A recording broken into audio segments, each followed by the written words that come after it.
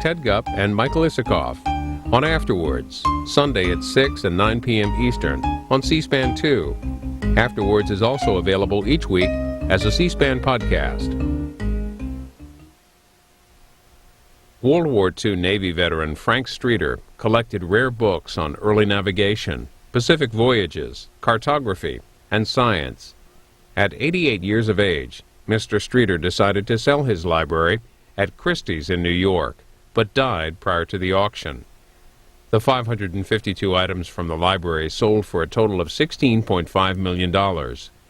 Next Sunday on Book TV, we take a close look at several of the rarest and most valuable books in Mr. Streeter's collection, including the Atlantic Neptune, the first detailed sea atlas of the British colonies, and learn how a rare book auction is conducted.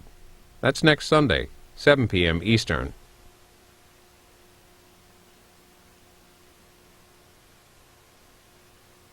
John F. Kennedy and Bobby Kennedy are the subjects of David Talbot's new book, Brothers.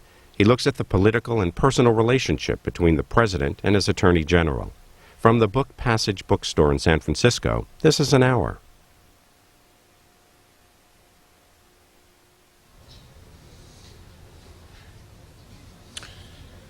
Good evening and welcome to Book Passage, your small but feisty independent bookstore with what we think is the best view in the city.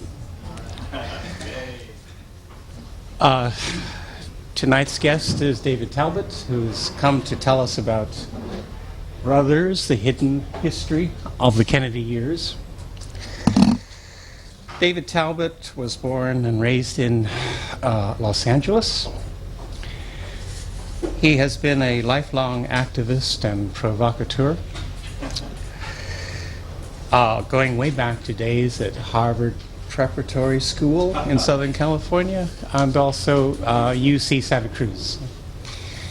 He comes by this activism quite naturally since his father was Lyle Talbot, the movie and television actor and left-wing labor activist who co-founded the Screen Actors Guild.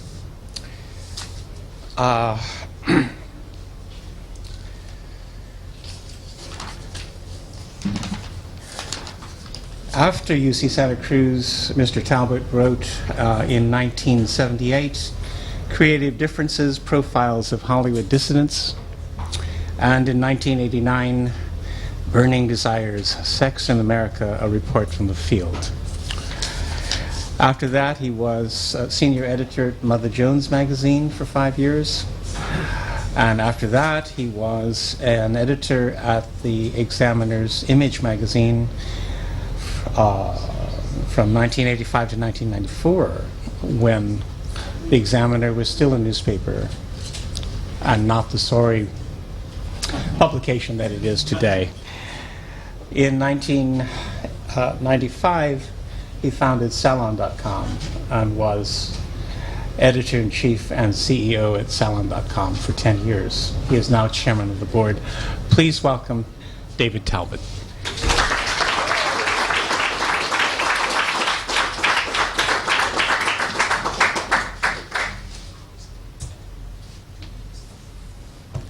Thank you very much for that introduction. It sounded like my FBI file at points.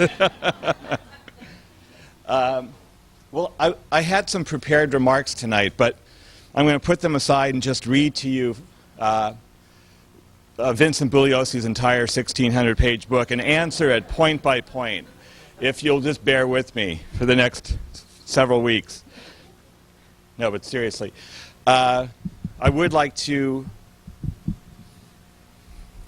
begin with just a few remarks, and then to impose on you by reading a bit from the book, if I could, and then answering any questions you might have, and then just going out and enjoying this evening before it's gone, this beautiful night. All of you staring dreamily past me. Well, they say history is a never-ending argument, and if that's the case, my book, Brothers, makes two main arguments, I believe. One is that Bobby Kennedy was the country's first assassination conspiracy theorist. And number two, and this is turning out to be the most controversial aspect of my book, from at least some of the early reviews, is that the Kennedys were heroes. And they were heroes for the simple reason that they kept us out of war. As I say, this has become controversial because in the last 20 years or more, we've been going through a revisionist interpretation of the Kennedy presidency. It didn't start with Seymour Hersh's Dark Side of Camelot, but of course that best-selling book definitely was part of this backlash against the Kennedys. That book portrayed President Kennedy as a decadent prince, reckless, someone who put the country at risk. We now have journalists as prominent as Chris Hitchens, who dismissively refer to JFK as a vulgar hoodlum. And even in academia, the picture of JFK as a Cold War militant has taken firmly hold. But I hope my book is a part of a third wave of scholarship that challenges this revisionist look at JFK. My book concentrates on the tumultuous inner life of the Kennedy presidency. It was a presidency that I think was a government at war with itself. I call it Rome on the Potomac. An air of sinister menace hung over the Kennedy presidency, as JFK, I believe, tried to lead the country out of the Cold War before his time. This provoked a sharp backlash from very powerful forces in the U.S. We remember President Eisenhower's famous farewell address to the nation, in which he warned us of the encroaching power of the military-industrial complex. Kennedy soon found out how powerful these forces were at the Bay of Pigs, which was the first great crisis in his administration, the failed invasion of Cuba, that the CIA had orchestrated and told him, to use language from today's CIA world, it was a slam dunk. It turned out not to be, of course. It was a disaster. And Kennedy later, feeling sandbagged by the CIA and furious at the intelligence they'd given him, vowed to shatter the CIA into 1,000 pieces and scatter it to the winds. The national security establishment was equally enraged at Kennedy. I think if my book does one thing, I hope it creates a sense of what the Kennedys were up against, because most books don't evoke this kind of poisonous atmosphere that prevailed in Washington in those years. When you read the oral histories or do interviews with people who are still alive from this world, the intelligence world, the military world, you get a sense of the vitriol, the hatred that they had for the Kennedys. Curtis LeMay, the notorious head of the Air Force, referred to them as cockroaches who should have been crushed.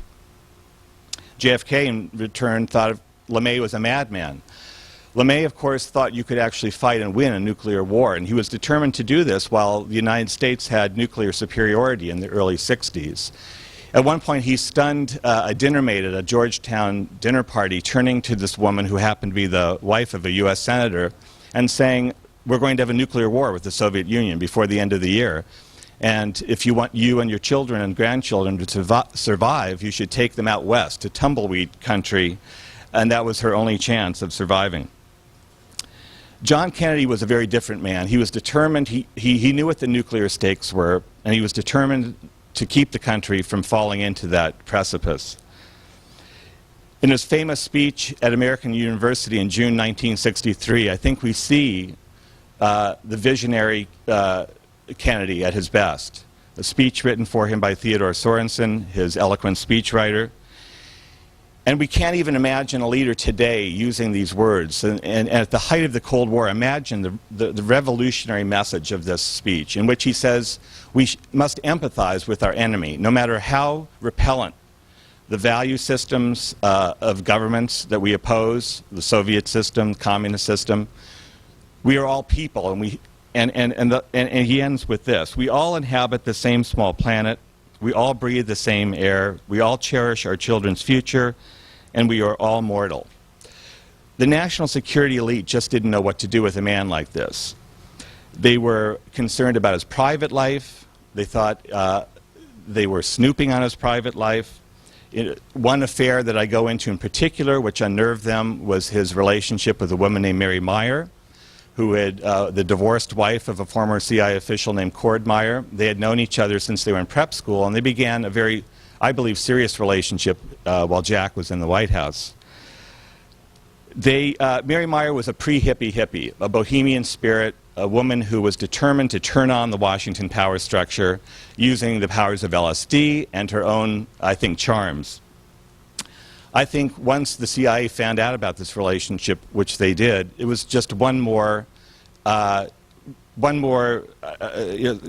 hanging over this presidency. I think what they thought of Jack Kennedy essentially was this, that he was a morally compromised, physically debilitated, and intellectually dangerous president. The atmosphere, the mutinous atmosphere in Washington became so severe that at one point Kennedy, who frequently referred to the possibility of his presidency ending violently somehow in a coup or assassination, and I think he probably did this more than any other president I can think of in American history, with the possible exception of Abraham Lincoln. But at one point he goes to friends in Hollywood and implores them to make a film version of the book 7 Days in May, which was a bestseller by Fletcher Nebel about a military coup that comes close to toppling a presidency. Nebel had been inspired to write this after interviewing Curtis LeMay and hearing the kind of talk about JFK that he was prone to. The pressures on Kennedy were constant to go to war in Berlin and Laos and Vietnam, but above all in Cuba. Cuba could very well have become the Iraq of its day.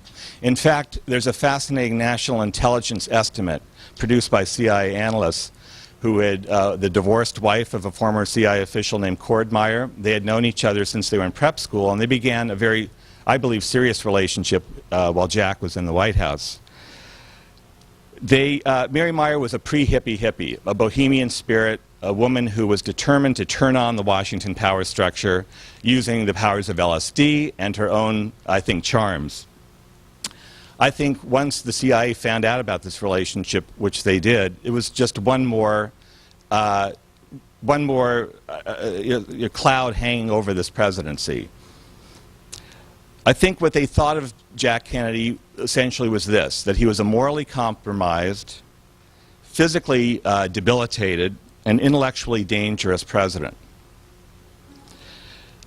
The atmosphere, the mutinous atmosphere in Washington became so severe that at one point Kennedy, who frequently referred to the possibility of his presidency ending violently somehow in a coup or assassination, and I think he probably did this more than any other president I can think of in American history, with the possible exception of Abraham Lincoln. But at one point he goes to friends in Hollywood and implores them to make a film version of the book 7 Days in May, which was a bestseller by Fletcher Nebel about a military coup that comes close to toppling a presidency. Nebel had been inspired to write this after interviewing Curtis LeMay and hearing the kind of talk about JFK that he was prone to. The pressures on Kennedy were constant to go to war in Berlin and Laos and Vietnam, but above all in Cuba. Cuba could very well have become the Iraq of its day. In fact, there's a fascinating national intelligence estimate produced by CIA analysts in the administration. The Kennedys were constantly trying to stay on top of this world, the shadowy world, the CIA's secret war on Castro.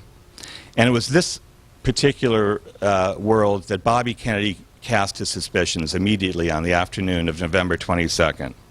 He knew that the CIA and the Mafia, this kind of Frankenstein monster, had already come together in a dark alliance to kill Castro. He thought he had stopped that. But that alliance had continued, and we know from his conversations that day exactly where he was looking. He was looking at the CIA, the Mafia, and the Cuban exile community. It was a very dramatic moment in American history. At one point, aides come to him that afternoon and say he has to surround his house in Virginia with security, with federal marshals, because they don't trust the FBI or the Secret Service at that point, because they think whoever's killed President Kennedy is coming for Bobby Kennedy next. Despite the dangers that always existed for Bobby Kennedy from that moment on, until his own death in 1968, he was determined from that moment on to find out who the killers of his brother were and to reopen the case. He struggled with great grief and depression, the sense of guilt that he should have prevented the assassination of his brother. But after an initial burst of energy and sinking into a deep depression, he struggles out of this and he comes back to political life because he knows the only way that he can find justice for his brother is to reclaim the White House that the Kennedys have lost. He runs for Senate from New York in 1964 and then for the presidency in 1968, an enormous act of courage. Not only is he challenging a sitting president over a war that was started, or at least escalated, under his brother, what he said that day in Sacramento was this: which of these brave young men dying in the rice paddies of Vietnam might have written a symphony? Which of them might have cured cancer or played in the World Series? Which of them might have built a bridge or taught a small child to read? It's our responsibility to let these men live. That's the kind of, I think, message that American leaders need to deliver today, and just as boldly as Bobby did. After Bobby was killed, the band of brothers, as he called them, the men who had served the Kennedy brothers so loyally, and a number of whom he had called on to help him investigate secretly his brother's murder, began to drift away. Their heart was cut from them at this point. They weren't able to take up Bobby's mission and pursue the case, either his own assassination or JFK's. And if I could, I'd like to read you a fairly brief section from the book about one of these men, a particularly poignant story, Kenny O'Donnell, who some of you know that name, who was a Kennedy loyalist from the early days in Boston and then became chief of staff in the Kennedy White House. So if you'll just bear with me, I'll read that passage with my glasses.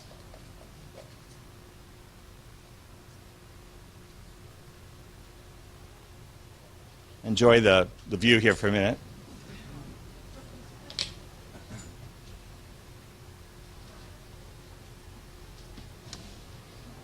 So this takes place after the deaths of both Kennedys. Well, it begins before the death of Bobby, and you'll see where it goes from there. Kenny O'Donnell and his fellow Irish Mafia warhorse, Dave Powers, were eyewitnesses to history on November 22nd, 1960. O'Donnell and Powers, both World War II veterans, distinctly heard at least 2 shots come from the grassy knoll area in front of the motorcade. But when they later told this to the FBI, they were informed that they must be wrong. If they did not change their story, it was impressed on the men, it could be very damaging to the country. So O'Donnell did alter his account to fit the official version, testifying before the Warren Commission that the shots had come from the right rear, the direction of the school book depository. Powers, however, could not be fully shaken from his story. Even though one of the Warren Commission employees who took his statement kept interrupting him, Powers insisted that he had the impression that the noise appeared to come from the front as well as from behind, which is probably why Dave Powers was never invited to testify before the Warren Commission, as the more amenable O'Donnell was. 5 years after the assassination, O'Donnell confessed to his friend, Boston Congressman and future Speaker of the House, Tip O'Neill, what he had dutifully hidden from the public. He had heard 2 shots from the fence on the grassy knoll. O'Neill, who was dining with O'Donnell and a few other people at Jimmy's Harborside restaurant in Boston, was stunned. "That's not what you told the Warren Commission," he said. "You're right," replied O'Donnell. "I told the FBI what I had heard, but they said it couldn't have happened that way and that I must have been imagining things, so I testified the way they wanted me to. I just didn't want to stir up any more pain and trouble for the family." "I can't believe that," said O'Neill. "I wouldn't have done that in a million years. I would have told the truth." "Tip, you have to understand," said O'Donnell. "The family, everybody wanted this thing behind them." It's clear from O'Neill's account, and one given by Dave Powers, who suggested that Hoover himself pressured O'Donnell to change his account, that the FBI played a key role in this fateful decision, in this fateful distortion of the record. But it's equally obvious that O'Donnell was also responding to signals from the Kennedy family, and that could only mean his close friend Bobby, dutifully hidden from the public. He had heard 2 shots from the fence on the grassy knoll. O'Neill, who was dining with O'Donnell and a few other people at Jimmy's Harborside restaurant in Boston, was stunned. "That's not what you told the Warren Commission," he said. "You're right," replied O'Donnell. "I told the FBI what I had heard, but they said it couldn't have happened that way and that I must have been imagining things, so I testified the way they wanted me to. I just didn't want to stir up any more pain and trouble for the family." "I can't believe that," said O'Neill. "I wouldn't have done that in a million years. I would have told the truth." "Tip, you have to understand," said O'Donnell. "The family, everybody wanted this thing behind them." It's clear from O'Neill's account, and one given by Dave Powers, who suggested that Hoover himself pressured O'Donnell to change his account, that the FBI played a key role in this fateful decision, in this fateful distortion of the record. But it's equally obvious that O'Donnell was also responding to signals from the Kennedy family, and that could only mean his close friend Bobby. What he and Dave Powers witnessed that day continued to work inside them. O'Donnell experienced wrenching bouts of nausea for 6 months after Dallas. Powers began suffering violent headaches. The pain was focused in the same part of his skull where he had seen the bullet blow off the top of his friend's head. He couldn't get the, quote, sickening sound out of his own head, like a grapefruit splattering against the side of a wall. O'Donnell began drinking heavily.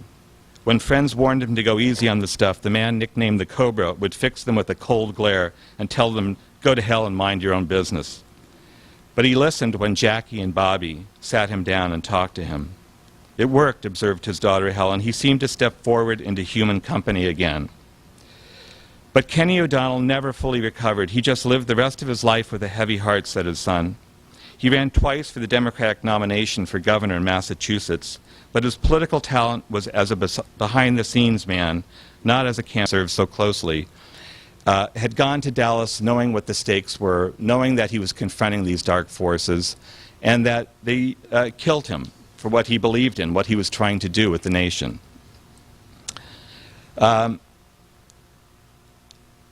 The truth is, I think Ted in his heart does know that's the case. Because after Bobby died, he delivered a beautiful eulogy for Bobby Kennedy at the law firm where he works still to this day in New York. And he was challenging this idea that was already taking hold in the media, that the Kennedys were cursed. And he said, "There is no curse upon the Kennedys. They have met their share of ill fate because they had more than their share of courage and the conviction required to try and tempt fate. They died heroic deaths because they lived heroic lives." And if there's one thing I would like my book to accomplish, it's conveying that sense of the Kennedy presidency. Thank you very much. And to release thousands of documents. A law was passed in 1992 called the JFK Records Collection Act. Many of the documents that I used as a researcher were as a result of that. But the CIA continues to sit on thousands of documents that are very relevant. And a good friend of mine, Jeff Morley, again is going to court this summer to try to compel the CIA to release these documents. He's a reporter with the Washington Post, and I think is really the reigning expert on this. You mentioned Dorothy Kilgallen in your book. Yes. Is there anything other than what you wrote in your book about her? Because I find that so intriguing, that whole situation and how she suddenly died of an overdose of a drug that hadn't been prescribed to her. That's right. Well, it is. It's one more bizarre footnote in the whole Kennedy story. Dorothy Kilgallen, for those of you too young to remember, I remember on What's My Line, but she was a gossip columnist who worked for the Hearst newspapers, and she at one point scored really the scoop of her career, which was an exclusive interview with Jack Ruby, a jailhouse interview.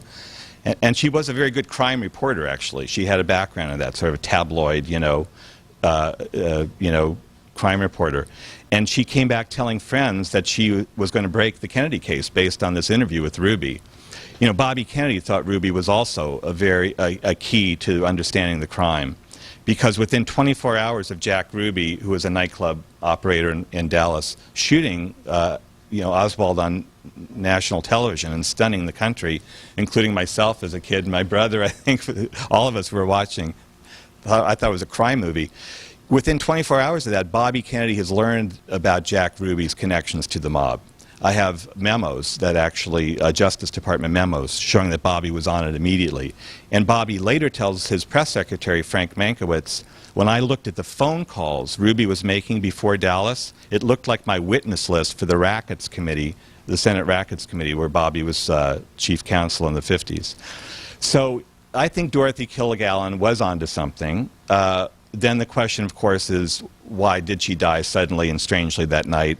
There's many, many deaths like this in the Kennedy story. I mentioned 2 or 3 of them because I think they're particularly interesting. I don't know for certain what happened to her that night. She was a drinker. She was known to take pills. But there were a number of anomalies, as you know, about the crime scene that night, and they certainly raised questions. Was this the night of her interview with Jack Ruby, or? No, it was sometime later. She was working on a story that she was actually going to include in a book. And one of the other strange things about it is the manuscript that she was working on was never found. Salon has it, though, and is going to publish it, I heard. Any other questions? I think I've answered everything, huh? No. Ted Kennedy, what has he done in this case? Good question. Well, and I've been asked that question every place I've gone on this book tour. I think the heart of the Kennedy family, at least when it came to investigating these crimes, really died with Bobby. Bobby was the last Kennedy who had the investigative zeal, the fire in the belly to get to the bottom of this crime. Teddy, I interviewed Ted for the book. They made it very plain to me, his press people, that he wouldn't talk about the assassination. The interview would be over if I brought it up. They said that, you know, often, of course, family tragedies, the pain eases over time. But they told me with Teddy, it's actually more painful today in some ways, his memories of his 2 brothers. So I didn't talk to him about it. I know the kids, Bobby's kids, who I interviewed, his grown children, Bobby Jr. and Joe Kennedy, Kathleen, I interviewed them about it. And they all said, Kathleen was very eloquent about it. She said, you have to understand how we were raised. We were raised to look forward, not backward. And somehow we would, I think, emotionally collapse if you were to look backward. Well, that kind of, I can understand that as a survival mechanism, but it carries its own emotional baggage. The truth is, I don't think it is up to the Kennedy family to get to the bottom of this. It was a crime against American democracy, I think, these assassinations. It's up to the judicial system, the political system, and the media, all of which have failed miserably to shed much light on this. The Kennedys, you know, I think have gone through enough. Do you have any idea what role Lyndon Johnson may have played in this situation? He really stood to profit from it. Well, exactly, and he knew that, and he knew that people would suspect him immediately because it happened in Texas, and everyone knew how ambitious, ruthlessly ambitious he was. I don't believe that Johnson had prior knowledge or was involved in the conspiracy. And in fact, he himself was stunned, I think, and terrified that afternoon.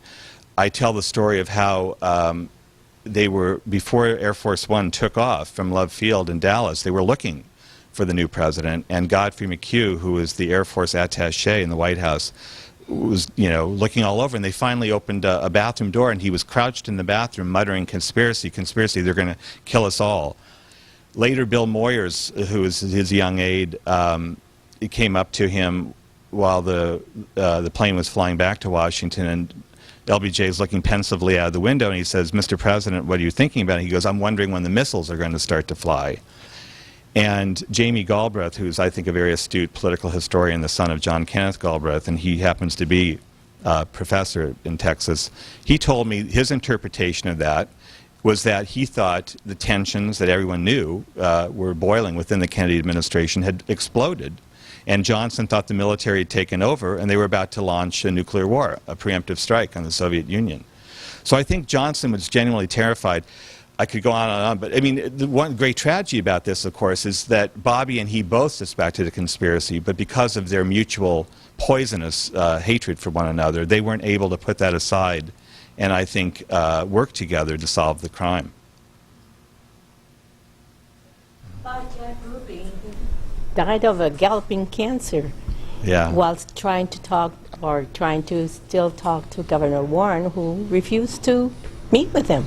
That's right. And he wanted to be taken out of the Dallas jail because he knew what happened, I think, in Dallas jails, taken back to Washington so he could testify openly about what he thought had happened. And they refused to do that. I know there's speculation about whether the cancer was induced or that sort of thing. I just don't know enough to comment on that. Back here?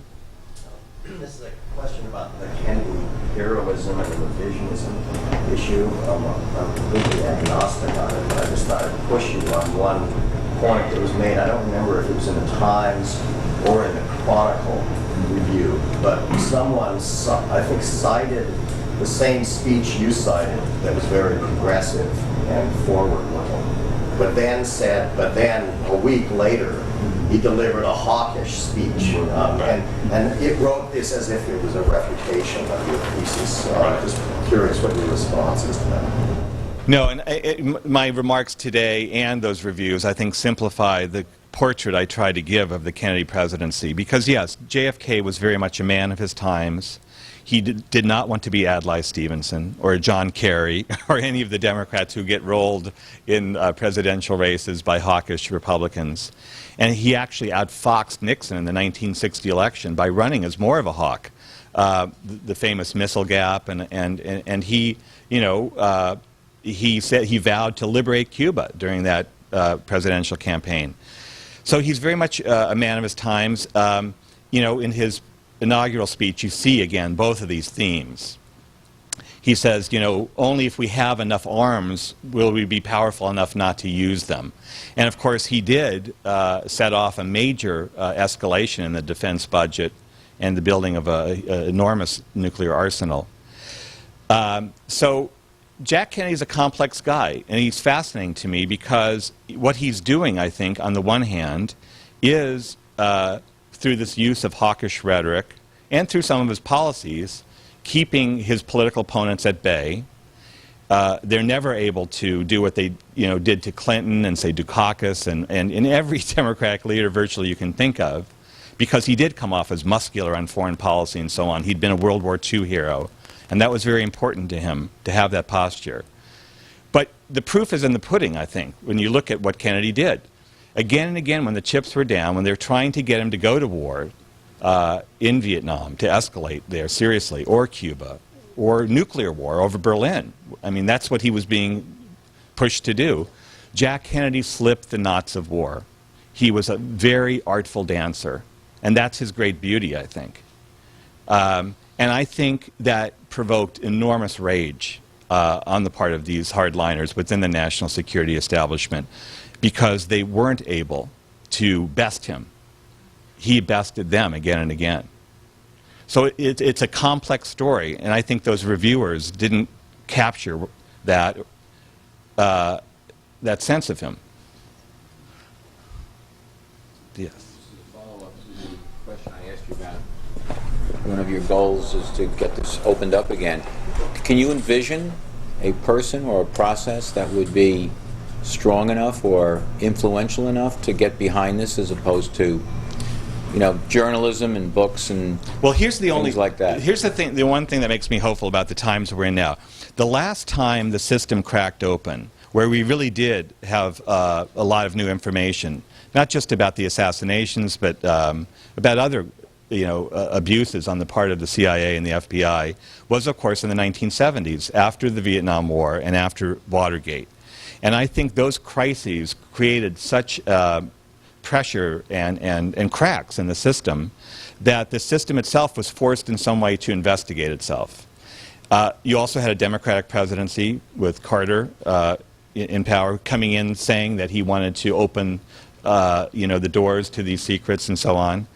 And you had two, I think, very aggressive committees looking into this. I see some parallels today. We have this war in Iraq, this terribly unpopular war that really has produced, I think, great kind of chaos within the political system in a way, because the Bush presidency is so isolated in its reckless pursuit of this war. I think, against the rest of the political establishment's will at this point. And so if you now, on top of that, get a Democratic presidency, particularly a progressive one, maybe someone like Barack Obama, or even a Hillary Clinton, although, you know, Democrats sometimes are loath to open those doors too, they have to have a lot of pressure on them to do it at the same time. So that's the third element of this. There has to be, I think, something of a catalyst here, and it has to come from the American people. And I'm not sure what that will be. You know, Oliver Stone's film, as I said earlier, was one of them. But books don't seem to have the same impact as movies. I'm sorry, back to... This is sort of a post-Kennedy question, but I'm wondering what your thoughts are on why subsequent Democrats have been unable to replicate that outfoxing of the Hawks. Well, it's a good question. I mean, I think JFK was extraordinary leader, and so far we haven't been blessed with that same kind of combination. I think, you know, sort of a poetic vision, you know, connected to sort of a hardened, toughened body. Those crises created such pressure and cracks in the system that the system itself was forced in some way to investigate itself. You also had a Democratic presidency with Carter in power, coming in saying that he wanted to open you know, the doors to these secrets and so on.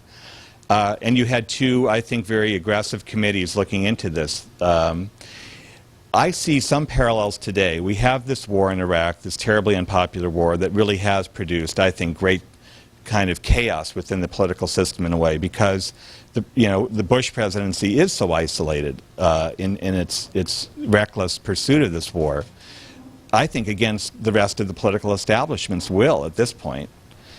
And so if you now, on top of that, get a Democratic presidency, particularly a progressive one, maybe someone like Barack Obama, or even a Hillary Clinton, although, you know, Democrats sometimes are loath to open those doors too, they have to have a lot of pressure on them to do it at the same time. So that's the third element of this. There has to be, I think, something of a catalyst here, and it has to come from the American people.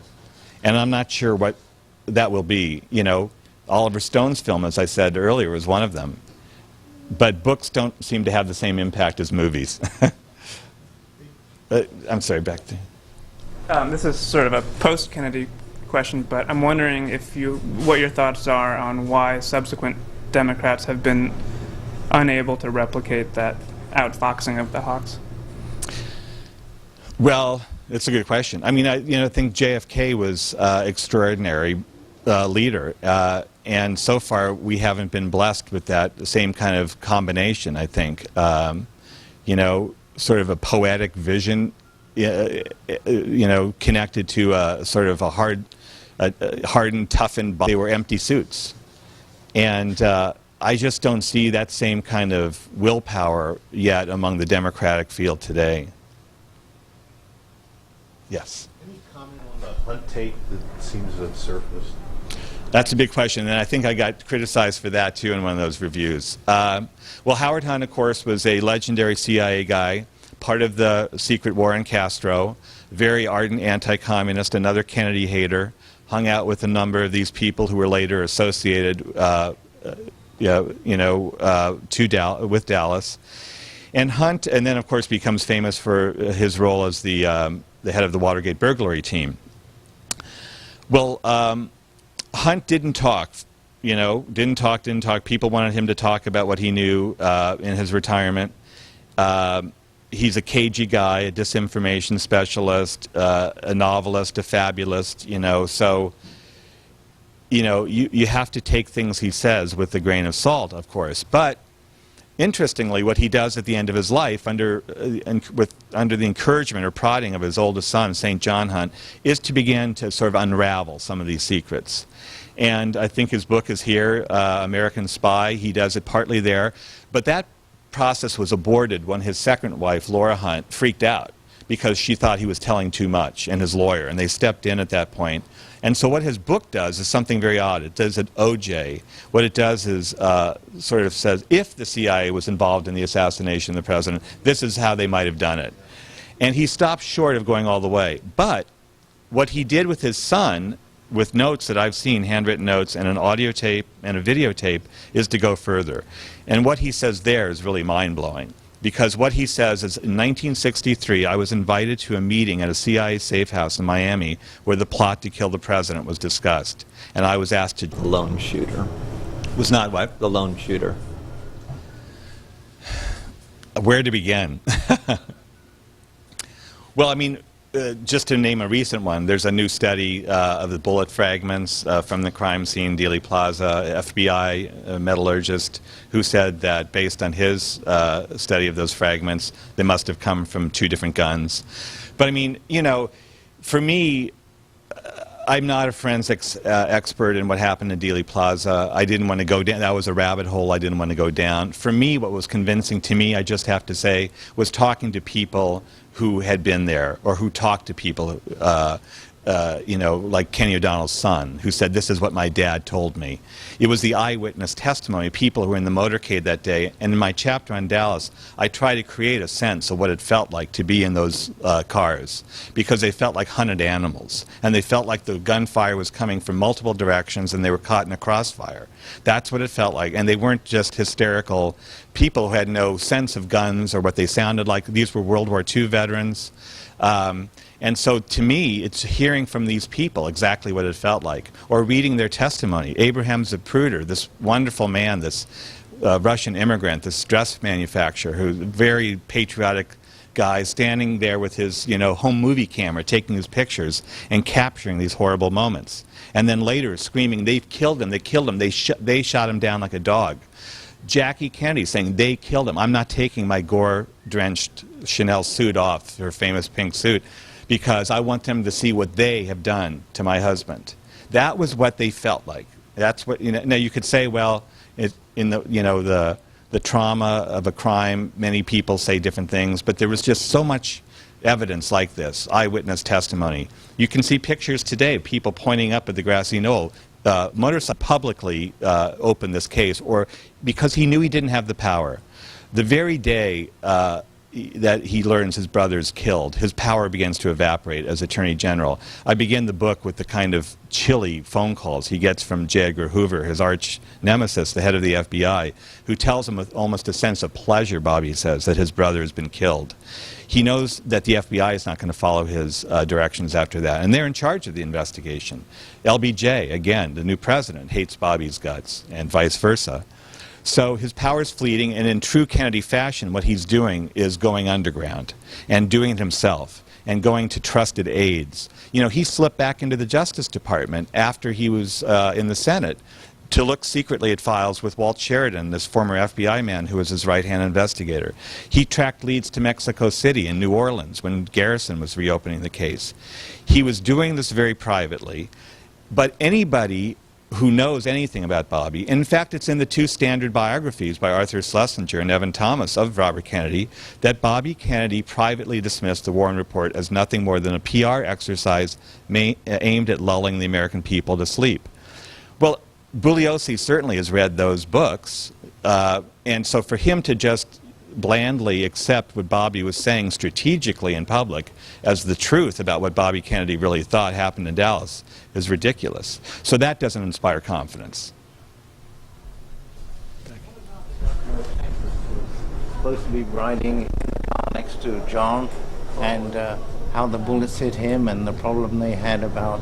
I'm sorry. Oh, what about Connolly? Yes. Yeah. Well, Connolly also thought that there was shots from a second gun. He thought he was hit by, not by the magic bullet. And so that was his feeling too. He tried to blur it later and say, you know, knows anything about Bobby. In fact, it's in the 2 standard biographies by Arthur Schlesinger and Evan Thomas of Robert Kennedy, that Bobby Kennedy privately dismissed the Warren Report as nothing more than a PR exercise aimed at lulling the American people to sleep. Well, Bugliosi certainly has read those books, and so for him to just blandly accept what Bobby was saying strategically in public as the truth about what Bobby Kennedy really thought happened in Dallas is ridiculous. So that doesn't inspire confidence. Supposed to be riding in the car next to John, and how the bullets hit him and the problem they had about I'm sorry. What about Connolly? Yes. Well, Connolly also thought that there was shots from a second gun. He thought he was hit by not by the magic bullet, and so that was his feeling too. He tried to blur it later and say, operation and how it backfired against Kennedy and got him killed. And I'm going to, threaten to expose you unless you help bail me out here. So I think that was a very interesting, revealing incident. Yes, over here. Would you mind mentioning who you think are the more intelligent assassination investigators that you mentioned earlier? Yeah, sure. They're acknowledged in my book because a number of them were very helpful and generous, and they didn't have to be because, sometimes people are more proprietary about these things. But Anthony Summers, someone I mentioned earlier, I thought Tony Summers, who's an Irish journalist, did, I think, one of the best early books on this. It was called Conspiracy, and then the title was later changed to Not in Your Lifetime, or Our Lifetime. And again, Jeff Morley, who's just completed a book. It'll be coming out next year. This Washington Post reporter would have delivered at the Dallas Trade Mart if he had lived. And what he essentially says is, we must get over this sense as a country that negotiation, that peace is weakness. And again, just a very radical notion at that time. It is today. You look at the Republicans, they're all trying to outdo each other when it comes to rattling sabers and their debates, and the Democrats, to some extent are too. I mean, even Barack Obama saying, Iran won't be off the table and all of that. Well, that's rhetoric, that maybe they have to use in a campaign. As I said, JFK did it earlier. But the question is, will we get some kind of visionary leadership at some point, if a Democrat is elected, someone who's willing to say, let's rethink America's role in the world. Do we have to be, does America have to rule through intimidation? Is a mystery to me, and it's also a mystery to me why the CIA hired Reinhard Gehlen, who was Hitler's top intel official on his Eastern Front in the Soviet Union. Right, now you're down a tunnel that I wasn't able to go down. But yeah, I mean, the major point you're making is a very interesting one, which is, Oswald defected to the Soviet Union and then came back with surprising ease. Senator Richard Schweiker from Pennsylvania, who on the Church Committee looked into the Kennedy assassination, made a very famous statement at the time saying, the fingerprints of intelligence are all over Lee Harvey Oswald. And I believe that's true. Maybe one more and then we'll call it a day, an evening. Any others? Well, thank you very much for your patience. David Talbot's new book, Brothers, The Hidden History of the Kennedy Years. The author is founder and former editor-in-chief of the online magazine Salon. David Talbot was recently interviewed by Terry Gross on Fresh Air. To hear it, visit npr.org and search his name.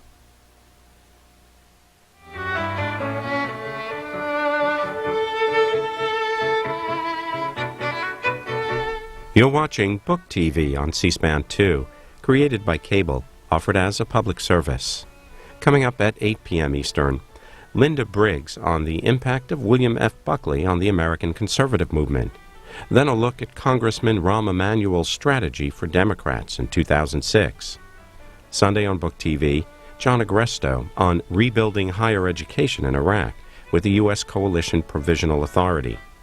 Marcus Mabry on the life and political career of Condoleezza Rice. And then, Stealing Lincoln's Body, Thomas Crogwell tells the story of a foiled attempt to steal Abraham Lincoln's remains.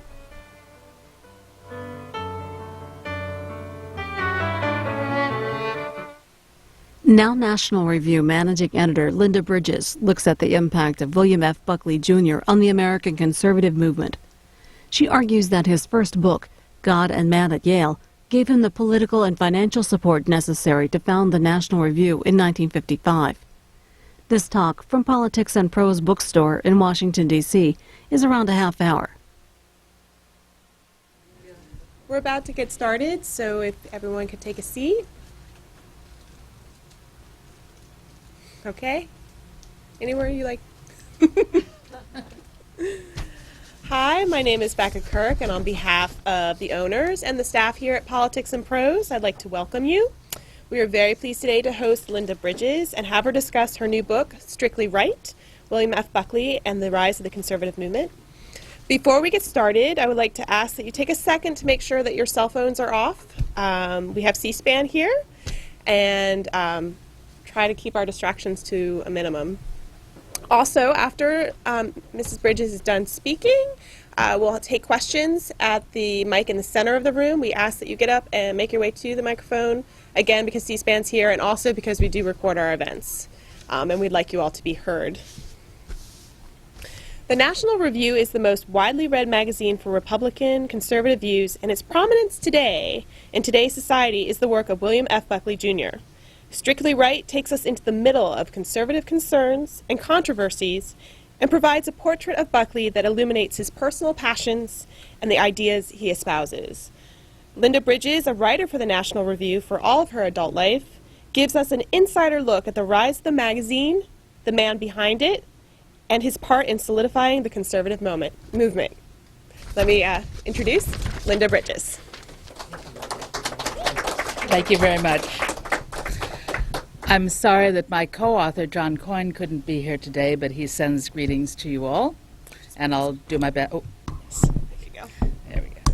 I'll do my best to represent us both. Well, why a book on William F. Buckley, Jr.?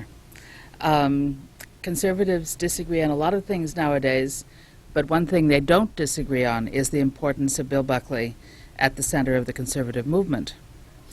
George Will expressed it beautifully in National Review's 25th anniversary celebration in 1980. Before there was Ronald Reagan, said George, there was Barry Goldwater. And before there was Barry Goldwater, there was National Review. And before there was National Review, there was Bill Buckley with a spark in his mind, and that spark in 1980 has become a conflagration. Bill himself judges that founding National Review was his most important achievement. But besides founding the magazine and running it for 35 years, Bill has also been one of the most visible figures on the public scene. We've watched him on television, on his own firing line, and on other people's shows, ranging from Laugh-In and Johnny Carson to the Charlie Rose Show and Brian Lamb's book notes. We've read his On the Right columns for more than 40 years now. He's written more than 4,000 columns, and he's still turning them out twice a week, regular as clockwork. Countless audiences have heard him speak on the lecture circuit, and many of those people had a chance to come and talk with him afterwards. And then, of course, there are his books. He's written over 50 books, including many bestsellers, especially among the Blackford Oak Spy series. And in fact, he's got 2 more books in the pipeline with the publishers right now. John Coyne and I both got to know Bill Buckley in totally Buckleyan kind of ways. John was a graduate student at Berkeley at the height of the unrest out there in the 1960s, when SDS and the Black Panthers, among others, were turning Berkeley into a war zone. Many of the professors out there at Berkeley thought that was a natural reaction to oppression. John didn't see it that way, and he decided to speak for himself and the other students who did not appreciate those activities. So he wrote an article and submitted it over the transom, as they say, to National Review. Bill Buckley and his sister Priscilla Buckley, who was his managing editor, liked the piece, published it, and asked for more. So John wrote more articles and submitted them, and Bill and Priscilla liked those. And eventually, Bill was going to be out in San Francisco to do a firing line with Eldridge Cleaver. And he invited John to meet him for dinner, and they had a lovely dinner. And at the end of it, Bill asked John to come work for him for the magazine. A few months later, as it turned out, I wrote Bill a letter about something in the magazine, and he wrote back and said, "Where are you going to school, and what are you going to do when you get out?" And I wrote him back and said, "I'm studying French and English literature at the University of Southern California, and I don't know what I'm going to do when I get out." So he wrote to me again, and there was a phone call, and I was set up to meet him at his sister-in-law's house in Flint Ridge, California, near Pasadena. And before I'd left that day, I had been invited to come and work for the magazine for the summer, and if everything worked out, to come back when I'd graduated from college. And that's just what I did, and I've been there ever since.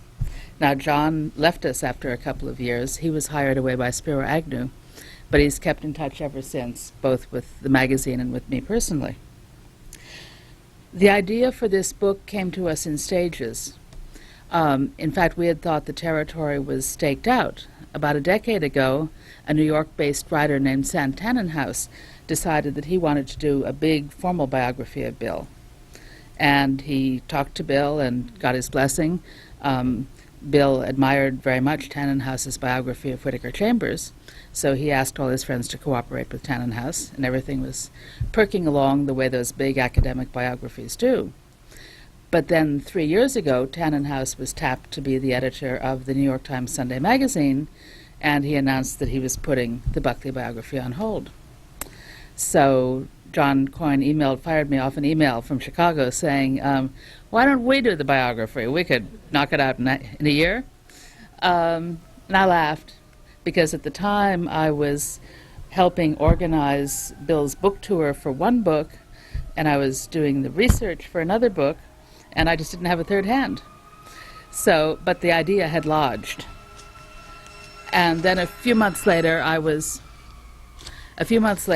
having dinner with Hannah Lane, who was Bill's editor for his book on the Berlin Wall. And she said she thought there was plenty of room in the world for both Tannenhouse's biography, which in any case might not be finished for several years, and for a shorter, more anecdotal book about Bill. She suggested placing him in the context of the American conservative movement. And she said the person she had in mind to write it was me. So I contacted John. We got Bill's permission, since after all he is my employer, and then got the contract, and we were on our way. A lot of the scenes in this book we wrote from memory. There are things that we witnessed, that we participated in. Having worked at the magazine full time, I've seen worked with Bill in normal editorial days and in crazy circumstances. There was the time that Ronald Reagan, it was announced that Ronald Reagan was sending George Shultz to negotiate an intermediate-range nuclear forces treaty with Gorbachev. And we thought our leader had gone out of his mind. Bill was so upset about this that he tore up the article section that we had scheduled to run that issue, started commissioning stuff, and we picked up op-eds. I remember there was one by Henry Kissinger, and we put on the cover, Reagan's Suicide Pact. Well, it was a great issue, but it turned out that we were wrong and Reagan was right. Gamble paid off. And Bill later recognized that in one of his novels, the Blackford Oaks novel, A Very Private Plot. He has his fictional Ronald Reagan sitting in the Oval Office and thinking, I love my conservative friends, and they've been good and faithful to me, but damn it, sometimes they don't see the important things. And some of the important things I can't very well remind them of, at least not publicly. It isn't going to help us pull Gorbachev in the direction we're trying to pull him to say, look, gang, what that fool is giving up is 5 times as many missiles as we're giving up. One of the most exhilarating moments at National Review was our Pentagon Papers issue. NR's cover line read, "The secret papers they didn't publish." The inside subtitle explained that National Review had acquired some Pentagon documents, presumably ones that Ellsberg hadn't given to the New York Times and the Washington Post. In fact, our issue was a hoax. Those papers had been written at NR's offices at 150 East 35th Street. But it was a hoax with a serious purpose. Bill wanted to express something about the Vietnam War to show that the Pentagon papers that had been published weren't the whole story. As he later explained it, we had proved by the Pentagon Papers issue that it was inherently plausible that back before the Vietnam War erupted in 1965, American strategic consultants made a few basic recommendations, and that these recommendations led to the conclusion that the U.S. military and intelligence did not fail us during the crucial years. The failure was a failure of will, a political failure. A number of journalists endorsed that point, and so did a few of the public officials whom we quoted. I remember Ambassador Elbridge Dubrow told the press, yes, I think I wrote that letter, and then he called the offices to let us know that he knew what we had done. But most of the nation's press was indignant, to say the least. Harry Elmlark was the man who managed Bill's syndicated column in those days, and he rang up, I love my conservative friends, and they've been good and faithful to me, but damn it, sometimes they don't see the important things. And some of the important things I can't very well remind them of, at least not publicly. It isn't going to help us pull Gorbachev in the direction we're trying to pull him to say, look, gang, what that fool is giving up is 5 times as many missiles as we're giving up. One of the most exhilarating moments at National Review was our Pentagon Papers issue. NR's cover line read, "The secret papers they didn't publish." The inside subtitle explained that National Review had acquired some Pentagon documents, presumably ones that Ellsberg hadn't given to the New York Times and the Washington Post. In fact, our issue was a hoax. Those papers had been written at NR's offices at 150 East 35th Street. But it was a hoax with a serious purpose. Bill wanted to express something about the Vietnam War to show that the Pentagon papers that had been published weren't the whole story. As he later explained it, we had proved by the Pentagon Papers issue that it was inherently plausible that back before the Vietnam War erupted in 1965, American strategic consultants made a few basic recommendations, and that these recommendations led to the conclusion that the U.S. military and intelligence did not fail us during the crucial years. The failure was a failure of will, a political failure. A number of journalists endorsed that point, and so did a few of the public officials whom we quoted. I remember Ambassador Elbridge Dubrow told the press, yes, I think I wrote that letter, and then he called the offices to let us know that he knew what we had done.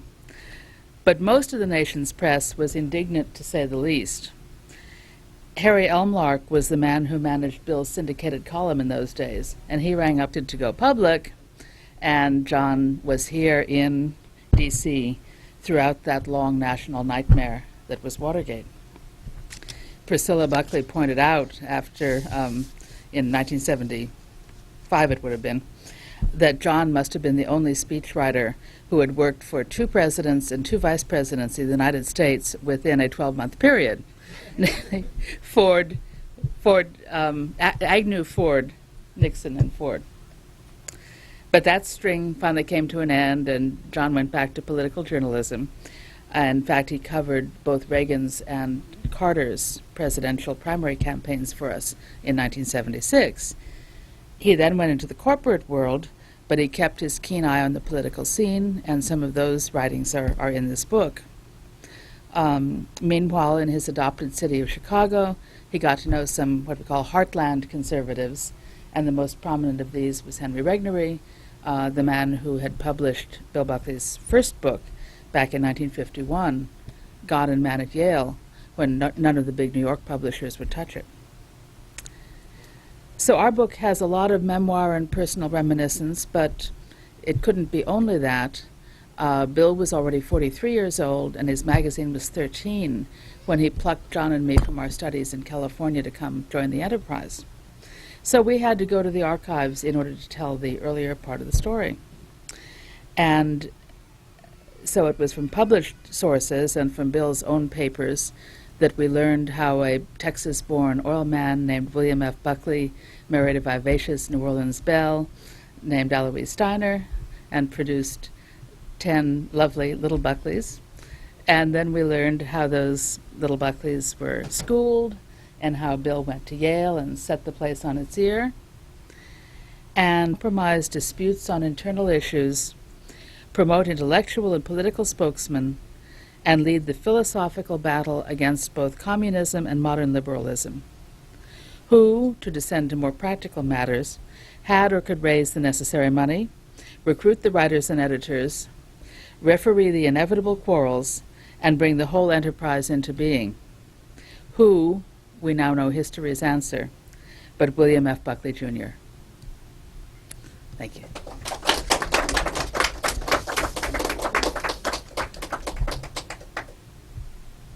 Questions?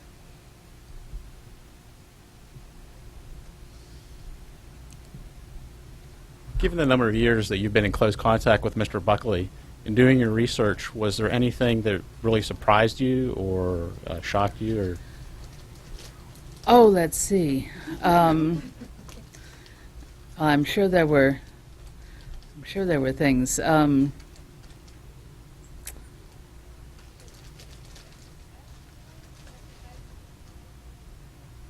I think I was surprised to learn from the correspondence how much time sometimes had to be spent in soothing ruffled feathers. Many of the early, well, not that some of the later colleagues haven't been contentious, but many of the early ones were very contentious, and it seemed that what Rusher called the refereeing part took up just an inordinate length of time in some cases. I wasn't surprised to learn about all his close friendships with very disparate people. That I think I'd pretty well known, that tour and his regular editorial work. So I think those were the biggest surprises for me.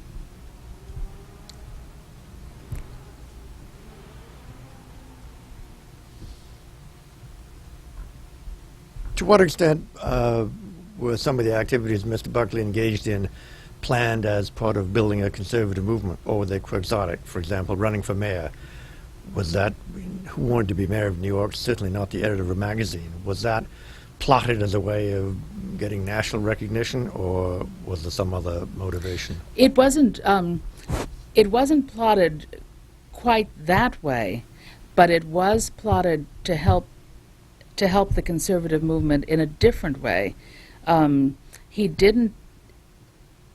not only didn't believe, he was very certain that the Republican candidate that year, John Lindsay, was not going to articulate conservative principles, and he thought that there were plenty of areas in the life of New York City, ranging from traffic patterns to drugs to garbage collection, that would benefit from a principled conservative solution. So he thought, he didn't, as we tell in the book, he didn't set out to run for mayor of New York. He gave 10 recommendations for New York in an editorial in the magazine, and put on the, with his sister Priscilla's advice, I think, he put on the corner of the magazine Buckley for mayor. And it was the head of the New York Conservative Party, Dan Mahoney, who called him up and said, "Hey, do you mean it? Buckley for mayor?" And he said, "Well," and he thought that there were plenty of areas in the life of New York City, ranging from traffic patterns to drugs to garbage collection, that would benefit from a principled conservative solution. So he thought, he didn't, as we tell in the book, he didn't set out to run for mayor of New York. He gave 10 recommendations for New York in an editorial in the magazine, and put on the, with his sister Priscilla's advice, I think, he put on the corner of the magazine Buckley for mayor. And it was the head of the New York Conservative Party, Dan Mahoney, who called him up and said, "Hey, do you mean it? Buckley for mayor?" And he said, "Well," his books, the Firing Line book, he's been a presidential speechwriter, he's been a TV host doing good conservative work. He does, he's out at the Hoover Institution in Stanford, California, not Stamford, Connecticut, which is where Bill lives. Oh, goodness. Tony Dolan, who started out as the only conservative folk singer, wrote for the magazine, became one of Reagan's principal speechwriters, is now working at the Pentagon and doing good work there. Daniel Oliver, who later became who worked in-house at National Review as an editor. Show anybody, what would you want him to take from your book? I think I would want him to take the sense of a life that has really been lived according to certain principles. Bill is a practicing Catholic. He also is somebody who believes that that life needs to be lived according to certain principles of our Western tradition, and he has done this himself. He has nurtured it in others. He has conducted his magazine on those principles. But he also knows that those principles include having fun. This isn't about buttoning yourself up and never enjoying things. This is about enjoying the youth for Goldwater, and how could that excitement be harnessed for the future. And the result was Young Americans for Freedom, which was founded at Bill's family home, his parents' home in Sharon, Connecticut, in 1960, excuse me. 1960. The others you mentioned, the Philadelphia Society was Don Lipsett's idea. He was the Midwestern regional organizer of the, as it then was, Intercollegiate Society of Individualists. And that was basically for students. And he decided, well, we need something for people who are no longer students. And he proposed the Philadelphia Society. But he had no money. So he got together in a room in New York, a hotel room in New York, Bill and Milton Friedman. It was the first time Bill had met Milton Friedman, with whom he later became so good friends, and a guy named Ed Fulner, who was a graduate student at Wharton Business School. And they talked for a bit, and Bill agreed that Lipsett had a good idea and a plan for making it work. And so Bill wrote out a check for $100, and Ed Fulner, this was 1964, so that was, call it $1,000 today. He handed it to Ed Fulner, who took it over and set up a bank account, and thus was the Philadelphia Society born. And that isn't the best known of those organizations because it has no publishing arm. All it does is bring together people twice a year to meet and talk, but it's had a tremendous value in letting those people exchange ideas amongst themselves and giving them the feeling that that they have someplace to go to meet like-minded people. When Bill told that story, I think the last time he spoke to the Philadelphia Society, he said, I put up $50 and Ed Fulner put up $50. It was Ed who told me, nope, all I did was run it to the bank and open the account. Else?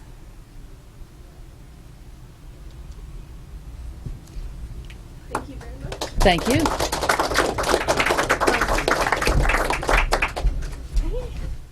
National Review Managing Editor Linda Bridges on her new book, Strictly Right. For more information on William F. Buckley and the National Review, visit nationalreview.com.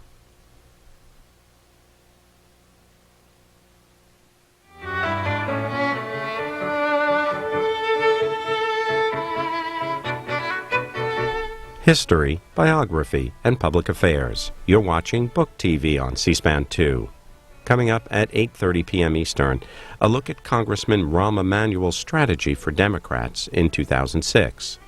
Then, afterwards, journalist Ted Gupp on his book Nation of Secrets. He's interviewed by Newsweek's Mike Lisikoff. Sunday on Book TV, John Agresto on rebuilding higher education in Iraq with the U.S. Coalition Provisional Authority.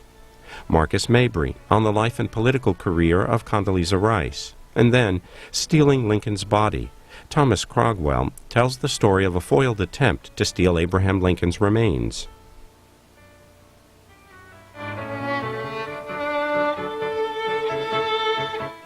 In his book, The Thumpin', Chicago Tribune Deputy Bureau Chief Naftali Ben-David looks at the political strategy of Illinois Congressman Rahm Emanuel and his role in the 2006 elections. This is 30 minutes. Well, I'd like to thank everyone for coming on this rainy Chicago night. I'll just talk for a few minutes about the book, and then I'll read a short segment, and then be happy to answer any questions. This started as a project for the Chicago Tribune in early 2005. And the idea essentially was that I wanted to cover the Democratic attempt to retake the House. There had been a lot of coverage, of course, of presidential elections. And my thought was that a presidential election, particularly when it comes to the general election, is about essentially two people, the Democrat and the Republican, their strategies, their strengths and weaknesses. And I wanted to look at an election where, in this case, people on each side had to think of dozens of races and dozens of candidates. So a guy like Rahm Emanuel, who's in charge of the Democratic effort, he had to be familiar with districts all over the country. He had to know all his candidates, their opponents, the polling, the issues in those districts. And it was, in a way, an exercise in pure politics. And it was, in a way, also like a game of three-dimensional chess, and that what happened in one district would affect what happened in other districts. He had a certain amount of money, and what was spent in one place couldn't be spent elsewhere. A message that might work in the Northeast, like a strong anti-war message, wouldn't necessarily play well in the South. Now, in many ways, campaigns are very overexposed these days. We have, almost every candidate sends a video camera to their opponent's public events so that they can capture them in an embarrassing or perhaps controversial moment. And then if they do succeed, then those things get played on YouTube 100 times, and millions of people watch them. And so we're treated to things like John Edwards combing his hair to the tune of I Feel Pretty, or Hillary Rodham Clinton singing the Star-Spangled Banner terribly off-key, and things like that. And, do those things really give us much of an insight into the campaigns or into the candidates? Certainly people felt like George Allen, when he made his macaca comment that I'm sure everyone remembers from the last campaign, that perhaps did give a little bit of an insight. But overall, in my opinion, a campaign is really like a living organism, and it unfolds over time. And it's important to see the people in the middle of those campaigns as they make their decisions, take their chances, make their gambles, make good decisions, bad decisions, and all of that, of course, plays out against a very real political field. I was lucky as a journalist to have at the middle of this a character like Rahm Emanuel, who, whatever you think of his politics, whatever you think of his tactics, is certainly a very vivid figure. He's intense, he uses a lot of four-letter words, he comes at you 100 miles an hour, and you certainly notice when he's in the room. On the other hand, we had a political system that, to my mind, has become somewhat ossified and rigid. Despite the last election, which did, of course, bring about change, it's hard to effect change these days. It's hard to defeat an incumbent. It's hard to raise the money that's necessary. It's difficult to just get your message out amid all the cacophony of newspapers and blogs and political ads and cable TV. It's a hard thing to do. So you have this sort of relentless figure on the one hand and this very rigid political system on the other coming together. And of course, it ended up being a transformational campaign. I don't think any of us should forget just how improbable this seemed at the beginning of 2005 and at the end of 2004. President Bush had just won a triumphant re-election. The Republicans had picked up seats in Congress. Many experts, including nonpartisan experts, were saying that the Republicans were going to be in power for decades, and that the Republicans were the Democrats, were in danger of becoming perpetual losers with a self-defeating mentality. And of course, all that changed in the course of 2 years. Now, I'm the last person to say that that changed because of Rahm Emanuel or because of the other Democrats. I think mostly it changed because of Iraq and because of Katrina and because of other self-inflicted wounds on the part of the Republicans. But somebody still had to get the Democrats in shape to not snatch defeat from the jaws of victory, as it seemed like they had done so many times in the past. And as I say, ultimately it all worked out so that we really did have one of those rare change campaigns, change elections. And one last thing I'll say before I start actually reading, and that is, I think the results of the '06 campaign are going to be with us and are with us for a long time. First of all, the fights you see now between the newly Democratic Congress and the Republican White House, of course, they wouldn't be happening. They wouldn't be playing out in the same way had the Democrats not retaken Congress.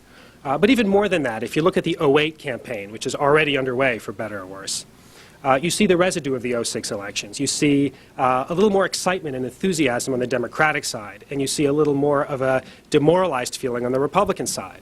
There's a lot of reasons for that, but I think it's important not to underestimate the importance of psychology in politics. And I think the Democrats really felt like losers for a long time.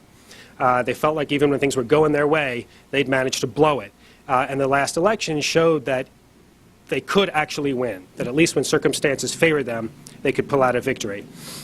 And so you have this dynamic right now of a resurgent but still insecure Democratic Party and a wounded but still determined Republican Party going at each other. And I think that's what we're going to see in the next few months, maybe the next few years.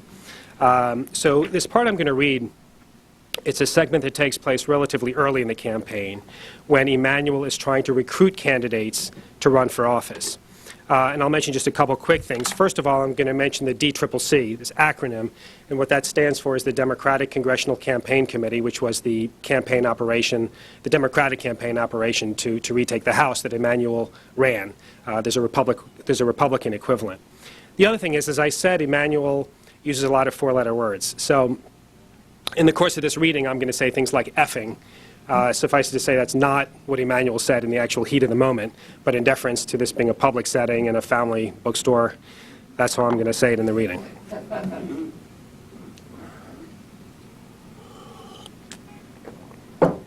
As I say, this took place relatively early in '05. Most voters, even those who followed politics avidly, tuned in only during the final stages of a campaign, when candidates were furiously hurling charges at each other. But the most important part of a race was who actually ran, and party leaders invested extraordinary energy trying to persuade local figures, a charismatic mayor, an up-and-coming county commissioner, to run for Congress. Emanuel would be judged in large part by his success or failure in recruiting. His oft-stated goal was to recruit 50 credible challengers in the 232 Republican-held House districts. That would not guarantee anything, but it would position the Democrats to take advantage if Republican fortunes fell. Each of the lawmakers on Emanuel's team was responsible for a section of the country, and they received assignments at every meeting. Call a potential recruit in Ohio. Contact the Iowa governor to ask about promising Democrats there. They would report on their recent conversations with recruits, who seemed close to a decision, who might be swayed by a call from Barack Obama. Basically, it was strategizing about how to get our top-tier candidates in the race, said Representative Debbie Wasserman Schultz, one of the participants. Emanuel had one criterion for candidates. He wanted people who could win. That may sound obvious, but it's not. Many Democrats did not believe in recruiting candidates who were so conservative they were pale imitations of Republicans. In the past, candidates who opposed abortion, for example, had not been welcome in the party. In 2005, many Democratic activists wanted only staunchly anti-war candidates. That was not Emanuel's approach. This is not a theoretical exercise, said Representative Chris Van Hollen, who was Emanuel's chief deputy for recruiting. The goal is to win this thing. In dealing with candidates, we don't have an ideological purity test. If you believe in the basic gut principles of the Democratic Party, opportunity, fairness for all, we're not going to hold people to a litmus test on a checklist of issues that different interest groups may have an interest in. That reflected a change taking place throughout the party, but Emanuel's approach earned him hostility from the party's liberal wing. Emanuel and Van Hollen tried for months to persuade Patsy Madrid, for example, New Mexico's popular Democratic Attorney General, to jump in the race against Republican Congresswoman Heather Wilson. Wilson was moderate and savvy, but her district in Albuquerque included many Hispanics and Democrats, so Madrid, a Hispanic and a Democrat, would have a good shot at knocking her off. But Madrid, who was considering running for governor or U.S. senator, was leaning against a House race. Emanuel started calling Madrid House districts. That would not guarantee anything, but it would position the Democrats to take advantage if Republican fortunes fell. Each of the lawmakers on Emanuel's team was responsible for a section of the country, and they received assignments at every meeting. Call a potential recruit in Ohio. Contact the Iowa governor to ask about promising Democrats there. They would report on their recent conversations with recruits, who seemed close to a decision, who might be swayed by a call from Barack Obama. Basically, it was strategizing about how to get our top-tier candidates in the race, said Representative Debbie Wasserman Schultz, one of the participants. Emanuel had one criterion for candidates. He wanted people who could win. That may sound obvious, but it's not. Many Democrats did not believe in recruiting candidates who were so conservative they were pale imitations of Republicans. In the past, candidates who opposed abortion, for example, had not been welcome in the party. In 2005, many Democratic activists wanted only staunchly anti-war candidates. That was not Emanuel's approach.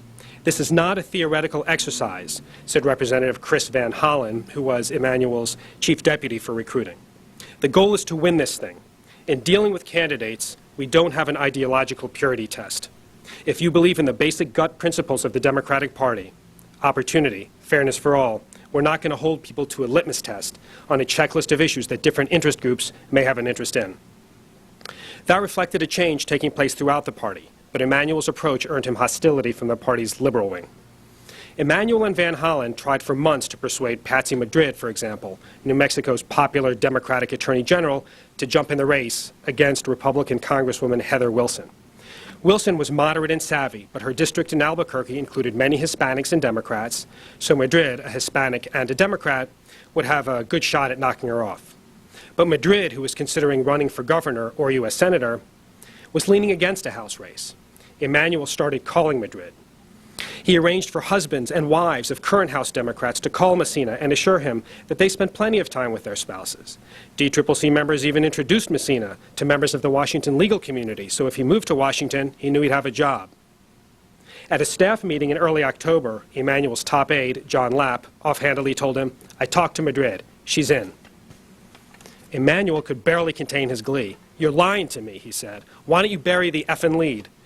Emanuel was not the only one elated. "This is excellent news," one Democrat wrote on a liberal weblog called Our Congress.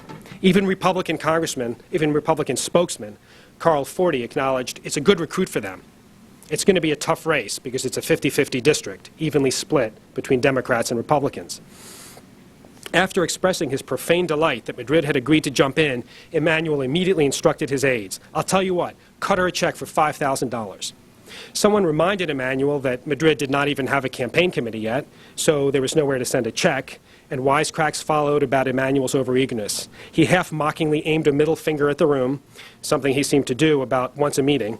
He also noted proudly that he had sent Madrid a cheesecake. Emanuel's district was home to Eli's Cheesecake, a Chicago institution, and when he was courting a candidate especially ardently, he would send them a cake. "I'm 5 for 5 on cheesecakes," he said. Bringing in Madrid had been one of Emanuel's top priorities. "We worked it hard," he said. "Everybody's got their own particular issues. She needed certain things, she needed certain confidences, and I hung with her. You've just got to work these people, and you've got to stay with them.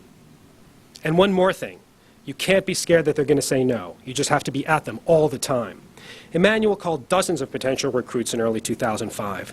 John Callahan, the attractive up-and-coming mayor of Bethlehem, Pennsylvania, had never spoken to Emanuel when he received his call. "Are you tired of being effing mayor yet?" Emanuel asked without a preface. Callahan, who had no problem with salty language, said 5. "Some are total A's, some are A minuses, some are B pluses, some are double B's, but I'm going to get to 50. When Emanuel found an A prospect, he pursued his quarry relentlessly. Emanuel exercised many mornings with Congressman Bob Etheridge, a North Carolina Democrat. One day in the House gym, Etheridge mentioned a businessman named Heath Shuler, who he said might be willing to run in a conservative North Carolina district. "He's a football hero from the mountains," Etheridge said, "and he can win." Emanuel was enthralled by Shuler, a former University of Tennessee quarterback who'd played professionally for the Washington Redskins. Emanuel enlisted Democratic stars, from Barack Obama to John Edwards, to call Shuler and urge him to run. Edwards even visited Shuler for 3 hours to make a personal appeal.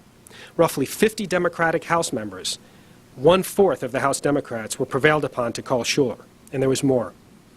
One day, Shuler was driving through Jackson County, North Carolina, coming from his father's house when his cell phone rang. Seeing it was a 202 area code, meaning the call was from Washington, Shuler rolled his eyes. He'd received dozens of calls from congressmen by this time, and he just ignored the call. Then he realized the caller was Bill Clinton, so he hastily pulled off into a parking lot and returned the call. Clinton joked with Shuler about the times when both were being pilloried for their performances in Washington, Clinton as president and Shuler as Redskins quarterback. Heath, I was so glad sometimes when I'd look at the papers and I would see that you'd made the headlines instead of me, Clinton joked. Only after this banter did Clinton get down to the real business. Look, Heath, it's an honor to give back to your country, he said. It's important to do the right thing, to be part of making a difference in your community. Emanuel asked Congressman Ron Kind of Wisconsin to take a leading role in courting Schuler, since Kind had been a college football star too, having played quarterback at Harvard. Kind called Schuler every few days, listening to his questions about whether serving in Congress would destroy his family life. Emanuel stayed on top of Kind, making sure he was keeping in touch with Schuler. I'd be home and Ron would call and say, hey, will you give Heath a chance to recruit you? Nobody does it as well as Rahm Emanuel. He's unbelievable. The Republicans, for their part, immediately recognized the danger of Schuler's prospective candidacy.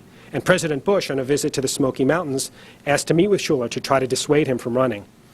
Schuler declined, respectfully refusing a meeting with the President of the United States. There was no way Bush was going to dissuade him. He declared his candidacy in a brief statement in July 2005. Running for Congress, though, cost an enormous amount of time, stress, and money. And many Democrats did resist Emanuel's entreaties. And when that happened, Republicans trumpeted the news. They issued a series of press releases on the subject titled DCCC Delusions. Republicans ridiculed Emanuel for saying he'd recruit 50 top-tier challengers. Congressman Tom Reynolds of New York, who was Emanuel's Republican counterpart, delighted in distributing a list of potential candidates that Emanuel had tried and failed to recruit. The Democrats like to go out and tell you what they're going to do, Reynolds said, but he insisted the Republicans would do better, quote, war to war, combat to combat. He added, I think they've got recruiting failures and money problems. Emanuel's efforts were more than just an attempt to attract the best qualified candidates. Integral to his own style was a sort of macho strut, and that was reflected in his recruiting. Despite the incongruous fact that Emanuel for years studied ballet, he projected a masculine assertiveness. With his missing finger, his browbeating style, his cursing, his stint helping Israel during the 1991 Gulf War. Emanuel and John Lapp, his top aide at the outset of the campaign, delighted in finding candidates who fit the manly mold. Military veterans, police officers, pilots. Among their most prized recruit was Brad Ellsworth, an Indiana sheriff, and there were many others. Emanuel bragged repeatedly about how many military veterans he'd recruited. That's the stuff I love. Tough macho Democrats taking on the Republicans, Lapp said. Emanuel at one point described a Vietnam veteran he was trying to recruit, whom he did not name, by saying, I don't know if he's going to win, to combat. He added, I think they've got recruiting failures and money problems. Emanuel's efforts were more than just an attempt to attract the best qualified candidates. Integral to his own style was a sort of macho strut, and that was reflected in his recruiting.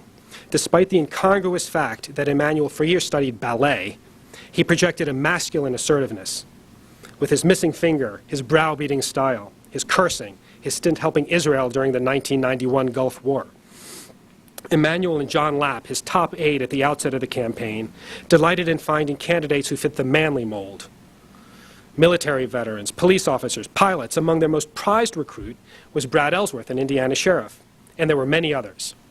Emanuel bragged repeatedly about how many military veterans he'd recruited. That's the stuff I love. Tough macho Democrats taking on the Republicans, Lapp said. Emanuel at one point described a Vietnam veteran he was trying to recruit, whom he did not name, by saying, I don't know if he's going to win, Ernest Hemingway novel. There's so much in politics where people move too slow. It's never that with us, Lapp said. If we make a mistake, it's going to be because we move too fast, like if we recruit too heavily and get the wrong guy. It's not going to be an omission or a hesitation. And with that, happy to answer any questions if anyone has any. I believe we're supposed to wait for the microphone here. The question I'm going to ask is, do you find a possibility of maybe Emanuel moving up the political ladder, like running, being a senator or being a presidential or a vice presidential candidate in the future? Well, as you may know, right now he's the fourth-ranking Democrat in the House. My guess is that he would like one day to be Speaker of the House, and that his most likely course is that one. The three Democrats who rank above him in the House, Speaker Nancy Pelosi. His overall job, I think, was excellent. But there's been other articles, too, in the paper, some of the Pioneer Press, that he basically wanted to recruit pro-war candidates. Pro-war not in the sense of being pro-war, but staying there until things are straightened out. I think he didn't differentiate that. Also, his relationship with Duckworth is kind of interesting. Duckworth needed money in the last 3 or 4 weeks because of negative campaigning, and she didn't really get the money, even though she was recruited by Durbin, Emanuel, and also others as well. And a lot of people in that campaign thought that, you know, the woman that ran the primary against Duckworth got 46% of the vote against, you know, a very powerful incumbent, and she only made it to 48 or 49. So the question is that he picked people out. Very much during the election. He and Howard Dean were often at odds, and they haven't quieted down ever since. The thing is, though, I don't think it's good for the party. I mean, it's important. Johnson was feared for the most part. You know, he used to go in the washrooms after people and chase them down and stuff. I mean, it was ridiculous. But, you know, you don't want a leader in a party that has that reputation of swearing on the phone all the time and making his own decisions without, you know, really consulting others, especially grassroots organizations, which the Democratic Party needs. Let me take another. Yes. Doesn't Emanuel remind you at all of Philip Burton, of an earlier era in character and behavior and the extent of his talents? And also, what role is Emanuel going to play in protecting these first-termers against a Republican rebound in those districts? Well, those are a couple of good questions. You know, I think he does remind a lot of people of Phil Burton. And actually, to go back to this Lyndon Johnson analogy for a moment, even though it does come up a lot, you know, in the book, because people, it sort of comes to mind. I think, first of all, it's important to state the differences between the two. I mean, Johnson, actually stole elections, and there were a lot of ethical in Texas, and there were a lot of questions regarding his businesses, and I don't want to impute or imply anything about Emanuel in that regard. But I think what reminds people of LBJ is there's a certain kind of raw animal political instinct that they both had. And it's amazing how many people saw that and mentioned it. Again, you got to be real careful about analogies like that because people can always think of 10 ways in which they're different. But there's something there that people see as similar. Regarding the other question, he's actually pretty involved in freshman protection. The Democrats took 30 seats, which means they have 30 freshman members of Congress. I think 20 of those come from districts that President Bush won. And so those were big victories for them because they managed to elect Democrats in Republican districts, but that also means that those people are going to be vulnerable. And a thing that was interesting to me is how from the very beginning they started trying to protect those guys. And there's a Congresswoman, Debbie Wasserman Schultz, who I actually mentioned in that reading, who's in charge of freshman protection. But Emanuel is helping her out a lot. And I think partly it's probably personal. You know, it's his handiwork, or he sees it that way, that these folks won. He wants to make sure that they win again. So he's pretty involved. Anybody else, any other questions? Okay. Thank you very much.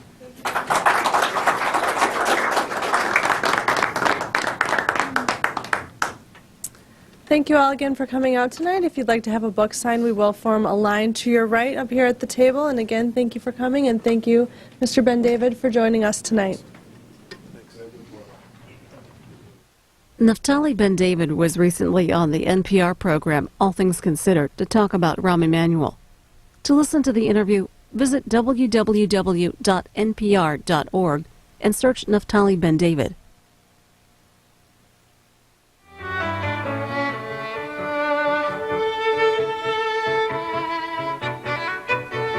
You're watching Book TV on C-SPAN 2, created by cable, offered as a public service. Coming up at 9 p.m. Eastern, afterwards, journalist Ted Gupp on his book Nation of Secrets. He's interviewed by Newsweek's Michael Isikoff. Then a panel on the ethics of book reviewing from this year's Book Expo America. Sunday on Book TV, John Agresto on rebuilding higher education in Iraq with the U.S. Coalition Provisional Authority. Marcus Mabry on the life and political career of Condoleezza Rice. And then, Stealing Lincoln's Body. Thomas Crogwell tells the story of a foiled attempt to steal Abraham Lincoln's remains.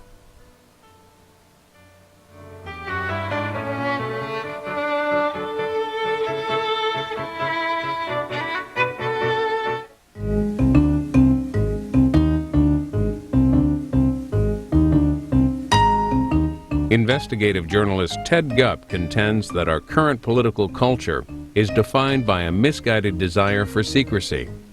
In his new book, Nation of Secrets, The Threat to Democracy and the American Way of Life, Mr. Gupp argues that an ever-growing flood of classified documents undermines the transparency of our democratic institutions.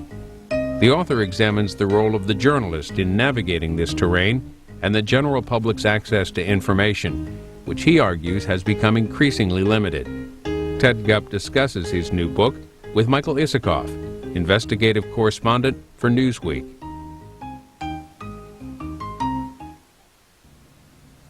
Ted Gupp, journalist, author, professor. Tell us why you wrote A Nation of Secrets.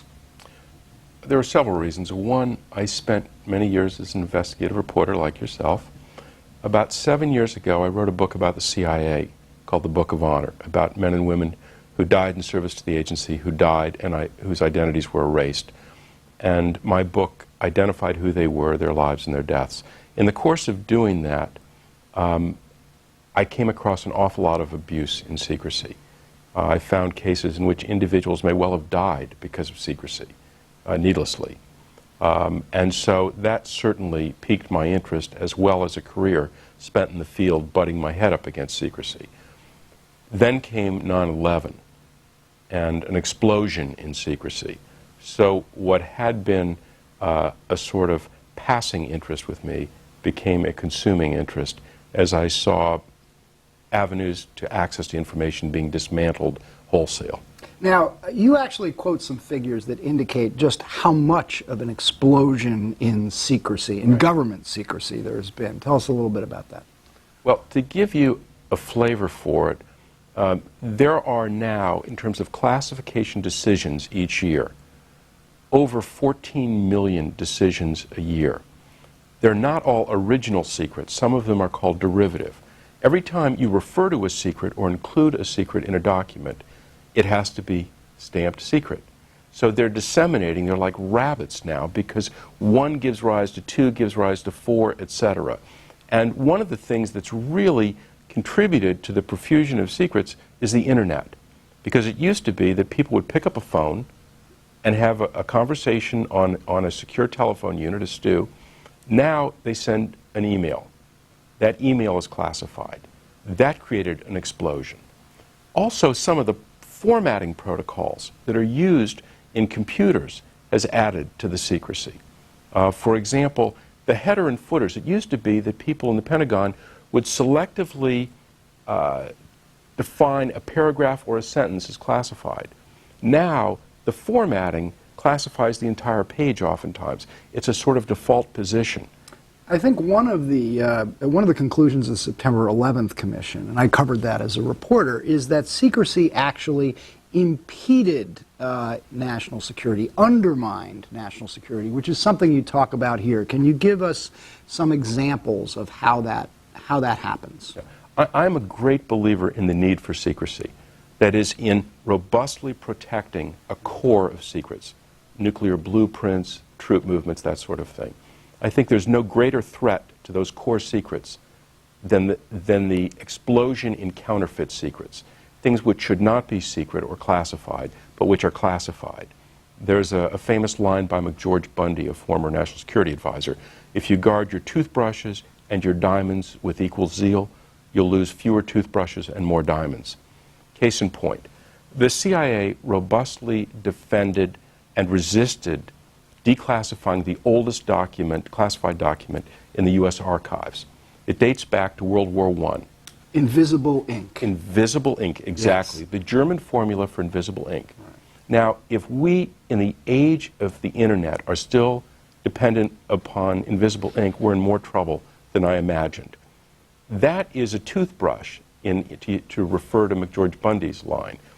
But let me give you another example. In their glee to prove that Saddam was pursuing the nuclear program, the CIA got some documents from Iraq which related to construction of a centrifuge. They were plans for a centrifuge. And in their enthusiasm to prove Saddam's intent to reconstitute the nuclear program, they put these plans up on their website, the CIA website. It was up there for days until physicists, scientists, and others around the country and around the world flagged them and said, "What are you thinking?" And they pulled them down, much chagrined. But by then, many of those documents and the site had been cached around the world. The Pakistani press commented on it. That is a diamond.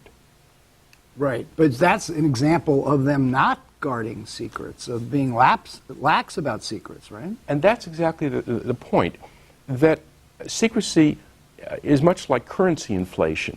If you have too much of it, it becomes valueless. There's actually a disdain for the system of classification and secrecy within the ranks of the national security establishment because they see how runaway it is. And so it loses its credibility. That's why you have very senior people that handle secrets all the time who really are insensitive to violations of secrecy. And I'll cite, for example, Sandy Berger's run-in with this, former national security advisor under Clinton, or John Deutsch, former CIA director, both of whom were reprimanded for violating secrecy protocols. And who should be more respectful of them than a national security advisor to the president or the head of the CIA?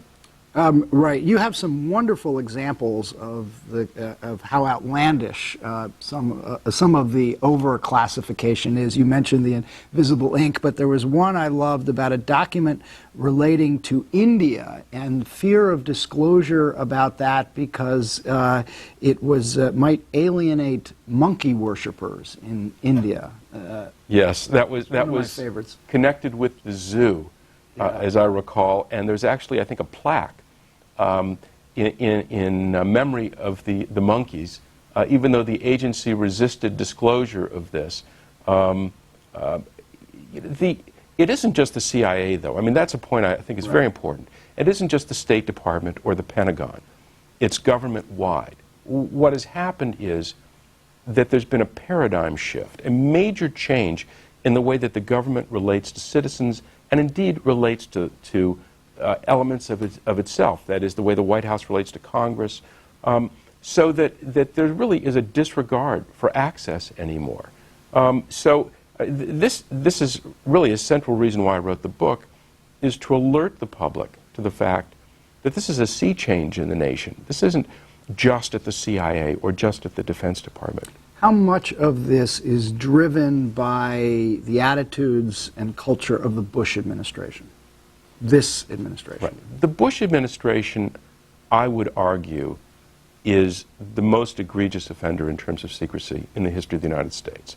I mean, I've gone back and I've looked at the history of secrecy, and we have been struggling with this issue from the time of the Founding Fathers. But the Bush administration has taken it to new limits. New lengths. New lengths, exactly. And one of the things that is most disturbing about it, I mean, for example, when John Ashcroft came in, he completely changed the polarities of the Freedom of Information Act, basically green-lighting all of the agencies and departments to resist if they could come up with any argument that would pass the straight-face test under the Freedom of Information Act. Before that, the presumption was, unless there's a strong reason not to, you release.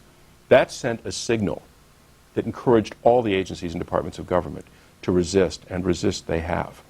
That's a zoo, as I recall, and there's actually, I think, a plaque in memory of the monkeys, even though the agency resisted disclosure of this. It isn't just the CIA, though. I mean, that's a point I think is very important. It isn't just the State Department or the Pentagon. It's government-wide. What has happened is that there's been a paradigm shift, a major change in the way that the government relates to citizens and indeed relates to elements of itself. That is, the way the White House relates to Congress, so that there really is a disregard for access anymore. This is really a central reason why I wrote the book, is to alert the public to the fact that this is a sea change in the nation. This isn't just at the CIA or just at the Defense Department. How much of this is driven by the attitudes and culture of the Bush administration? This administration. Right. The Bush administration, I would argue, is the most egregious offender in terms of secrecy in the history of the United States. I mean, I've gone back and I've looked at the history of secrecy, and we have been struggling with this issue from the time of the Founding Fathers. But the Bush administration has taken it to new limits. New lengths. New lengths, exactly. And one of the things that is most disturbing about it, I mean, for example, when John Ashcroft came in, he completely changed the polarities of the Freedom of Information Act, basically green-lighting all of the agencies and departments to resist if they could come up with any argument that would pass the straight-face test under the Freedom of Information Act. Before that, the presumption was, unless there's a strong reason not to, you release. That sent a signal that encouraged all the agencies and departments of government to resist, and resist they have. That's on both sides of the equation. That is, the government's attitude is different than it was before. Notions of being able to search someone's home and not have to tell them, much less have a subpoena for a period of time, that would never have passed muster before the current era. And equally troubling is the public's submissiveness and deference with regard to this. When the surveillance story, domestic surveillance story broke, there was not a huge hue and cry. There were elements of American society that opposed it, but there was not a groundswell to overturn it. Well, we've since learned that it wasn't just elements of American society. Right. There were senior officials within the Justice Department, indeed John Ashcroft himself and his deputy, James Comey, who were prepared to resign over the eavesdropping program. But that said, you know, what the White House will say, and its allies in Congress, is, look, we have real enemies out there.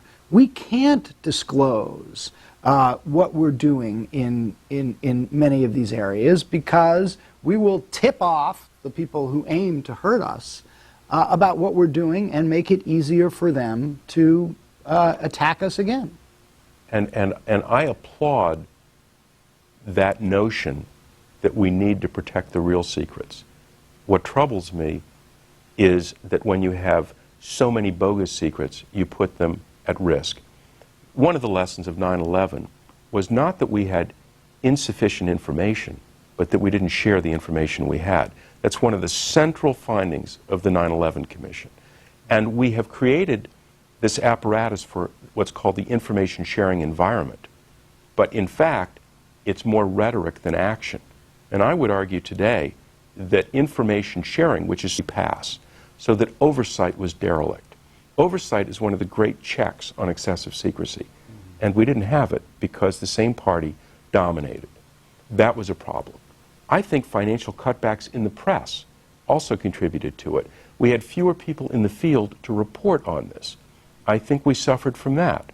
I think the people were afraid, and they equated secrecy with security, which I think is a false presumption, and also gave great license to this administration. But let's just go back to, say, the eavesdropping program, because that's, you know, probably one of the great secrets of this administration, only disclosed in the New York Times in December 2005. We're just now learning about the huge debates within the government about it.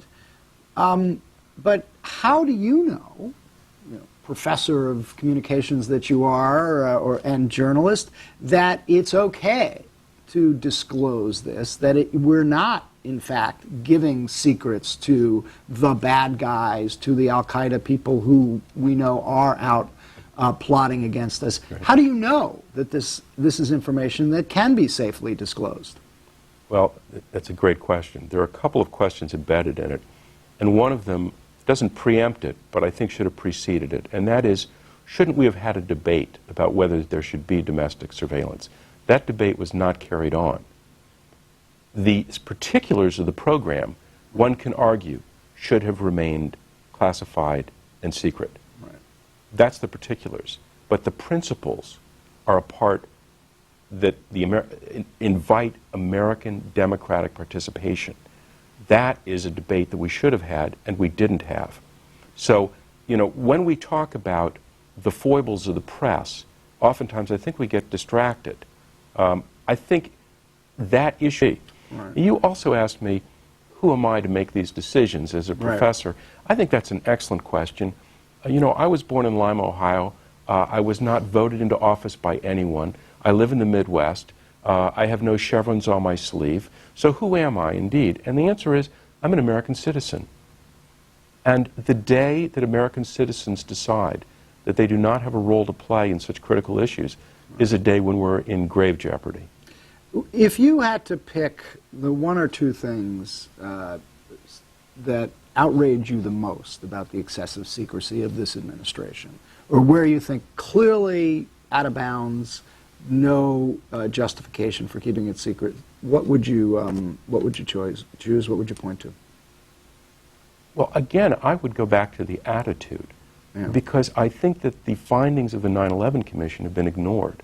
I think principally that the information sharing environment, which is so critical to keeping this country safe, and you lead a culture of secrecy not by rhetoric but by action. They don't follow your words, they follow your deeds. Let me just give you an example. The GAO did an examination, the Government Accounting Office, did an examination of how well government was doing with relation to information sharing, the information sharing environment. They did this study across the board in the national security apparatus. And then they took their study to the Office of the National Director of Intelligence, who oversees the 16 intelligence communities, for comment. The ODNI, the Director of National Intelligence's response was that the Government Accountability Office had no authority to probe these areas and refused to comment. That is not an information sharing friendly environment. Right. That does reflect the view of the prerogative. Is so critical to keeping this country safe. And you lead a culture of secrecy not by rhetoric but by action. They don't follow your words, they follow your deeds. Let me just give you an example. The GAO did an examination, the Government Accounting Office did an examination of how well government was doing with relation to information sharing, the information sharing environment. They did this study across the board in the national security apparatus. And then they took their study to the Office of the National Director of Intelligence, who oversees the 16 intelligence communities, for comment. The ODNI, the Director of National Intelligence's response was that the Government Accountability Office had no authority to probe these areas and refused to comment. That is not an information sharing friendly environment. Right. That does reflect the view of the prerogative. In a senior position in analysis at the agency, who says the consensus within the CIA is that it was a bad target, that plant manufactured only pharmaceuticals and had nothing to do with weapons of mass destruction. So this is fascinating. In the Clinton administration, there was a claim about weapons of mass destruction that turns out to be wrong based on information provided by George Tenet and the CIA. Was there ever a full investigation into what happened there? There was not. There were press investigations. There were private investigations. There were allegations the plant had connections with Osama bin Laden, which were discredited. Right. And it really is, in many ways, a precursor to the invasion of Iraq. Exactly. Because if you can act upon faulty and inadequate intelligence, take life, destroy property, invade or assault a country, and then not be held accountable or answerable, that provides... Northwoods. In April of 1961, the U.S., using Cuban exiles, tried to overthrow Castro in the ill-fated Bay of Pigs. That was a fiasco, and the Pentagon and the CIA were bitterly stung by that rebuke, and they wanted to topple Castro, so they were hungry to find a way to engage him in a war, to provoke war. And so Operation Northwoods was a series of scenarios that were concocted by the Joint Chiefs of Staff to create a pretext for war. They included shooting down a civilian airliner, sinking a civilian passenger ship, creating riots in Washington or Miami, having munitions hurled into the Guantanamo base in Cuba. This actually garnered the support of many of those on the Joint Chiefs. It was ultimately overruled, but it showed. And he opened up a box. This was on September 10th, 2001.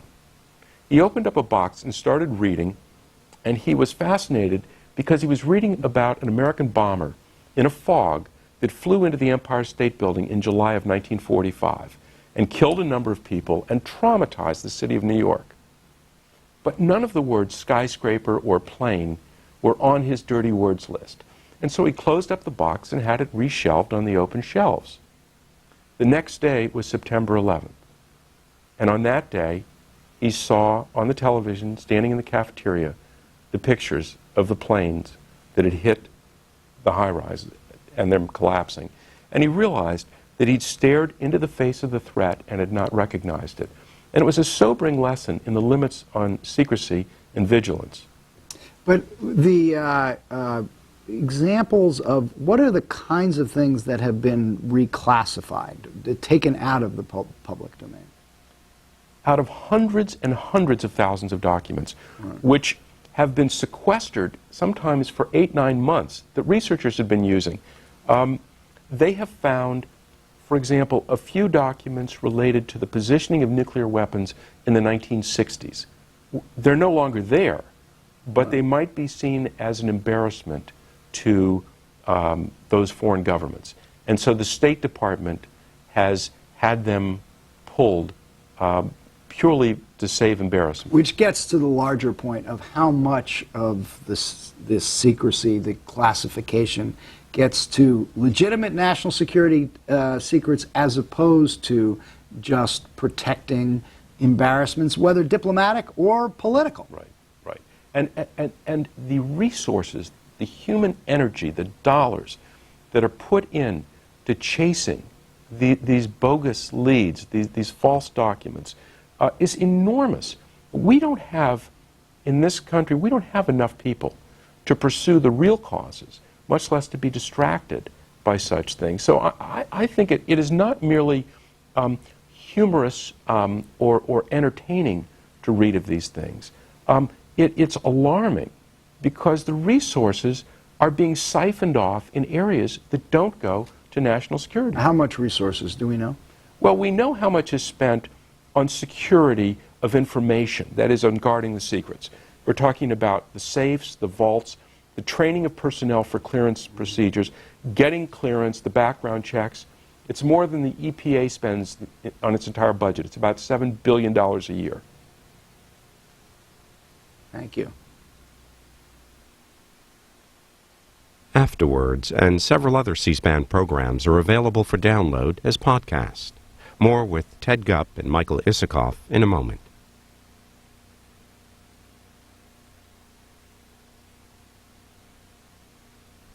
World War II Navy veteran Frank Streeter collected rare books on early navigation, Pacific voyages, cartography, and science.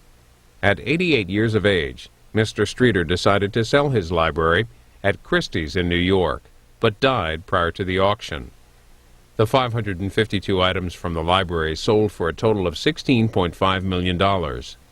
Next Sunday on Book TV, we take a close look at several of the rarest and most valuable books in Mr. Streeter's collection, including the Atlantic Neptune, the first detailed sea atlas of the British colonies, and learn how a rare book auction is conducted. That's next Sunday, 7 p.m. Eastern.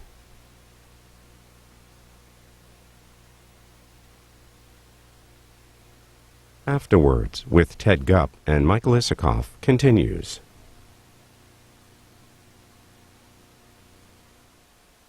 Ted Gupp, in Nation of Secrets, you don't only talk about government secrecy. You also talk about secrecy in a lot of other avenues of American life. Talk a little bit about that. I'd say a third of the book looks at government secrecy, 2/3 doesn't. Because secrecy intersects with our lives all the time now. And I wanted to be able to demonstrate the causes and the casualties of this secrecy. It's not unrelated to government secrecy, to national security interests, because I think that a mindset starts to take hold that changes the expectations of the American public from the right to know to the need to know. People in their ordinary daily lives, like myself and my wife and my kids, we come up against denials of access to information, whether it be from an HMO, a hospital, a doctor, a university, a court. we are at greater risk because of secrecy. And I wanted to be able to demonstrate through stories of people who have suffered, some of whom have died, because of excessive secrecy. And I picked particular institutions that are sort of, in the public mindset, famous for being open. The press, the courts, universities. Let's talk about the courts, because that is a really interesting case study that you've got about civil lawsuits brought by people who have been injured by products. Right. You mentioned Ford Motor Company. Right. And some repeat examples of people who have been badly injured by malfunctioning product in Ford pickup trucks, I believe. And there are settlements on this in court, but those settlements are closed. Right. These were town cars. Town actually. cars. And there's no finding of liability. And I want to make that clear. In these cases, there's no finding of liability, which is one of the reasons that I'm writing about it. Because we don't know if those vehicles were responsible for those injuries and deaths. That's the problem with sealed cases. All we know is that there are allegations. We know that there were injuries, we know there were deaths, but the causes are sealed away. And there are an enormous number of product liability cases which are settled. The American public still thinks that cases brought under product liability or tort liability are open and adjudicated with a trial by jury. In the federal court system, the number of cases that go, civil cases that go to a jury, adjudicated openly, that set a precedent that everyone can see, is not just in the minority, it is now below 2%. 98% of the cases don't reach that. Okay, procedural question here. They're sealed cases. How do you know what was settled? How do you know there was even settlements? In some cases, through what you do so well, investigative reporting, I have found plaintiffs and plaintiffs' attorneys and some defense counsels who have talked with me a little bit, enough to give a glimpse. And Didn't they sign a non-disclosure clause that says they were not supposed to talk to you? Yes, in some cases there are residual complaints that I can get a hold of that merely state what the allegations are, and then the case disappears. And this brings, I think, to a remarkable point, which is that the federal courts, you would want to hold to the highest standards of integrity. They have a case management system, an electronic case management system, that handles 26 million cases and relied upon by 200,000 attorneys nationwide. These are the bankruptcy courts, the federal courts, trial courts throughout the land. And they have a case management system that when a case is settled and sealed, if you try to find it using the case management system of the United States government, the default position, if you inquire about a case that's settled and sealed, the default position response is, no such case exists. That is not true. That is an overt distortion. That's what comes up on the computer? No such case exists. Or it tells you that the file number that you put in is wrong. Now, even though there was an actual lawsuit with Absolutely. that file number, Absolutely. you plug it into the case management system and it says no such case exists. That is the default position. It can be altered by individual courts, but that is the default position. And that raises questions about the integrity of the judiciary. And it shows how secrecy can corrupt even the judiciary here. And cases like the Ford case that you mentioned are the sort of cases that come up as no such case exists. There's another one, a little girl who was injured allegedly by a product made by Graco. It's a manufacturer of children's paraphernalia. I can't say that a liability was found because we don't know. The case was sealed. I can't tell you what the product was because the case was sealed. I can't tell you if the little girl's injuries were serious because the case was sealed. What I can tell you is that Graco a couple of years ago had a record fine from the Consumer Product Safety Commission for failing to report injuries related to its products, that 6 children died and 900 were injured, and that the case that I examined in the book and came across is not among that. She's not counted. Isn't the point here that in some of these cases, the plaintiff's lawyer gets discovery finds information about a malfunctioning product and liability, the corporation knows that it would likely lose a jury trial. So it settles, and all the documents that the plaintiff's lawyer might have gotten under discovery, what happens to them? They disappear. And not only do they disappear, but in many instances, the plaintiff's lawyer signs an agreement not to represent any clients involving that product or that corporation again. So the next plaintiff who's injured by the same product doesn't know about those documents that have been obtained by the first plaintiff. There's no frame of reference. Right. And that is the danger of these sealed cases, that injury after injury can go unreported.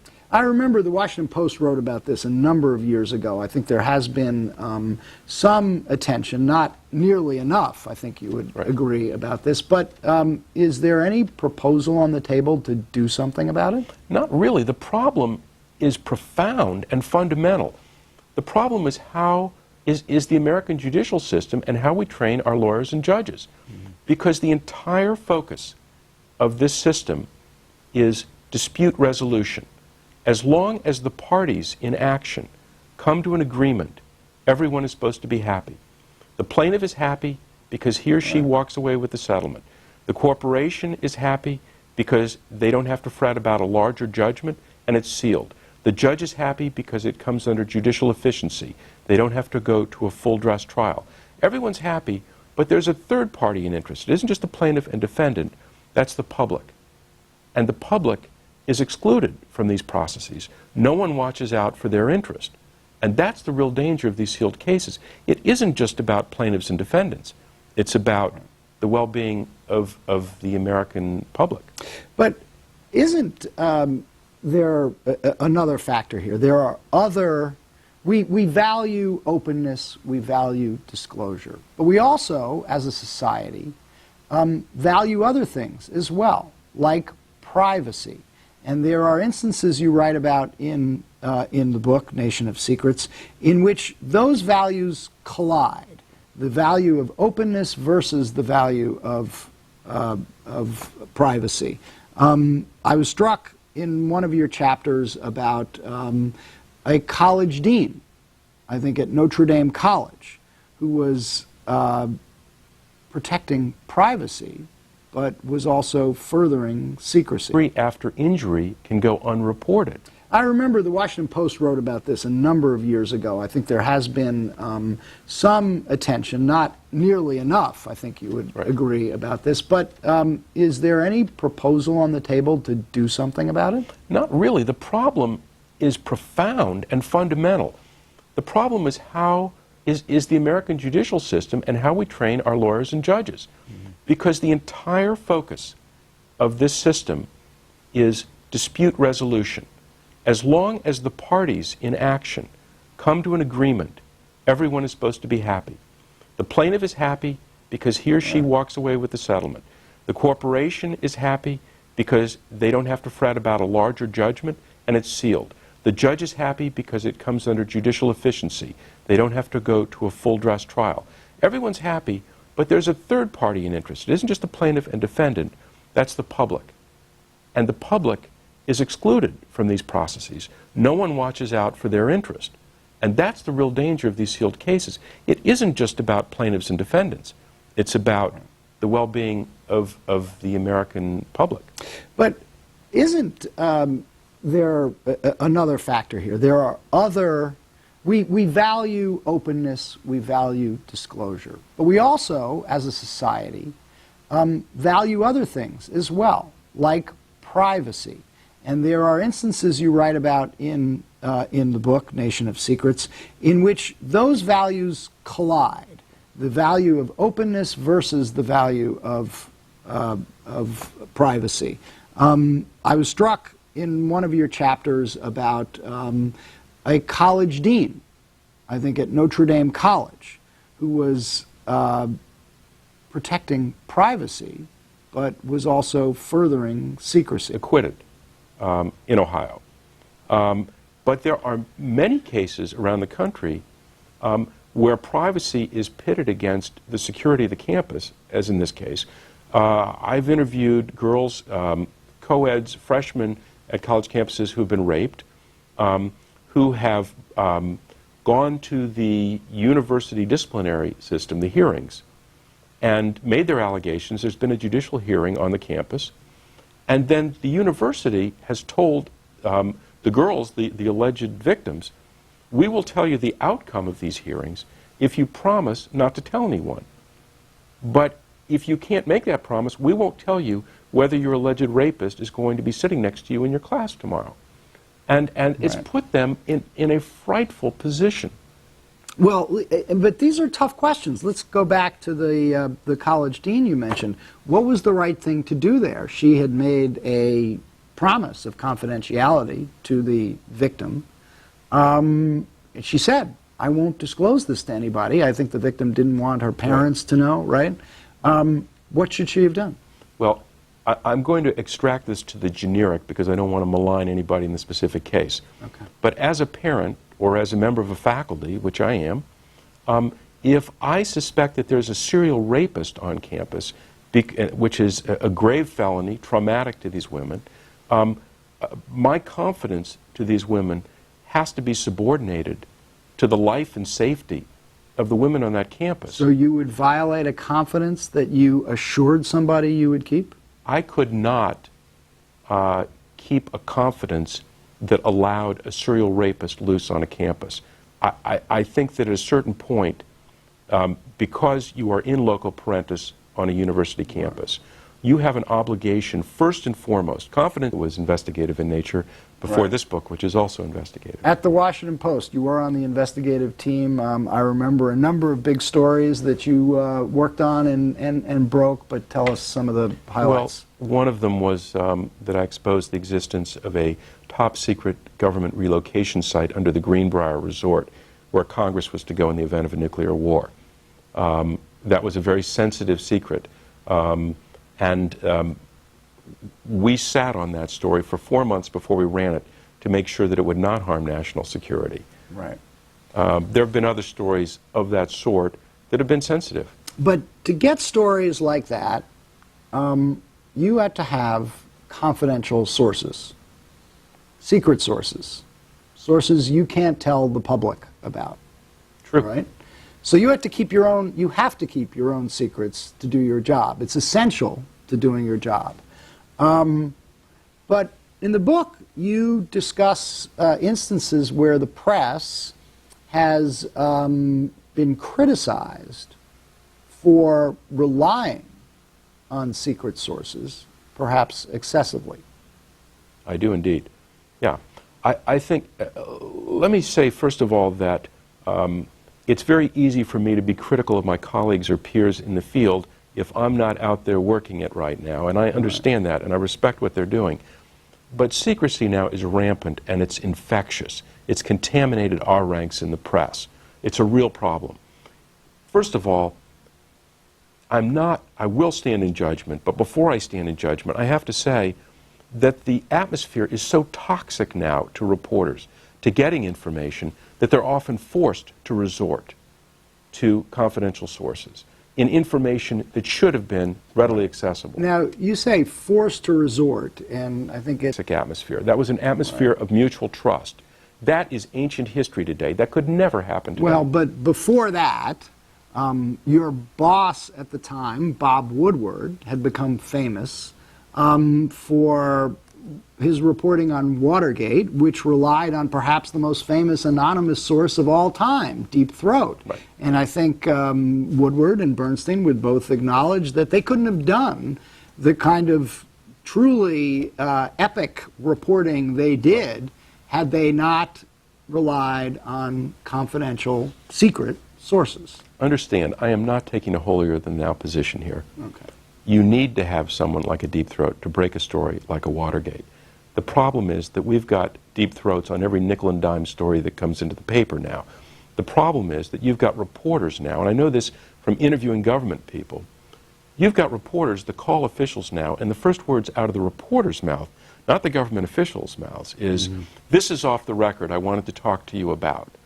Now, if you offer an off-the-record status right up front, you habituate the government to expect it. And that, to me, pollutes the whole process, because people apply a different standard of credibility when they know that they're not going to be held to what they say. I am not saying that we should never go to off-the-record sources and confidential sources. I'm saying it shouldn't be the default position of reporters, and it is today. And it isn't just the reporters to blame. It's the government system that has created an atmosphere so toxic that they have been forced to go to that route if they're to provide information to the public.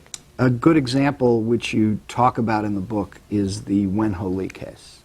Talk about that a little bit. Wen-Ho Lee, government officials' mouths, is, this is off the record, I wanted to talk to you about. Now, if you offer an off-the-record status right up front, you habituate the government to expect it. And that, to me, pollutes the whole process, because people apply a different standard of credibility when they know that they're not going to be held to what they say. I am not saying that we should never go to off-the-record sources and confidential sources. I'm saying it shouldn't be the default position of reporters, and it is today. And it isn't just the reporters to blame. It's the government system that has created an atmosphere so toxic that they have been forced to go to that route if they're to provide information to the public. A good example, which you talk about in the book, is the Wen-Ho Lee case. Talk about that a little bit. Wen-Ho Lee, nature of their sources, and what their agendas and interests were.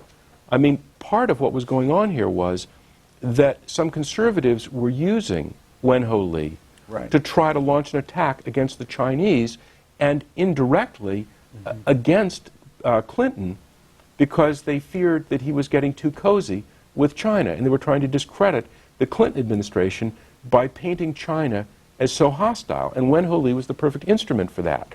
If that had been laid out in adequate detail, it's possible that that would have leavened the allegations against Wen-Ho Lee. But that would only have been a starting point. That would not have been the end. So that gets to the question, how much should they have disclosed about their sources? Presumably, the reporters had promised the same sort of confidentiality that you would,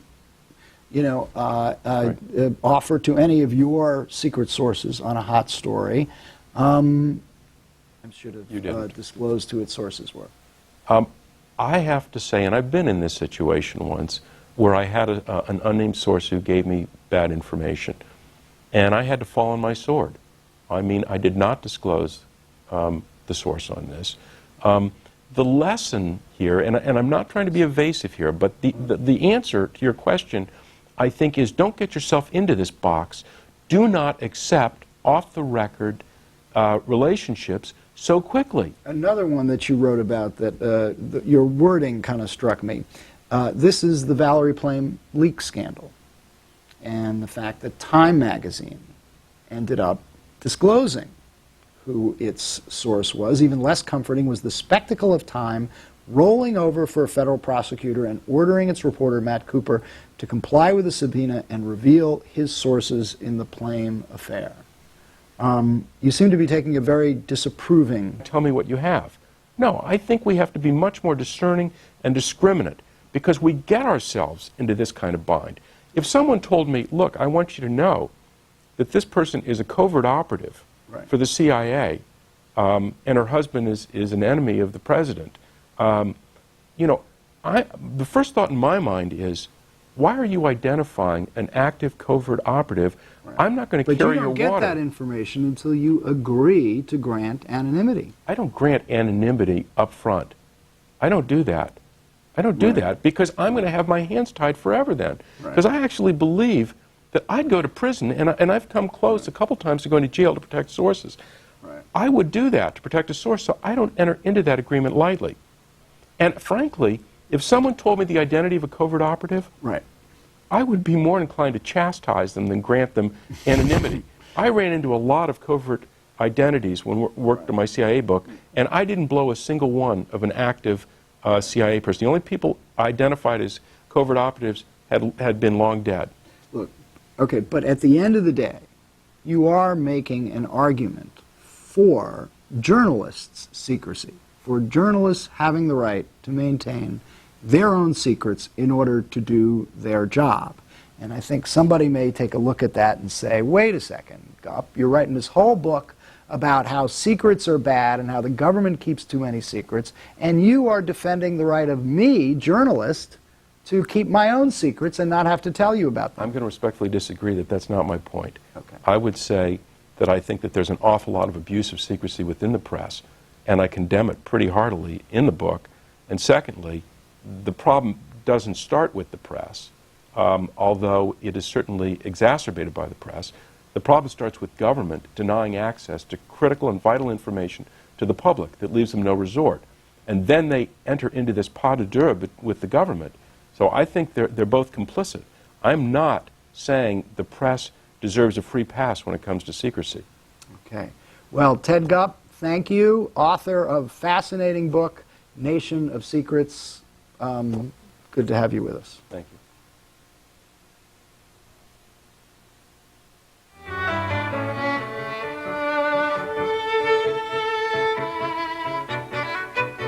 History, biography, and public affairs. You're watching Book TV on C-SPAN 2. Coming up, 2 events from this year's Book Expo America. First, a panel on the ethics of book reviewing. Then, satirist Stephen Colbert moderates an authors panel with filmmaker Ken Burns and Khaled Hosseini. Sunday on Book TV, John Agresto on rebuilding higher education in Iraq with the U.S. Coalition Provisional Authority. Marcus Mabry on the life and political career of Condoleezza Rice. And then, Stealing Lincoln's Body, Thomas Crogwell tells the story of a foiled attempt to steal Abraham Lincoln's remains.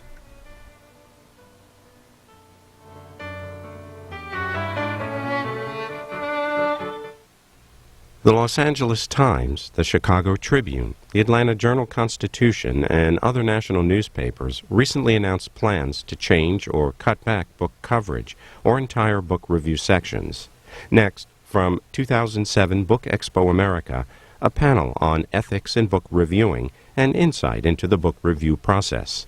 Literary critic Christopher Hitchens, New York Times book review editor Sam Tenenhouse, and others debate. This is an hour, 25 minutes.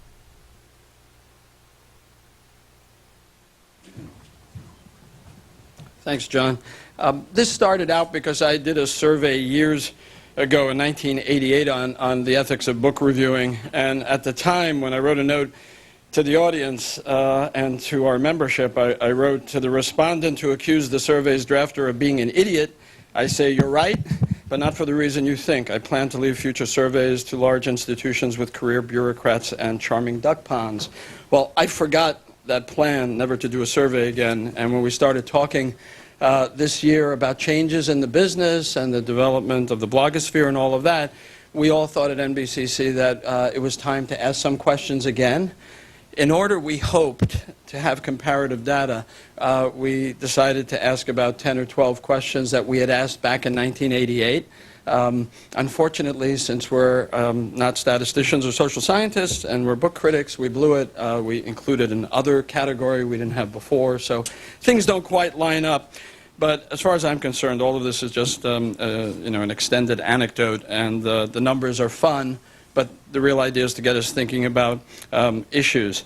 What I want to do, since we do have quite a crowd, and we're hoping to go to 1 o'clock, at least some of us, if the energy is in the room, but we'll break briefly at 12:30 so everybody can go where they need to go, because the advertisement was for 12:30.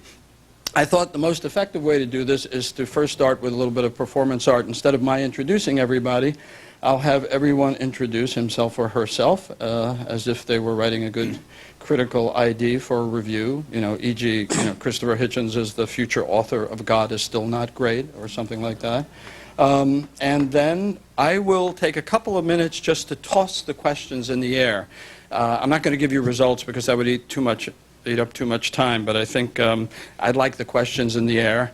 I'm then going to ask everybody on the panel to talk for about 5 minutes toward this subject, individual questions or whether the whole thing is a bunch of malarkey and we shouldn't worry about ethics in book reviewing.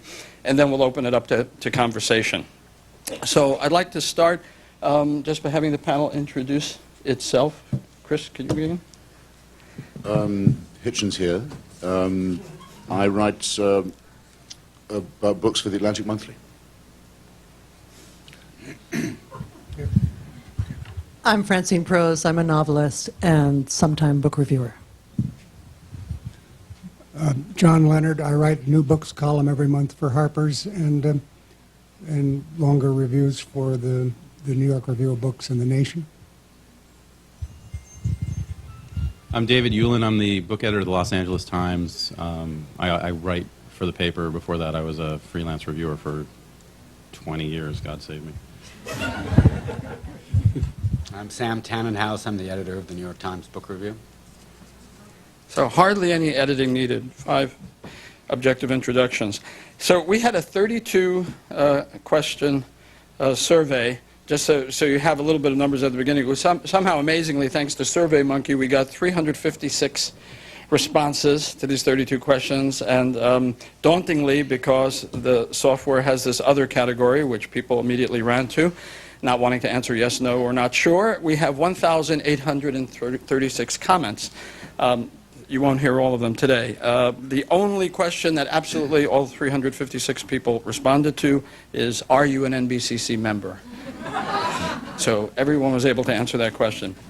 I'm going to just mention a couple of things here. The survey obviously sought clear-cut answers. This other category in particular, the invitation to comments, invited people to immediately go there and talk about the nuances. So probably 1,000 of these 1,800 comments are, it depends. How can you even ask? Or something like that. But we still have some numbers, and I'll try to put some of them out if those issues come up, both from the old survey and the new one. But here are the questions. I'll try and just reel them off real fast. Should a book review editor assign a book to a casual acquaintance of the author, e.g. someone the reviewer may have met at a writing conference, party, or on a panel, but who is not a close friend? Should a book review editor assign a book to a friend of the author? Should a book review editor assign a book on subject A to a reviewer who has also written a book on subject A, or a subject extremely close to that? Is it right for book review editors to allow reviewers to request a particular book, even though that practice occasionally leads to back-scratching and attempted setups? Is it the book review editor's obligation to question a prospective reviewer about potential conflicts of interest rather than the reviewers to raise the subject? Is it ethical for a reviewer to decline to review a book he has already accepted for review on the ground that he didn't like the book and doesn't want to say negative things in print? Should anyone mentioned in the acknowledgments of a book be barred from reviewing it? Should authors who publish with a particular house be permitted to review other books published by that house? Should a writer be allowed to review the book of someone who shares the same literary agent? That's a question in which the responses changed enormously from 20 years ago. Should a person who has written an unpaid blurb for a book be allowed to write a fuller review of the book? Should an editor ever assign a book to a reviewer who is known to hold aesthetic, political, or literary views contrary to those of the author? Should an editor ever assign a book to a reviewer who is known to hold aesthetic, political, or literary views similar to the author's? Is it ever ethical to review a book without reading the entire book? That has stayed fairly consistent, although it's a trick question because it says ever. So if you think it ever is okay, then your answer should be yes. But most people actually changed that, and they thought, is it generally ethical to review a book? Anyway. Should literary blogs adhere to the same rules of ethics, whatever the consensus may turn out to be on them, as newspaper book review sections? This is the beginning of the new questions. A lot of those questions were on the earlier survey, too. Should literary journals, serious popular magazines, e.g. The Atlantic, and so-called opinion magazines, e.g. The Nation, adhere to the same rules of ethics, whatever the consensus may turn out to be on them, as newspaper book review sections? Should a literary blogger review the book of another literary blogger to whose blog she or he links? I remember I wrote that he or she, so I guess SurveyMonkey is a woman and sort of reverse that. All right. Should freelance book critics request only those books from publishers that they're likely to review or judge for an award, or is it okay for freelancers to request a much larger number of books? I wrote that terrible question, which is a disjunction, which does not allow a yes or no answer, and so a lot of people immediately fled to other. If you think it's okay for freelancers to request more books than they can review or judge, is it okay for them to sell whichever ones they don't want to keep? I don't know if the Strand person is here. I understand they have an anniversary. So we asked that question in honor of the anniversary. Is it okay to assign a book by author A to reviewer B when author A has served as a major source for B in a book that B has already published, known to us as the Woodward on Tenet question? Is it okay for a book review editor in deciding which books to review to favor books by writers who also review regularly for that book section? A nice new question. Should a reviewer read other reviews of a book before reviewing it? Is it okay for a reviewer to regularly review books from the same one or two favorite publishing houses? Is it okay for a reviewer to repeatedly review books by the same author over years and even decades? You may notice the shift from should to is it okay. A lot of people were upset by that. It's really just elegant variation. But there are some issues there. Should a reviewer sometimes be allowed to crib from his or her past reviews in writing about an author years later? We're almost done. Is it ever acceptable for a reviewer not to say what she or he really thinks about a book? Are the ethics of book reviewing in the United States and England significantly different? Now here, I have to say, we're so glad Hitch is here because this was an amazing result, I just have to tell you. Not sure, 73%. So if he has, for having become an American citizen, if you don't know the answer either, we're completely lost. Is it okay, and these are a little technical, is it okay for a book review section to both feature an author through a podcast meant to promote traffic to that book section site and also review the author's book? I wrote that terrible question, which is a disjunction, which does not allow a yes or no answer, and so a lot of people immediately fled to other. If you think it's okay for freelancers to request more books than they can review or judge, is it okay for them to sell whichever ones they don't want to keep? I don't know if the Strand person is here. I understand they have an anniversary. So we asked that question in honor of the anniversary. Is it okay to assign a book by author A to reviewer B when author A has served as a major source for B in a book that B has already published, known to us as the Woodward on Tenet question? Is it okay for a book review editor in deciding which books to review to favor books by writers who also review regularly for that book section? A nice new question. Should a reviewer read other reviews of a book before reviewing it? Is it okay for a reviewer to regularly review books from the same one or two favorite publishing houses? Is it okay for a reviewer to repeatedly review books by the same author over years and even decades? You may notice the shift from should to is it okay. A lot of people were upset by that. It's really just elegant variation. But there are some issues there. Should a reviewer sometimes be allowed to crib from his or her past reviews in writing about an author years later? We're almost done. Is it ever acceptable for a reviewer not to say what she or he really thinks about a book?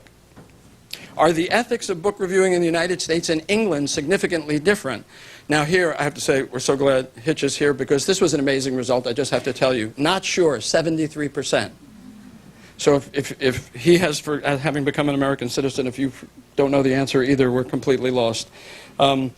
Is it okay, and these are a little technical, is it okay for a book review section to both feature an author through a podcast meant to promote traffic to that book section site and also review the author's book at subject or any questions that interest them?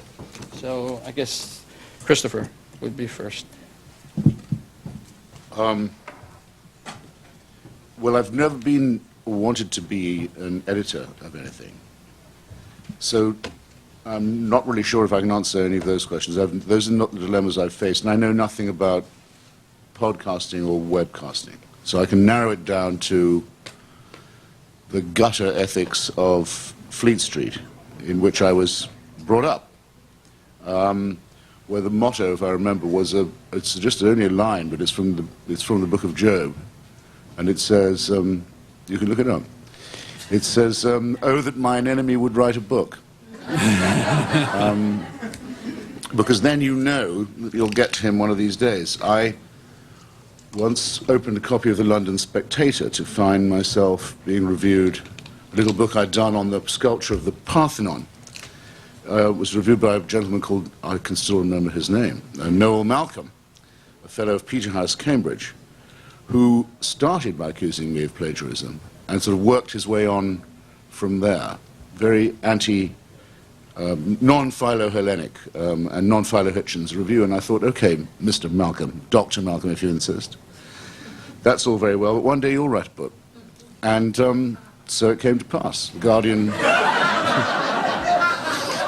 Guardian called me up one day in Washington. It must have been 10, 11 years later, but the memory was still so fresh. And they said, you're busy this week? And I said, I'm incredibly busy. They said, we just want you to review a book. I said, I can't take on anything this week. They said, well, it's a pity. Can you suggest anyone else to review Noel Malcolm's book on what? I said, hold on, just a second. Just a second. I said, no, it's okay, sling it over. So over it came. I sat up late with it. It was about Bosnia. It was one of the best books I've ever read. In some ways, the TLS is this was a long time ago, I guess. The TLS is somewhat more readable than the New York Times Book Review because it doesn't have this permanent affectation of integrity where there is an unspoken rule that all books by and about Henry Kissinger are always given respectful treatment, and usually by people who owe him something or could be reasonably expected to be in his debt. With everyone else, the degrees of separation, of the absurd degree and scope that Carlin was just adumbrating, almost prevent anyone who's qualified in the book or could be bothered to read it or be interested in the subject or the author from having anything to do with it. And that used to show, I thought, quite a lot.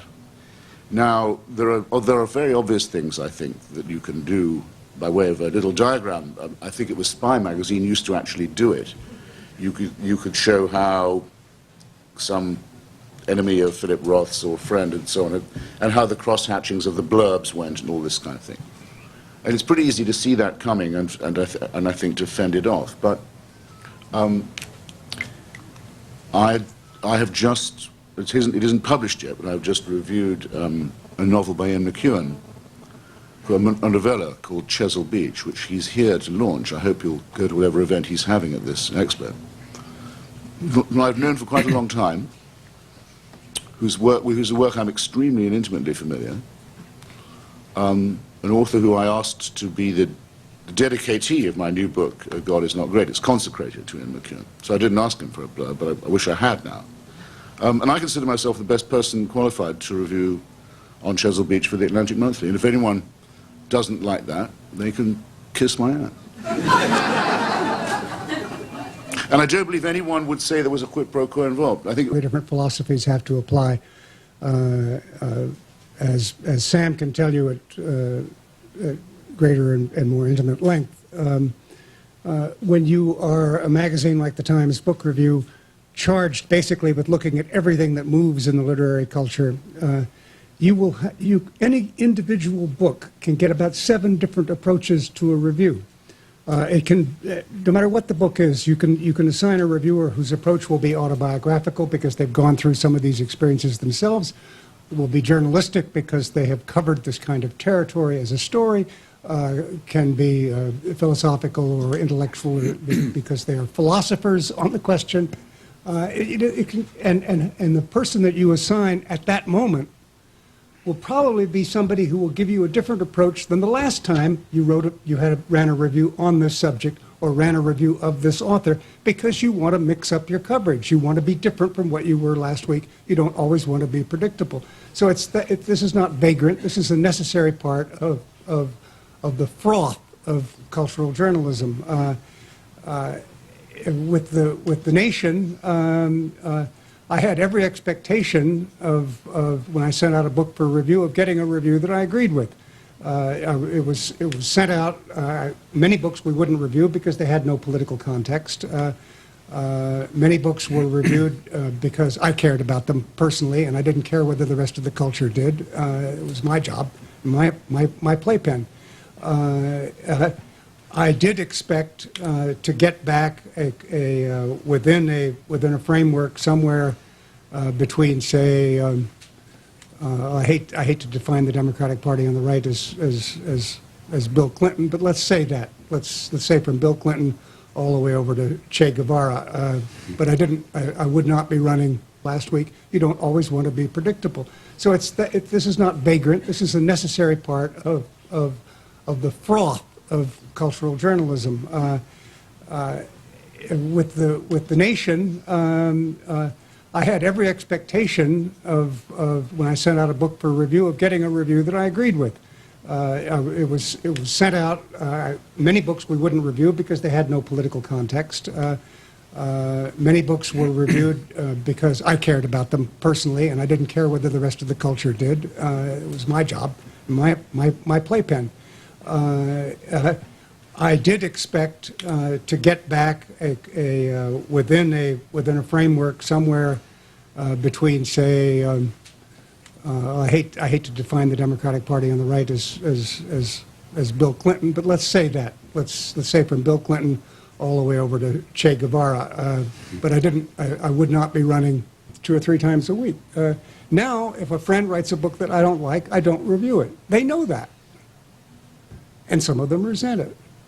But on the other hand, I became friends, or more what Toni Morrison says, a friend of the mind. There are a whole bunch of writers out there that I've reviewed most of their books over the years. I've never met them, or I met them once or twice at a cocktail party here or there. But I will always review their books because they were a friend of my mind right at the beginning. And I'm interested in how they work it out. And I don't, and one book to the next, I'm not in the business of giving a grade. I'm not a grammar school teacher. I don't say this one's a B, that was a D+, and this one's an A at last. I'm interested in the development, the evolution of this writer. I will always be interested in this writer. This is the writer I care about. So I will review those people no matter how intimate I am with them, and I think it's a mistake, just as Christopher suggested, and I don't feel that is necessary. But there are people who make books submit to a litmus test, and I think that is unethical. But as for, I'll end with going back to the question of friends. Many of mine have lately been dying. And the fact that I could say something nice about them in public while they were still alive makes me think I have a chance to get into heaven, too.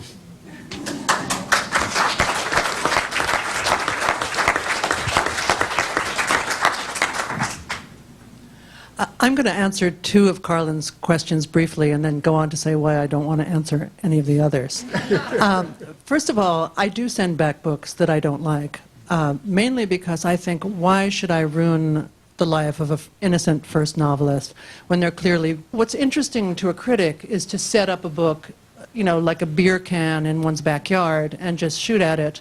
Then that's sort of interesting. That's interesting to a critic. It doesn't happen to be interesting to me at this point in my life. And I think that the most unethical thing to do is to write about a book boringly. It's no friend to the book, you're being no friend to the writer, and no friend to reading in general, which is what we all should be doing. Thanks.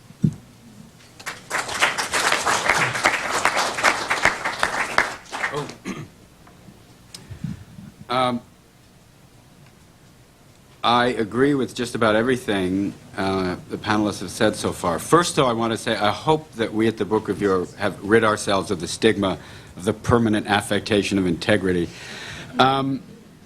We also want to be interesting. What we look at first is the reader. Something that occurs to me, or occurred to me when Carlin read through those list of questions, is it all seemed to be about a transaction between the reviewer and the author, reviewer and the publisher, when everyone here has said, as a critic oneself, and I've written probably far too much criticism for my own good and everyone else's, are you really thinking of the reader? I mean, you're seeing it as a, certainly not performance art, but a kind of narrative that will engage the reader's interest. And I think when we talk a lot about the ethics of reviewing, we are covertly and sometimes overtly degrading the principles of criticism. And that my predecessors have said that much better than I can, so I'll just leave it at that. A couple of other questions that have come up. We have a review running this Sunday. Forgive me if I've got the dates wrong. We close so early, I never know. What's coming up for me, in my mind, for next Sunday is often 2 or 3 weeks ahead. I think it's this Sunday, is Jonathan Lethem on Ian McEwan's new novel. And when I approached him, we put him through the New York Times ringer about ethics, and he said, which is conflict again, and he said, well, you know, I did once have a comradely lunch or dinner with Ian McEwan, but I think I can write about him well. And he wrote what I think is one of the really superb essays we've published for just the reasons Christopher has mentioned, and John and Francine as well, because he grasps the meaning of the work at its root. He's a fellow novelist who also has a kind of theoretical idea about what fiction can and can't do. He understands him with the respect that a major practitioner in the same field has, but someone who's also read very widely and deeply in literature. He's a gorgeous writer himself. Who gains if Lethem doesn't write that review? Who profits from it? Maybe we could huddle somewhere in a room, that is my colleagues and I, and say, well, we dodged that bullet. But it wasn't a bullet. It was a gift that was denied our readers. A couple of other examples. We, early on, I started in the job just a little over 3 years ago, Jonathan Franzen sent us a note. And he said, look, I want to write something about Alice Munro. I think this is one of the great living writers, and that's what I'm going to say. So I thought, well, now, do you not want to hear what Jonathan Franzen has to say about Alice Munro? I wanted to see what he had to say, and I think it's one of the great and really influential pieces we've published. A more recent example, we had Christopher's book, God Is Not Great. And Christopher, did I hear you say God bless to someone when we walked in? Or that you did? And we decided, we asked ourselves, who would be interesting on this? And Mike Kinsley seemed like a guy who would write about it in an intelligent, lively way, partly because he does know Christopher. And so in the note I sent him, I said, I assume you two were acquainted. Let's make that clear somehow in the review and take it on its own terms. And I didn't hear many complaints about that review. There were objections that Mike also is an atheist, but it seemed to us at this point, with so many books being written on the topic, and so few with the panache and wit of Christopher's, you want a critic who has the same panache and wit. You want a kind of duel of interesting minds. And so it's a review we're very happy to have done. And the last thing I'll say is not long into this job I now hold, one of my esteemed colleagues, Julie Just, said, you'll know who your friends are when you leave this job. And I said, that's not a problem. I don't have any friends anyway.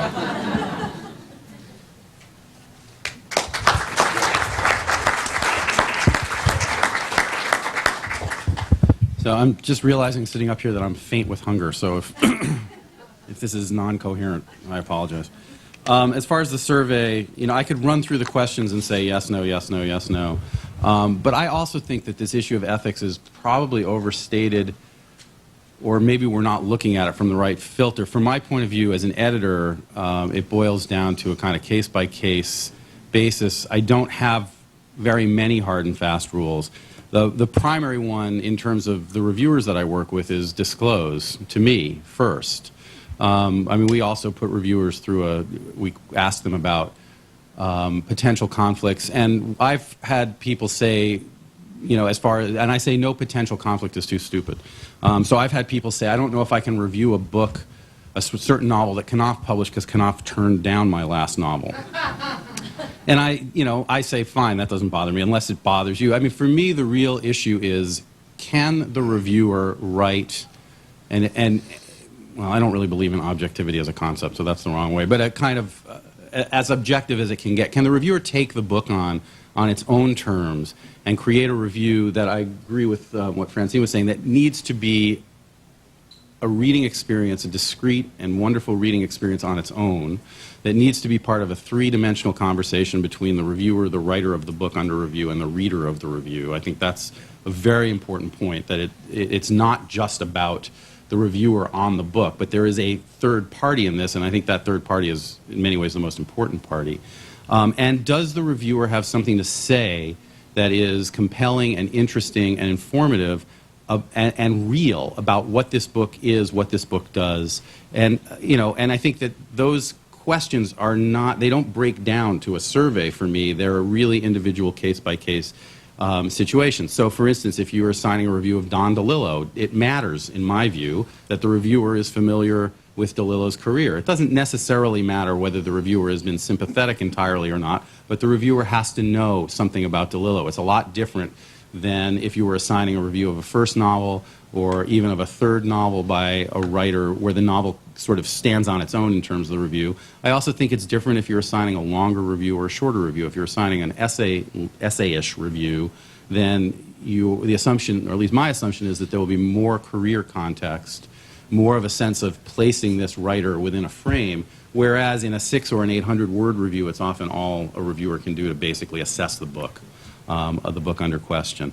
So I want my reviewers to tell me any potential conflict, and then I'll decide case by case. I do draw the line at having friends review friends, because I think it gets tricky, and it's a tricky area I'd rather not go into. I don't review my friends' books as a reviewer, mostly because I want them to remain my friends. And also, I just feel like it's cleaner not to have that. But as far as acquaintances go, again, it depends on the nature of the acquaintance. If it's somebody you interviewed 10 years ago, does that invalidate you from writing a review? I don't think so, unless it's someone you had a strong reaction to. I was giving an example. I won't say who it is, but I was giving an example of a writer. I wanted to review a book, and then I interviewed this writer. And I also don't necessarily have a problem with a reviewer who does an interview with a writer and then also reviews the book. Again, it depends on whether that reviewer can maintain his sort of critical distance or critical judgment. But I wanted to review this book, and I interviewed the writer, and I detested the writer so much after spending an hour interviewing him that I couldn't review the book because I couldn't keep that out. So I opted out of reviewing that book. That was before I was an editor.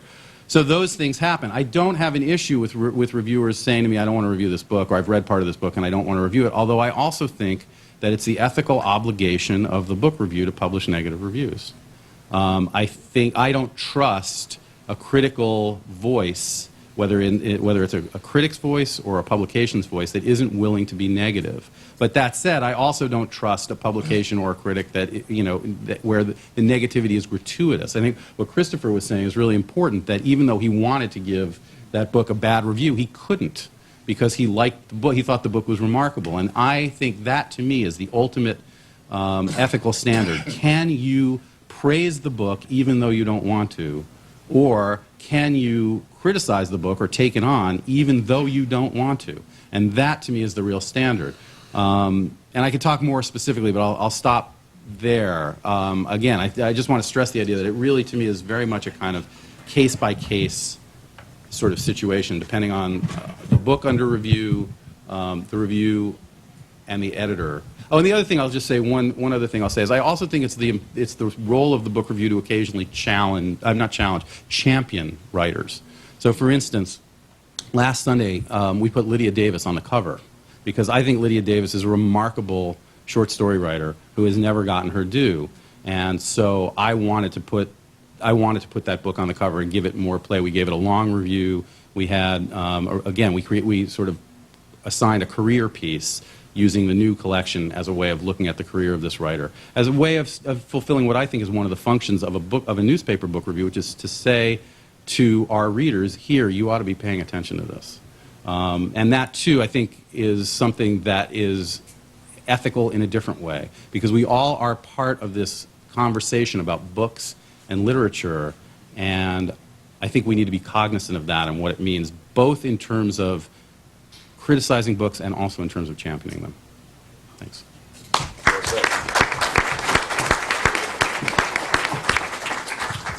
I am not the designated defender of this survey. I agree with a lot of what's been said, and I have a mixed view on a lot of these things, but I'm going to punch back a little bit from the standpoint of ethics mattering, because I heard some things that suggested that they do matter after you get past the original, pronouncement that it's okay to do this and that. Let's talk about Ian McEwan as an example, since he's come up several times. So today in the Times is a really nasty review of his new novel that says it's a lousy book by Kakutani. Now, I thought it was a terrible review, as I think a lot of her reviews are terrible reviews. In other words, every sentence she quoted from McEwan was a better sentence than any sentence she wrote herself in the review. So it's not well argued, it's not convincing, and so on, full of adjectives, But I don't think she was thinking, well, I'm not sure I should say this. He's a nice guy, I met him at lunch, and so on. And one of my concerns when I've assigned and as a reviewer and so on is, can you write an honest review? Can you be honestly negative? That's usually the challenging question if you don't like a book. So, I mean, Christopher, if you read Ian's book and you actually shared Kakutani's opinion, could you say it? Would you? A long review. We had, again, we sort of assigned a career piece using the new collection as a way of looking at the career of this writer, as a way of fulfilling what I think is one of the functions of a newspaper book review, which is to say to our readers, here, you ought to be paying attention to this.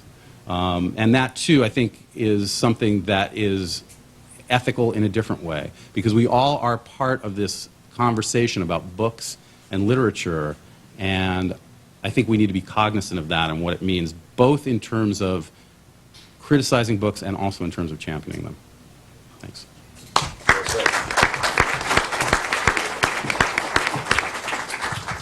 I am not the designated defender of this survey. I agree with a lot of what's been said, and I have a mixed view on a lot of these things, but I'm going to punch back a little bit from the standpoint of ethics mattering, because I heard some things that suggested that they do matter after you get past the original, pronouncement that it's okay to do this and that. Let's talk about Ian McEwan as an example, since he's come up several times. So today in the Times is a really nasty review of his new novel that says it's a lousy book by Kakutani.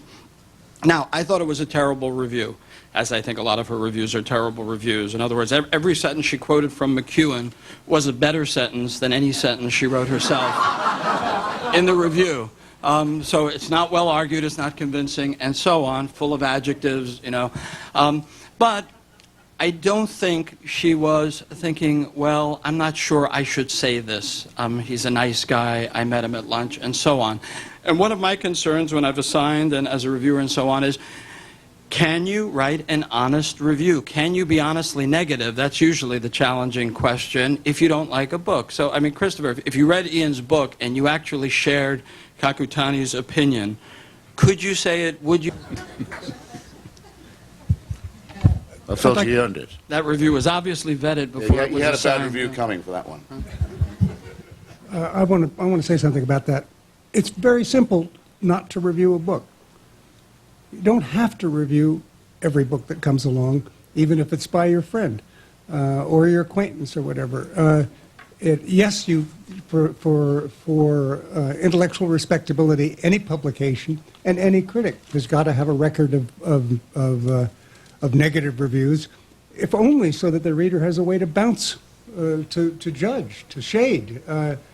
You've got to establish your reputation. The more you review, the easier this is for what you like and dislike, what your standards are, so that you don't have to start all over again with every review, every 800-word review, saying, this is what I care about, this is what I don't care about, so you know where I am. So a negative review can help you establish in the reader's mind where you stand in the culture. This is fine. But at a certain point, you cease to be, or you should cease to be, making your reputation on the basis of scorch and slash and burn reviewing. I no longer have the taste, unless it's a Norman Podhoretz, I no longer really want to tear somebody to shreds. And like Francine, a book will be sent to me, and I'll look at it, and I don't like this, and I don't see any reason to tell people tell a whole bunch of people that here's a book by somebody you never heard of, and it isn't any good. This seems to me to taste like aspirin. But when a particular thing with the friend comes along, you can't lie. You can't say it's a good book when it's not a good book. Reveries of the sort that fit right in with the reveries that I was indulging in. This often had nothing really to do with the book itself or what the author intended. It had to do with what I thought I needed and my self-pity and everything. And after looking at a couple of these things when they were published, I decided to give books a rest for a while because they were more important than to be used in such a way. And so I just stopped, and then I sobered up, and then I felt I could at least, you think against yourself as a reviewer. You say, okay, what are my preconceptions here that may interfere? And once you've done that, the next part of the process is to say, okay, if I really like this book or I think the argument is important, how can I get the reader to see this? And that becomes your active craft. That becomes the interesting thing that Francine demands of a review. Okay, you mount an argument. It's an act of seduction, but you want somehow to recreate in the reader the experiences that you had when you read the book. So friends, acquaintances, enemies don't have nearly as much to do with it, or ought to have nearly as much to do with it, as your honest encounter with that book at that time, to the best of your ability, to report to the reader what happened to you when you were lost in it. For years, I wrote reviews for the New York Observer, and my editor there was the wonderful Adam Begley, who knew that he could send me books that would really irritate me for extra literary reasons, and that I would go kind of nuts and just write these trashing, hilarious reviews. And, books about the life-saving wonders of plastic surgery and so forth that I would just, and nothing is more fun, I have to say, than... We'll find much to like in this book. That would really sting if someone said that about me.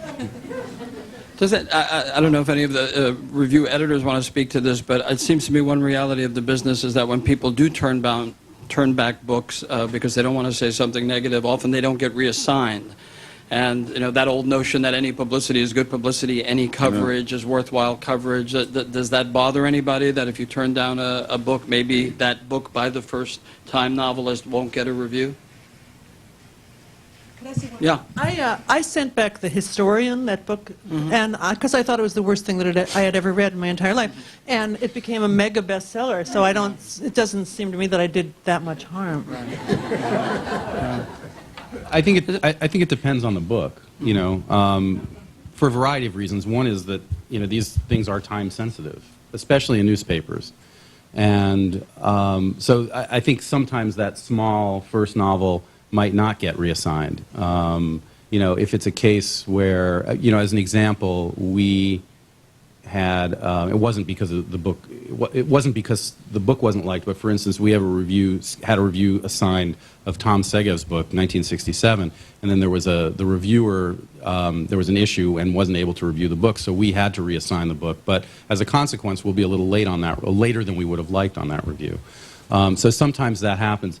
I think it's all, but I think, the other sort of unspoken part of this, and this panel isn't about this, so we'll stay off of the subject, is that for most book review sections, newspaper book review sections, space is always at a premium anyway, so it's always sort of a kind of triage situation where you're trying to cover what you can, and that there are always going to be many worthy books that aren't going to get covered that you'd very much like to cover, but there's just simply no way to do it. Because you do, and so I think sometimes that small first novel might not get reassigned.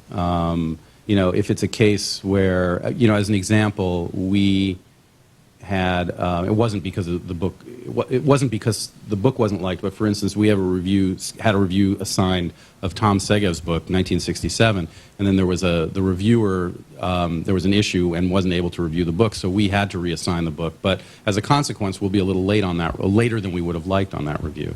So sometimes that happens.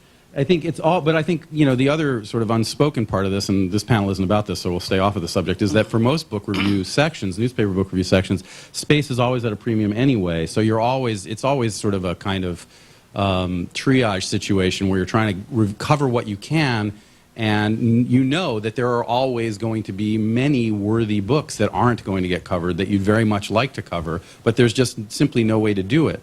Because you do. I want to say, Carlin, let's go back to this business of being kinder to authors than we are to politicians, to businessmen, or whatever. There's a difference in kind and a difference in quality between the people who have power and the people who don't. And some innocent person who's published even a bad book has no power to wound the culture, to wound you, to wound anybody else. But somebody who is in government, somebody who runs a big business, somebody who owns a newspaper, somebody like that, has a lot of power in the community, and you have to speak to them. You have to say that they're lying. You have to make sure they don't get away with anything, because these people run the world. The first novelist does not run the world. I think you are obliged at a certain point, if it's a Philip Roth or whatever, somewhere along the line you say, I didn't like this book, I didn't like that book or whatever, but that's a reputation. Gosh, is there anything to add? Well, first of all, sure, we publish some very, very tough reviews. And we do it when we think they're good. That is to say that the argument seems to stand up to scrutiny, and the writing is good. It doesn't mean we agree with them, but we publish them, and reviewers, of course, should not feel constrained in what they say or how they say it. Also, as far as books being turned back and going out to other reviewers, we reassign whenever we can. You know, something that I think some of us are obliquely getting at, maybe 2 points. One is there's very different ways in which one can review. I speak as much as a reviewer as a book review editor. Fiction versus nonfiction. Because nonfiction, you can repeat it. I remember when a book of mine came out, and it was well reviewed, but there were some dissenting voices, and I was shocked to hear myself complimented on those favorable reviews. And I thought, well, maybe readers know something we don't, which is not only that it's not essential to be parsing every phrase in a review, because the fact is most of us are sort of grub streeters still. That is to say, we're not writing Dr. Johnson or Coleridge's prose, though we'd like to. But also that readers know a review is one person's opinion. And the bylines we talk about and that we covet at my section, I'm sure David does too, we got X to review Y. Most readers don't even notice. Unless it's a huge name, they really don't notice. They notice that the Times Book Review reviewed something. And in fact, publishers know this too, because one will often see ads that quote from the New York Times Book Review. It'll be a line of praise. It will say New York Times Book Review. And it won't say the reviewer was someone who seems hugely consequential to us. It's because most readers don't look at it that way. And I say more power to them. You know, here we live in what Roth calls the egosphere. And each one of us carries his own with him or her. I think readers, in their way, know better. And so that's good. I think it also keeps us from taking ourselves too seriously. So thanks. Thank you. Yeah. A couple of our panelists have to go. It's a little bit past 12:30. Some of them can stay. I'm sure some of you can stay. Let's take a little break for just a minute. Anybody who needs to go, please go. And then the rest of us can keep talking. And I want to open up to questions, conversation from the audience.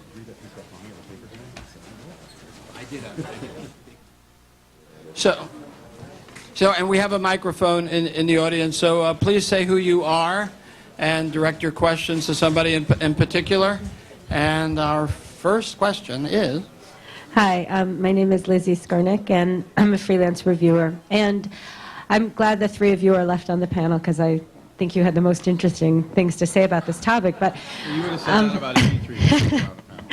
Well, I was interested on the question of reviewing one's friends and enemies because it seems like the reader actually has a very different perspective than what the three of you as reviewers would say. And that I think your average reader, the worry when a friend or enemy is reviewed, obviously, is the question of influence. But it seems like what you're saying and what we saw in Christopher Hitchens' story is that it's not a question of not seeing the book clearly. It's a question of whether or not you might want to publish the review. It seemed like what Christopher was saying was not that he couldn't see the book of his enemy clearly, but that he was galled by the fact that he liked the book. Is that the case? Do you really think there's no question of actual influence? And if there is a question of influence, is that a bad thing? Can I answer that? Well, first of all, I just have to say that I don't really understand what clearly means in this situation. I mean, because there's so many, to make it a question of whether you know the reviewer, whether you know the author, there's so many other factors. I mean, for example, the two most positive reviews that I've written recently for the Times Book Review.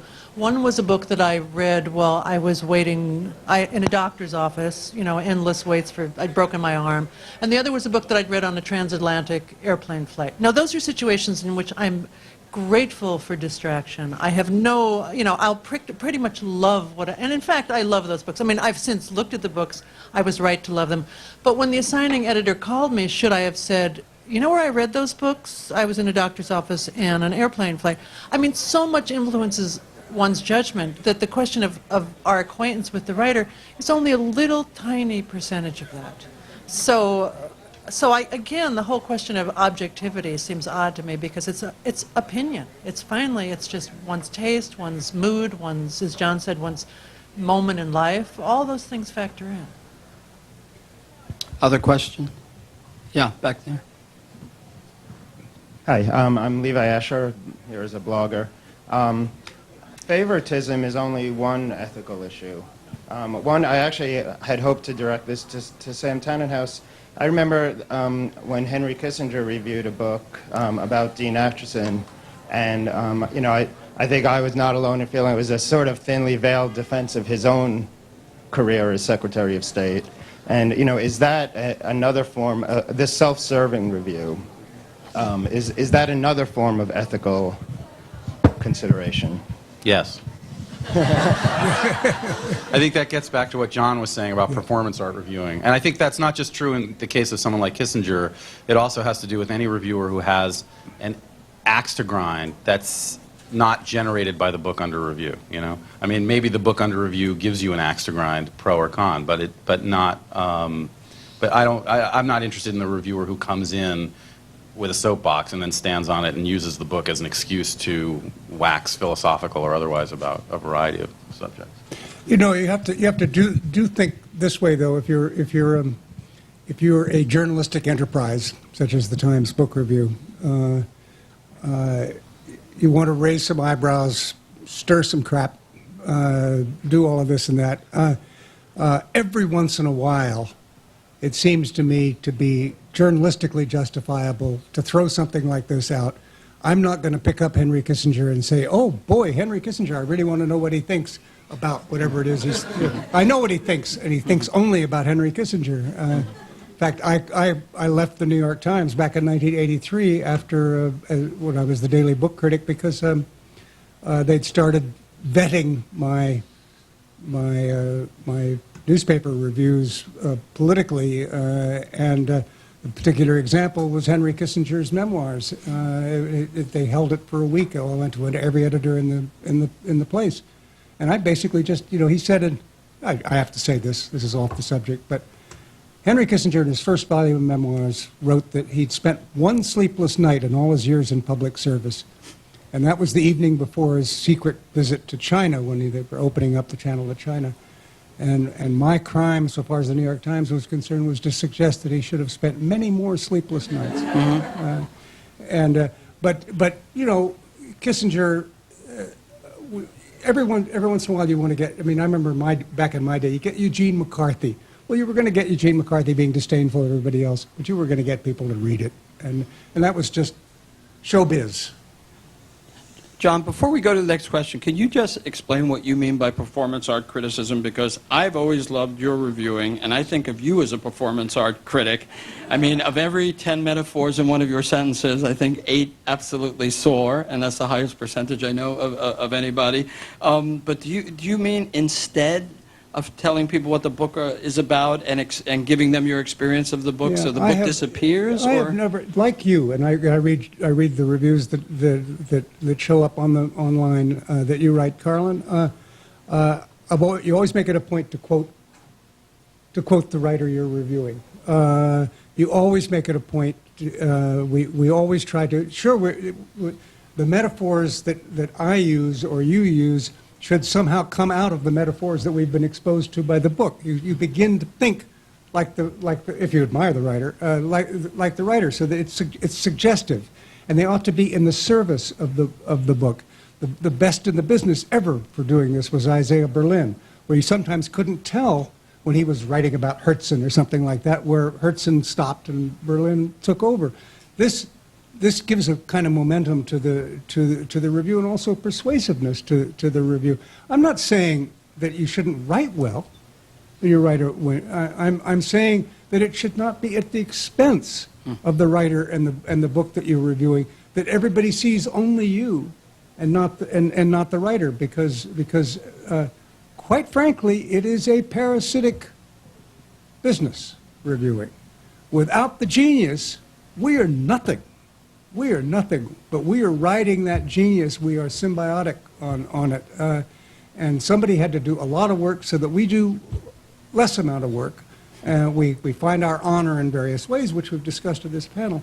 But let's not misunderstand where the importance is. The importance and the responsibility to the reader and to the writer is to make sure that we keep who's first. Thanks. Yeah, we have a question in the back. Yeah, I first of all want to know about negative reviews. To me, as a reader, they're more enjoyable to read. My sense is that they may sell more papers for you. But on the flip side, what about the publishing advertisers? What kind of pressure might you get for the reviews not to be quite so negative? So if you could talk to both those sides. Well, since publishers don't advertise in regional book review sections, I feel absolutely no pressure whatsoever. I wouldn't if they, I believe in the church-state wall. I want it as high as possible. I don't talk to the advertising side. I'm sure they're perfectly nice. But I wouldn't know, and I don't want to know. So it's an irrelevant question. I think if you're thinking about advertising when you're assigning or editing reviews, then you should get another job. Did you want to speak to that? Anybody? No? Or else we'll go to the next question. John in the back, and then maybe up here in the front. I had a question. What happens when a hit piece is written and you're not sure that it's a hit piece and it runs and the damage is done? This is a question basically, I guess, for John and for Carlin. David and Carlin and John. When something has happened and you're not sure that it has an unethical dimension to it until it's run, and someone informs you, there's a background to this. What do? Do you go and assign a new review, or what's sort of the damage control?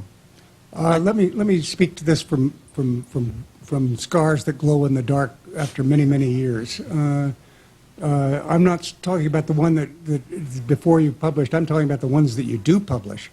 That it turns out that you should have known better. You have no choice but to fess up, and in public, and as quickly and as prominently as possible, because you've done real damage to your credibility. In a particularly grievous instance in my tenure at the Times Book Review in the early 70s, I got a telephone call from the lawyer, the hotshot lawyer many of you may remember if you're as old as I am, Melvin Belli. And Melvin Belli wanted to review a book that somebody, I can't remember the name of the author now, Charles something, had written on judges in America. And it was an attack on judges. And Melvin Belli suggested plausibly to me that he had a lot of opinions on judges, and that this book was a wonderful jumping off point for telling stories about judges, et cetera, et cetera. So I commissioned that in came a review, which was quite entertaining and favorable to the book under review, and I published it. And I then got a call from a reporter, I believe at the Philadelphia Inquirer, saying that he had heard that that all of this was a joke, that Belli was a friend of the author of this book, and that the author of the book had posed as Belli with Belli's permission and had conned me into getting his own book assigned to him, and he'd written the review himself, and I had published it. Dimension to it until it's run, and someone informs you, there's a background to this. What do? Do you go and assign a new review, or what's sort of the damage control? Let me speak to this from scars that glow in the dark after many years. I'm not talking about the one that before you published. I'm talking about the ones that you do publish. That it turns out that you should have known better. You have no choice but to fess up and in public and as quickly and as prominently as possible, because you've done real damage to your credibility. In a particularly grievous instance in my tenure at the Times Book Review in the early 70s, I got a telephone call from the lawyer, the hotshot lawyer many of you may remember if you're as old as I am, Melvin Belli.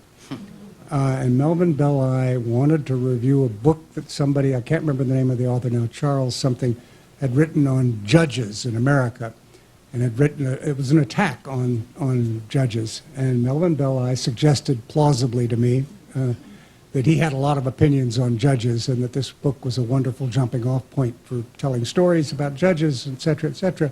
So I commissioned that, and in came a review, which was quite entertaining. And favorable to the book under review, and I published it. And I then got a call from a reporter, I believe at the Philadelphia Inquirer, saying that he had heard that that all of this was a joke, that Belli was a friend of the author of this book, and that the author of the book had posed as Belli with Belli's permission and had conned me into getting his own book assigned to him, and he'd written the review himself, and I had published it. You don't run it, but again, your recourse. This is. I repeat again what I said at the very beginning. This is not life and death. It's not. It's. You don't cut off people's hands because they behave badly in this. You just say, I'll never use that person as a reviewer again. I'll never trust that person. In my tenure at the Times Book Review, you could never trust a poet. Now it's coming out. All poets had ulterior agendas. All poets had mixed motives. Poets would wait for decades to get somebody who'd stolen their girlfriend. Poets, the person who was the chairman of the department at the university was going to get it. Christopher holding a grudge. All poets behave badly. And I had to get out of town. I had to hire Helen Vendler up in Boston to basically vet every single book of poetry that came in, because I would trust her and I wouldn't trust anybody else. To at least tell me where the bodies were buried. You never know where all the bodies are buried, but when you find out one is buried, you've got to make it clear. You've got to fess up. You've got to apologize to everybody as quickly as possible. See, John, now you're getting into the spirit of the survey. It's like, I tell a quick case of mine a long time ago where I assigned a review of a biography of Michener to somebody who had worked for him on one of his teams of researchers, and I thought I had vetted the guy and, that the relationship was fine and he knew about Michener and all that. And then it was a Friday and our book section was ready to run, and I learned that he had sued Michener and actually, won money from Michener, and he hadn't told me this and all of that. So luckily, in those days, we didn't have much advance time, and I was able to put The Beans of Egypt, Maine, as I remember, by Carolyn Shute, which would not have been a cover review, on the cover. So, that was savable. But the other thing that always sticks out in that situation, you have no choice but to just come clean instantly. And I think in the case, if someone trashes a book out of nefarious purposes, probably to reassign the book. Yeah, you've been very patient in the first row there. Sorry about that riff. My name is Alicia Annabelle. I'm the host, writer, and co-editor of a podcast show called Latina Source. I edit a book, I review a book twice a month, and I'm looking for more advice on how to filter out. I had a conversation with a professor about a specific author who's amazing Latina author, but I hated her book, and she's actually here today, and I'm probably going to end up meeting her, and I'm reviewing her book on the next show. How do you filter out, filter out a lot of the voices in your head, and stay objective, and true to the book?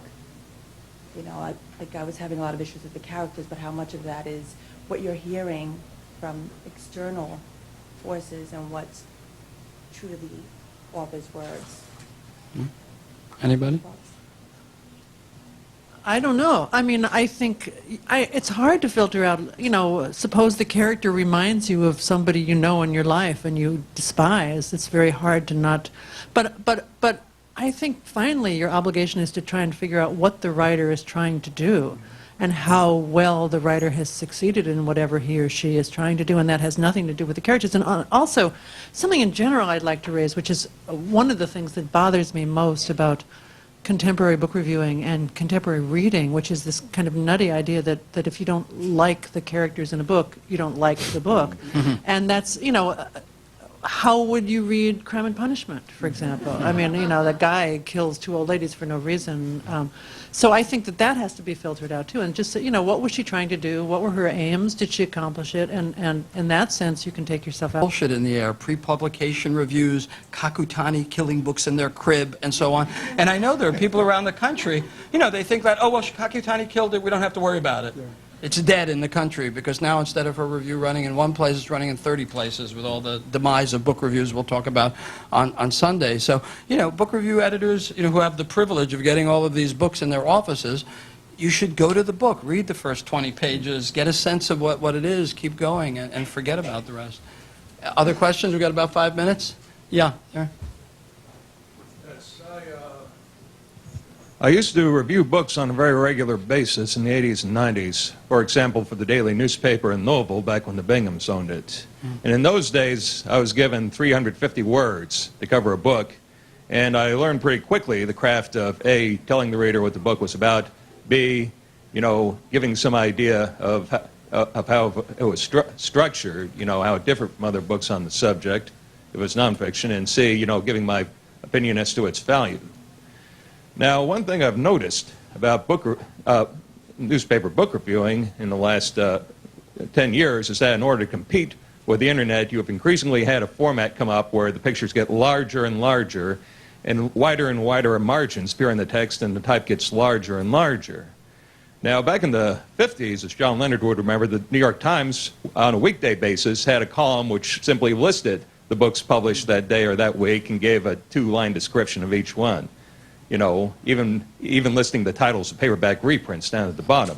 And then on Sunday, you would go and, spend a page and a half or 2 pages, or a page or half a page, covering these books. And, if you had a picture there, if it was not a photo of the author, it would be, a picture that did not necessarily dominate at the expense of the text. Can you bring it to a question just because we only have a couple of minutes? On the subject, if it was nonfiction, and C, giving my opinion as to its value. Now, one thing I've noticed about newspaper book reviewing in the last 10 years is that in order to compete with the internet, you have increasingly had a format come up where the pictures get larger and larger and wider margins appear in the text, and the type gets larger and larger. Now, back in the 50s, as John Leonard would remember, the New York Times, on a weekday basis, had a column which simply listed the books published that day or that week and gave a 2-line description of each one. Even listing the titles of paperback reprints down at the bottom. And then on Sunday, you would go and, spend a page and a half or 2 pages, or a page or half a page, covering these books. And, if you had a picture there, if it was not a photo of the author, it would be, a picture that did not necessarily dominate at the expense of the text. Can you bring it to a question just because we only have a couple of minutes? It's not through better writing or better choices or better bylines or whatever. They do it. They try to do it through graphics and through teasing, through telling you what the piece says before you read it. All of this stuff. However, even at the Times Book Review, which unlike the LA Times gets a significant amount of book advertising, it's gone way down.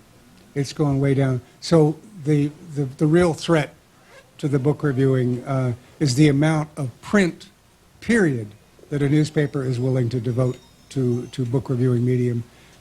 In my day at the Times Book Review, we would run 70-page issues almost every week, and you know, and it was just, and it was the same. The New Yorker at that time in the 60s and 70s, you know, we think of that as the glory days of John McPhee giving you everything you never wanted to know about oranges in three separate excerpts. There's all the time. If it's just as simply this review sucked and they didn't understand how great my book was, okay, I understand that. I've been there. If it's something where they say this review was wrong or unethical or there's a conflict of interest here that you missed, then, you know, that bears investigation beyond simply publishing the letter and having some kind of response to it. You know, we would then sort of talk to the author or the person who'd sent the letter and find out what it is exactly that they're talking about, and then we'd look into it and see whether there was merit to it, and if there's merit to it, we'd have to do something about it. But that's a long roundabout way of answering your question. Something important here. It's almost always a mistake for the author to write that letter. And it never looks good. And if the magazine in question actually allows the reviewer to respond, it's going to look worse. I remember vividly once Alfred Kazin taking... For more on the sponsor of this event, visit bookexpoamerica.com.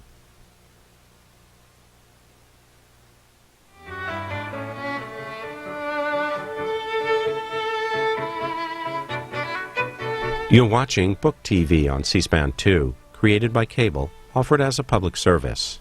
Coming up, satirist Stephen Colbert moderates an authors panel with filmmakers Ken Burns and Khaled Hosseini.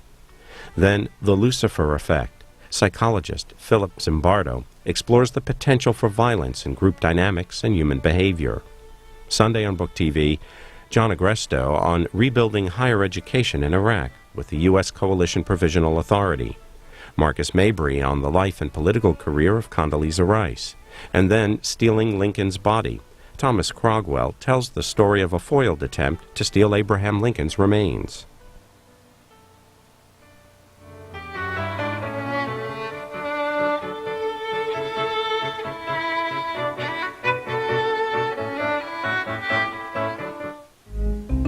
Sunday on Afterwards, journalist and author Ted Gupp examines what he sees as the misguided desire for secrecy in our current political culture in his book, Nation of Secrets, The Threat to Democracy and the American Way of Life. He's interviewed by Newsweek correspondent Michael Isikoff. Ted Gupp and Michael Isikoff on Afterwards, Sunday at 6 and 9 p.m. Eastern on C-SPAN 2. Afterwards is also available each week as a C-SPAN podcast. From 2007 Book Expo America, a panel of authors talking about their upcoming books. It features satirist Stephen Colbert of the Colbert Report. He moderates along with a panel including documentary filmmaker Ken Burns and best-selling authors Khaled Hosseini and Lisa C. This is an hour 25 minutes.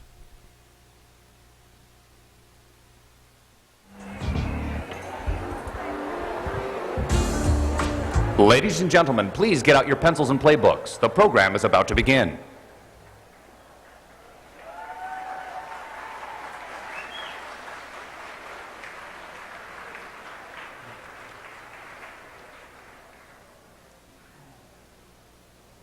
Are we all seated?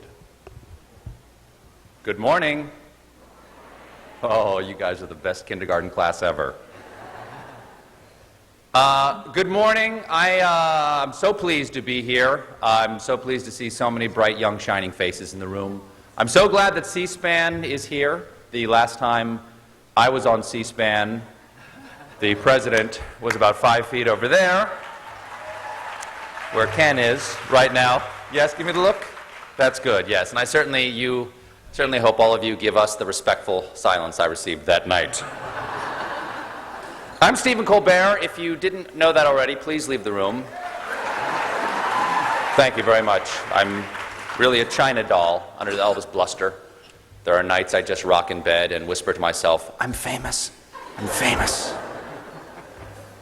I have a book coming out, a lot more on that later, I hope. And a lot of people have asked me this morning, what is the difference between doing late night television and doing a book? And there is actually one very interesting difference. In late night television, we don't do anything at 8 a.m. on a Saturday. Are you crazy? My eyeballs are hemorrhaging. But this is Book Expo America. You got to come. There is no avoiding it. If you got a book, you people are the pushers of knowledge. It's like junk. But I got no problem with that. I'm a free market capitalist, and for now, selling books is still legal.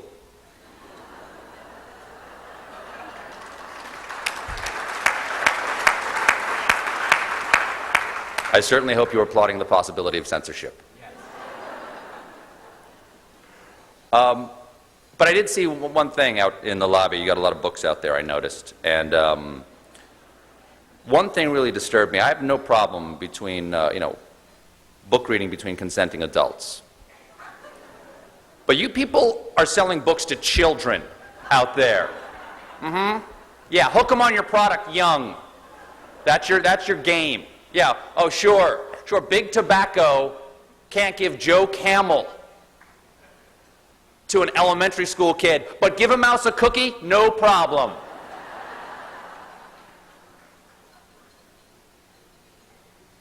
Now, while those of us who write books know that we need you, the booksellers, I just think I speak for all of us on this panel right now when I say you are all very good-looking and intelligent people.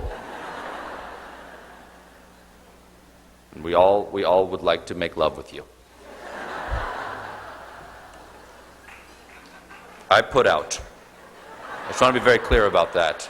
If it's going to help sell books, I'll wear something loose to the next one of these.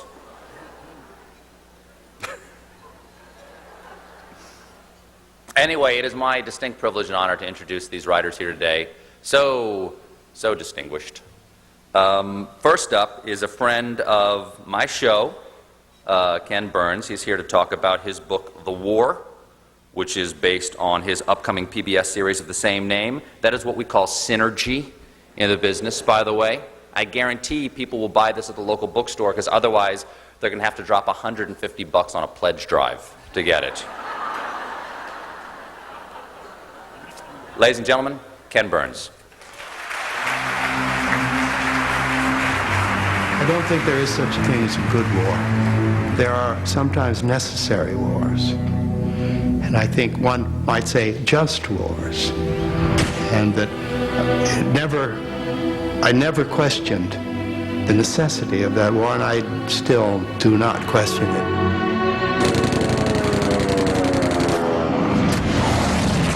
On one of my very early missions that I first knew I had killed men. And I remember the impact it had on me. And I could see my bullets just tearing into them. And I was doing it knowing I had to do it, that it was my job.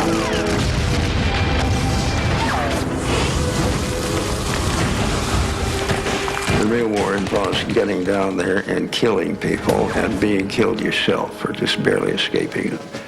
And it gives you attitudes about life and death that are unobtainable anywhere else.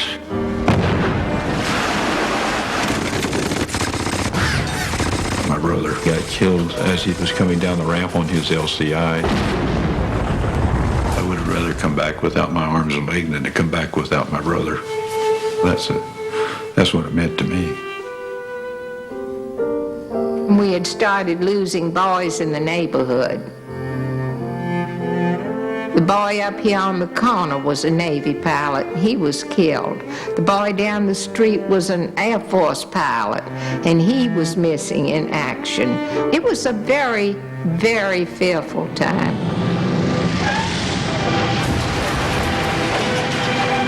It's never pleasant to do the work of a medic. And it's a terrible decision you have to make. to pass somebody by who is in need of comfort but is not going to live.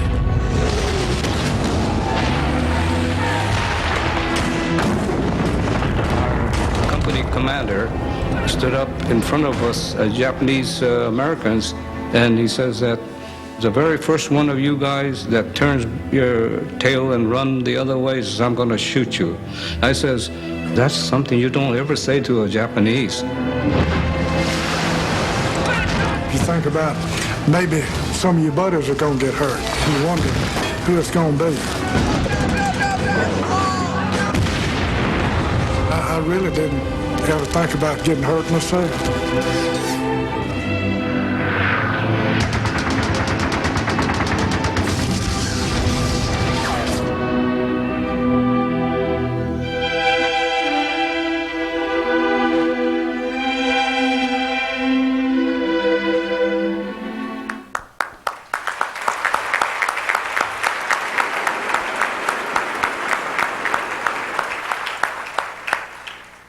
Good morning. I cannot begin to tell you how wonderful it is, despite this early hour, to be introduced by your hero. All of it, though, is slightly tempered by the fact that I live in a little village in New Hampshire with fewer people that are in this room. And I've had on my refrigerator there for the last 30 years an old and now faded New Yorker cartoon that shows two men standing in hell, the flames licking up around them, and one guy says to the other, apparently my over 200 screen credits didn't mean a damn thing.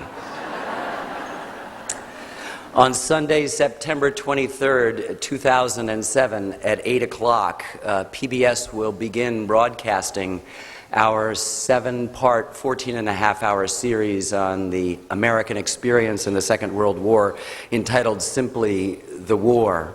It comes precisely 17 years to the moment from when PBS first broadcast our series, The Civil War, in 1990, which is a bit daunting to think that I have spent 17 years and the only thing I've been able to do is to remove the word civil from my work. That series began with a quote from Oliver Wendell Holmes, Jr. He said, "We have shared the incommunicable experience of war.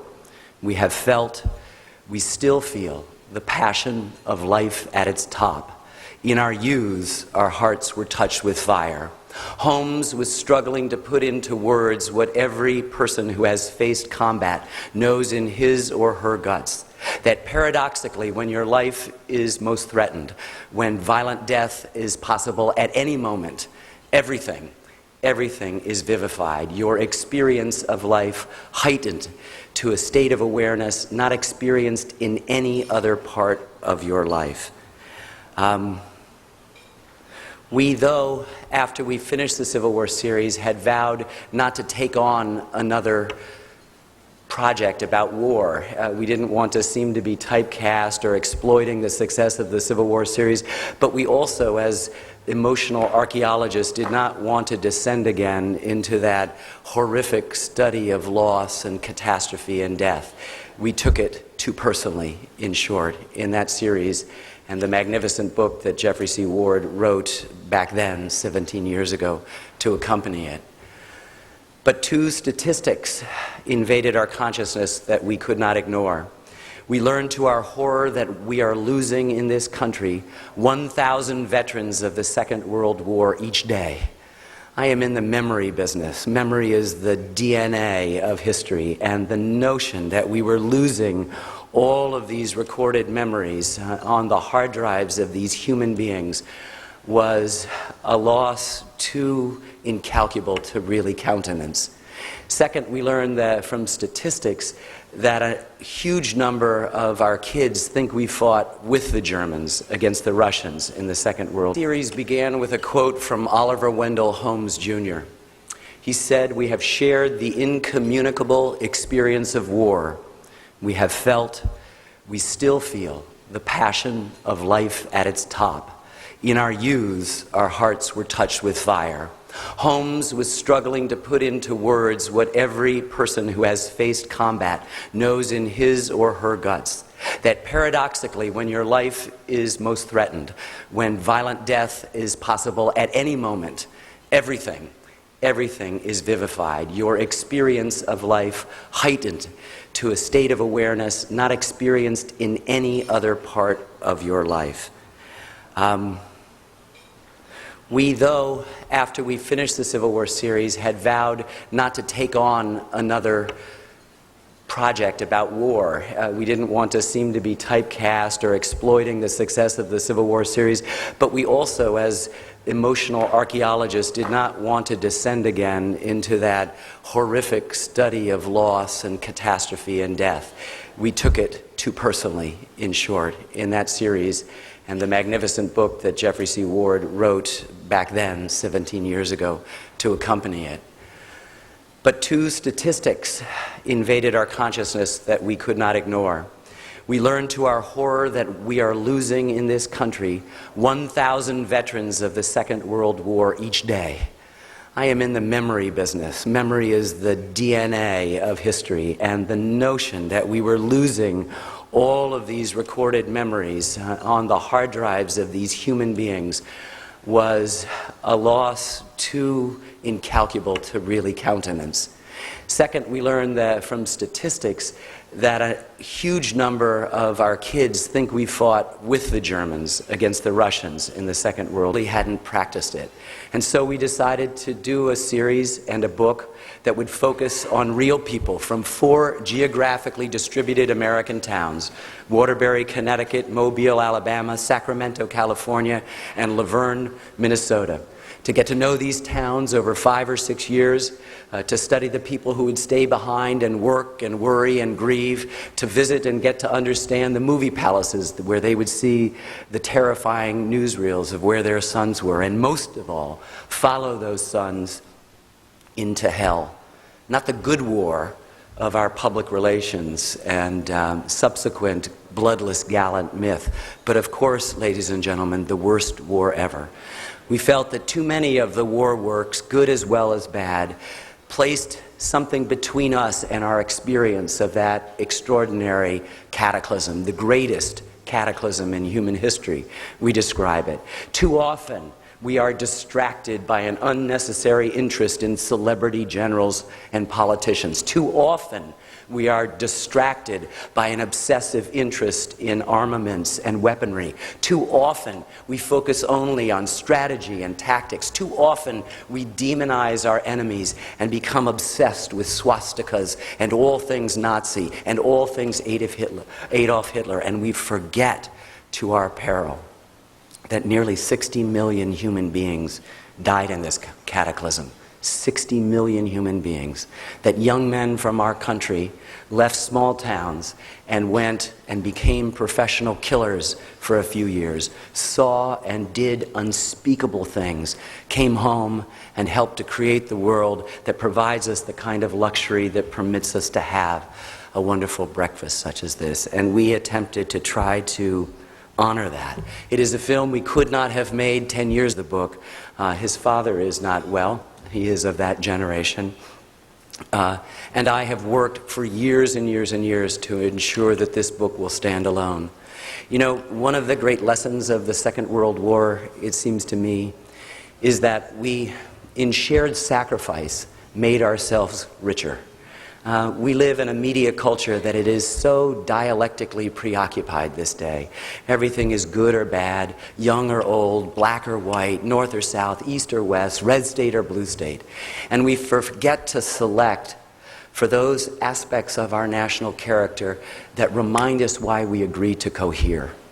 We are so impoverished now, despite the great riches that we have, because we lack the ability to connect as we did back then, when in shared sacrifice, paradoxically, we made ourselves richer. So in a way, you know, Arthur Schlesinger, the great historian who died a few weeks ago, said that there's too much pluribus and not enough unum. He was right. all of the work that we've tried to do is to celebrate that unum, and I can't begin to tell you in any film or book that we have approached anything that has come closer to touching that central thing about why we Americans, unlike any other people on earth, agree to cohere, why we are still stitched together by words, the currency of why we are here in this building, and most important, their dangerous progeny, ideas. I look so forward to sharing with you this book and this film in September. We're very happy to report that those supporting the film have committed more than $10 million to advertising the existence of the public television broadcast. $10 million of advertising to let people know not only about the series, but about this magnificent book. We got to know the reportings of Eric Severide. He had parachuted into the Burmese jungle during the Second World War, reporting for CBS Reports. He had marched across France. He had been almost everywhere. But at the end of the war, he had confessed to his readers that everything he had sent back had been a failure, that he hadn't been able to get to the essence of war, that in fact the journalist, the observer who covered it, didn't have any chance to really report because he was there by choice, as opposed to the soldier and the incredible internal life that they lived, who were there not by choice. And then he said this remarkable thing. He said, war happens inside a man, and that is why, in a certain sense, you and your sons from that war will be forever strangers. If, by the miracle of art and genius, in later years, 2 or 3 among them can open their hearts and the right words come out, then perhaps we shall know a little of what it was like, and we shall know then that all the present speakers and writers hardly touched the story. We'd heard the echo in the Civil War when Walt Whitman said, "Future years will never know the seething hell, the black infernal background, the countless minor interiors of the Secession War, and it is best they should not. The real war," Whitman warned, "will never get in the books." I don't know how close we've come to getting in the book or by what art or genius might have been present, but for us as filmmakers and writers, being privileged to bear witness to the testimony of the 40-odd people you will meet in this film, people we hope that you will get to know like family members, people you could have had Thanksgiving with, that they will remove the mantle. 2 or 3 among them can open their hearts and the right words come out, then perhaps we shall know a little of what it was like, and we shall know then that all the present speakers and writers hardly touched the story. We'd heard the echo in the Civil War when Walt Whitman said, "Future years will never know the seething hell, the black infernal background, the countless minor interiors of the Secession War, and it is best they should not. The real war," Whitman warned, "will never get in the books." I don't know how close we've come to getting in the book or by what art or genius might have been present, but for us as filmmakers and writers, being privileged to bear witness to the testimony of the 40-odd people you will meet in this film, people we hope that you will get to know like family members, people you could have had Thanksgiving with, that they will remove the mantle. It was the novelization of a kung fu movie. Her new book is Peony in Love, which follows 3 women in 17th century China who become obsessed with a famous opera, which is thought to cause love sickness, even death. And I am glad somebody out there has finally had the courage to write about the life-threatening dangers of opera. Doesn't get talked about enough in our culture. Please welcome Lisa C.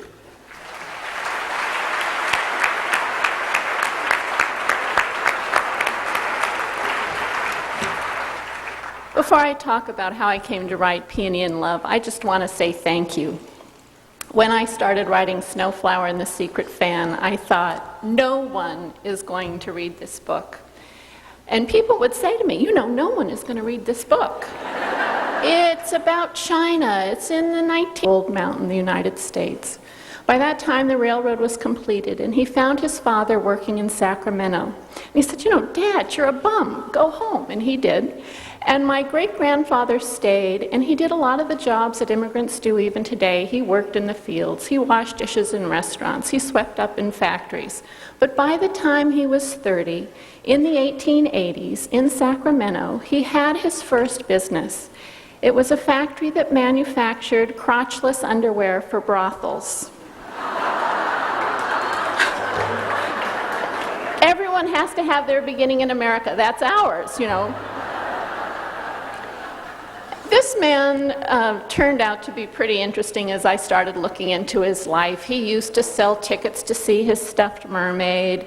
He was the first Chinese in America to own an automobile. He lived to be 100 years old. He had 4 wives, many of them simultaneously illegal. Hangzhou were from very wealthy families, highly educated.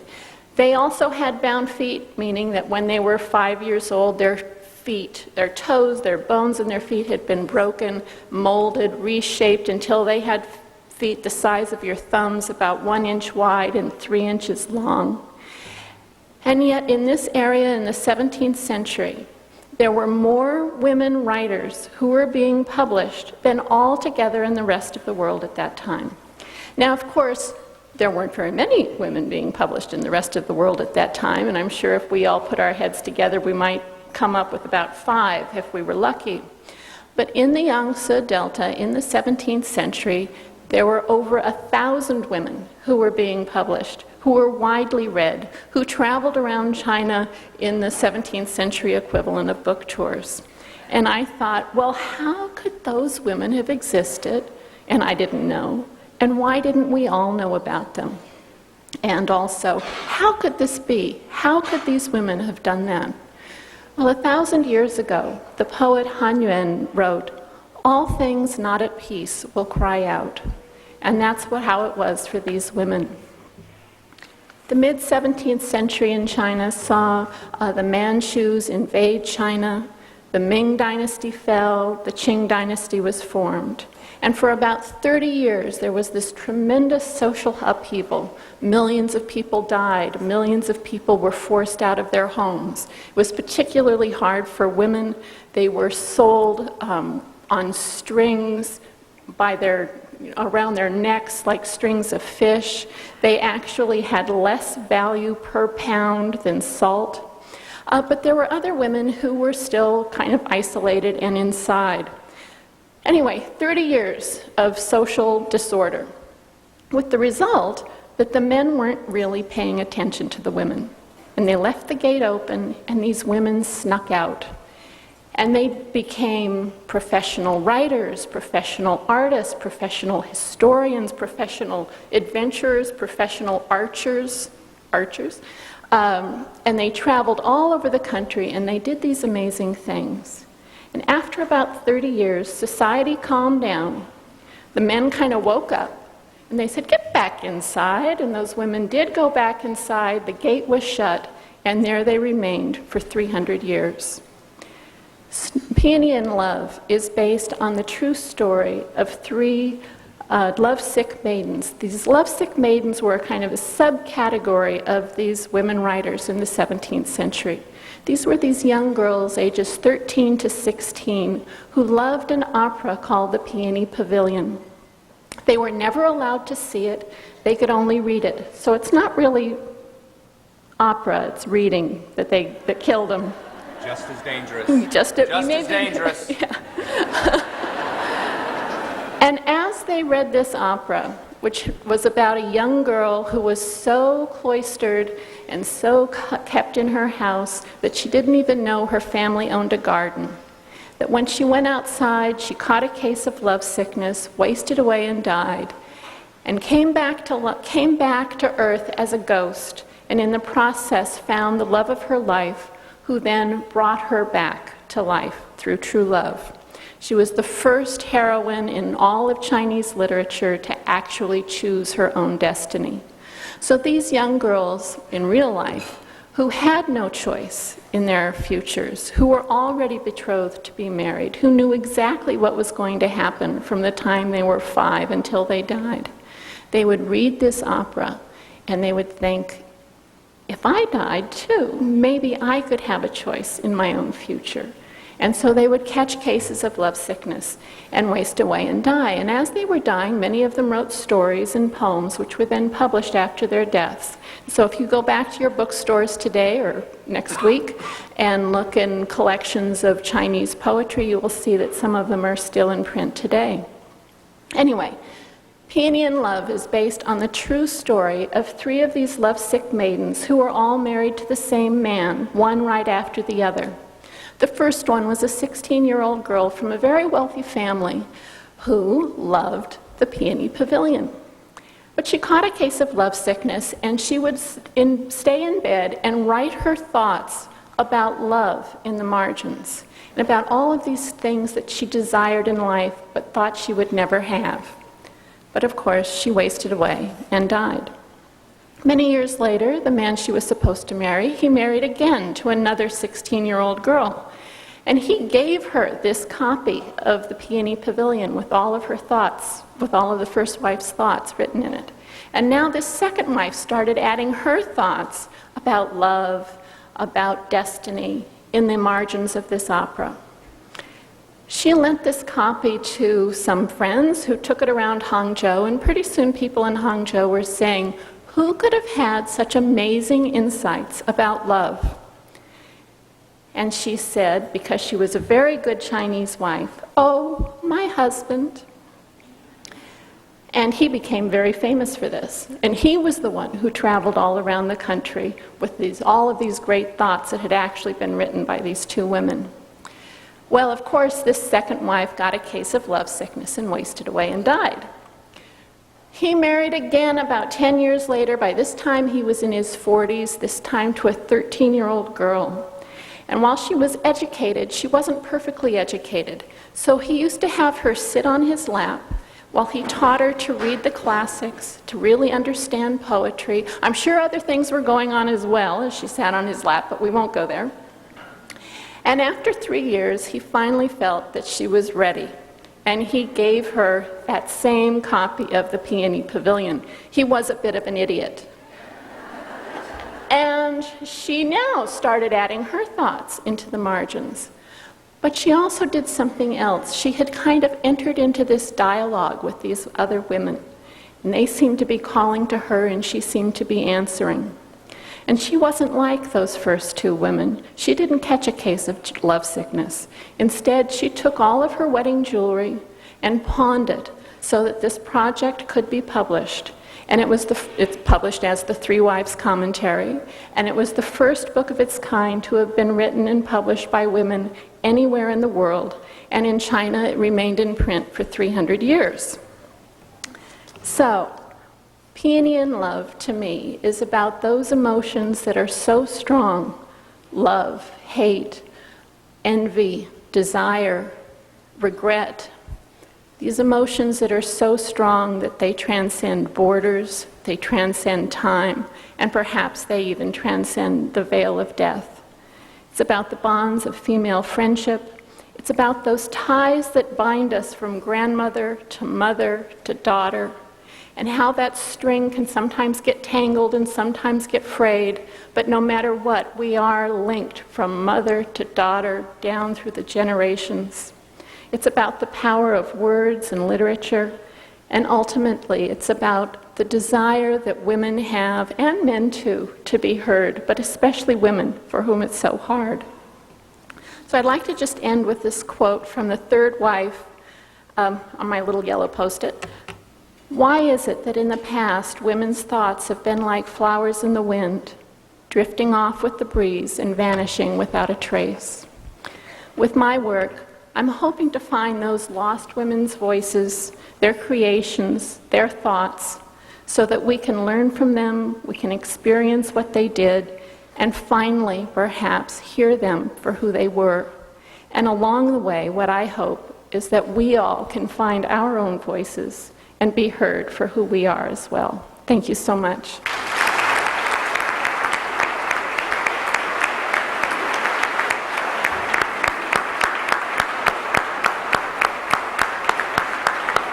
Thank you, Lisa. Your knowledge of 17th century China approaches even my own. I do have one announcement. If you contract a fatal case of love sickness, the Centers for Disease Control has asked that you not get on a transatlantic flight to Greece. It's very irresponsible.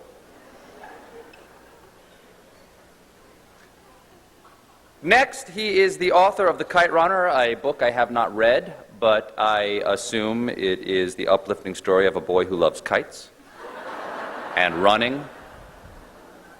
I'm freeballing that one. I love yo-yos, so I can relate.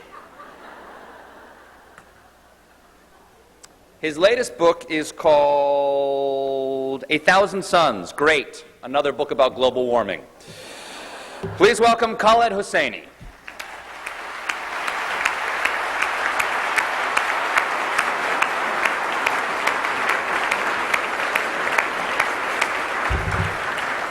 Thank you very much. Thank you. It's a thrill being here. This is my first BEA. Never been to this organized chaos that is the BEA. And I want to address you booksellers who in many ways are responsible for the success of my book, because you loved it from the beginning and you shoved it in the hands of readers and urged them to read it, so I thank you for that. I owe you a great debt. But before I address you, I want to address our MC, who I'm a huge fan of, and I got to meet him backstage. Don't clap yet. Oh, no. But I have been dying for this chance, Mr. Colbert, to unleash the ire of the people upon you, and to disclose to these fine folks, and indeed to America at large, that you trashed the Kite Runner. That's right, Mr. Ducey Fan 55, you can't hide from us. You went on Amazon and gave the Kite Runner an F-. Let me explain something to you, Mr. Colbert. It is un-American to diss the Kite Runner.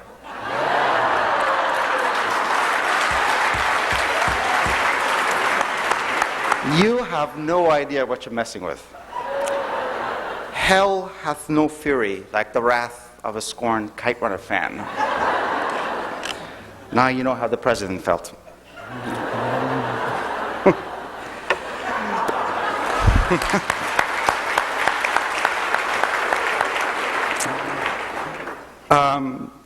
In all seriousness, when I am on the road, and I've been on the road for a few days, I often get asked if I always wanted to be a writer, that I know I wanted to be a writer when I was growing up.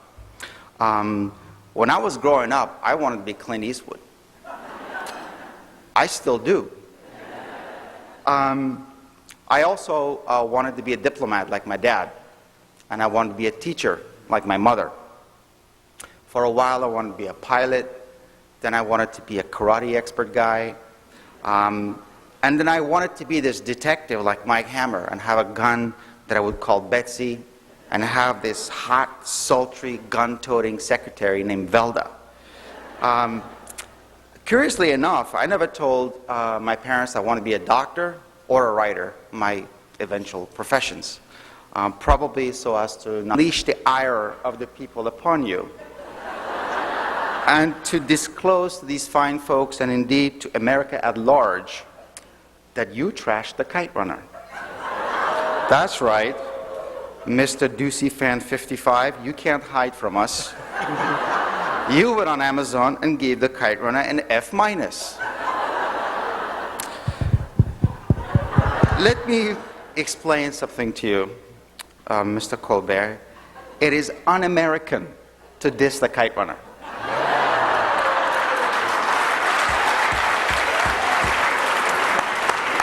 You have no idea what you're messing with. Hell hath no fury like the wrath of a scorned Kite Runner fan. Now you know how the president felt.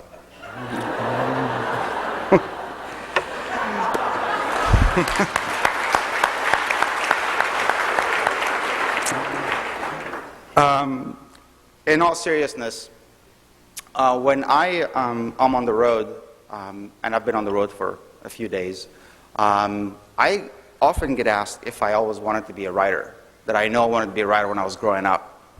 When I was growing up, I wanted to be Clint Eastwood. I still do. I also wanted to be a diplomat like my dad, and I wanted to be a teacher like my mother. For a while, I wanted to be a pilot. Then I wanted to be a karate expert guy. And then I wanted to be this detective like Mike Hammer and have a gun that I would call Betsy and have this hot, sultry, gun-toting secretary named Velda. Curiously enough, I never told my parents I want to be a doctor or a writer, my eventual professions. Probably so as to not in friendship and even class struggle. And that they made up with a big, winning, expansive heart what they lacked in subtlety and style. Words that some people have used, maybe with some justification, to describe the kite runner. And though the language in which I've written has changed, I began writing in Farsi, and then I wrote in French, and now I mostly write in English, one thing has remained constant, is that I've always written for an audience of one. For me, writing has always been a selfish, self-serving act of telling myself a story. Something grabs my interest and compels me, and I have to sit down and see it through. This is how The Kite Runner was written. I mean, I had in mind these two boys, one who was conflicted and on very unsure moral ground, the other pure and loyal and rooted in integrity. And I knew that their friendship was doomed, and that there would be a falling out, and that their falling out would impact the lives of those around them in a profound way. And the how and the why of that would happen was the compulsion that led me to sit down and begin writing that novel back in March of 2001. I never intended to get that novel published, even when I was as far as 2/3 of the way through the writing of it. And like Lisa, it never crossed my mind that anybody would actually read that novel, although I thought my wife probably would because she loves me. So you can imagine my astonishment at the reception that that novel has received worldwide since its publications. I cannot tell you how surreal it was to learn that its fans included Howard Stern and First Lady Laura Bush, if not, sadly, Stephen Colbert. Fault of its own would bear the burden of comparison to The Kite Runner while the ink was still wet on his pages. The reading of every fan letter I received was punctuated by a loud and anxious gulp. And I felt pity for this as yet unwritten novel, and I feared for the sanity of my family, who would have to bear with me as I set about writing this book. And I had further complicated matters by deciding on a narrative that demanded not one but two central characters, both of them women. And this was a decision that I'd made back when I was putting the final edits on The Kite Runner, which was a father-son story set exclusively in the world of men.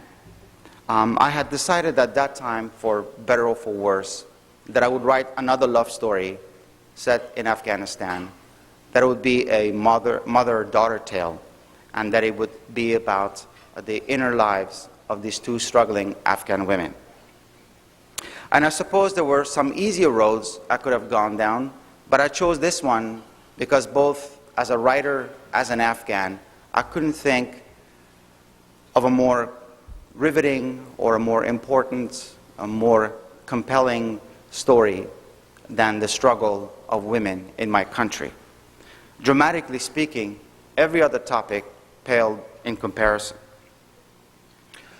Unfortunately, the image of the burqa-wearing woman walking past the stern, glaring look of a Taliban official has become familiar around the world, perhaps even iconic. I was in Kabul in 2003, and I remember I met this guy who worked as a bodyguard for a government official.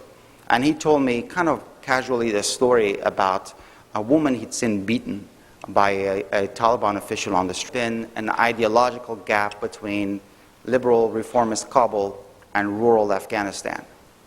And the sad truth is that Taliban-style oppression of women in certain regions of Afghanistan existed long before the Taliban were even a twinkle in the loving eye of the Pakistani secret intelligence.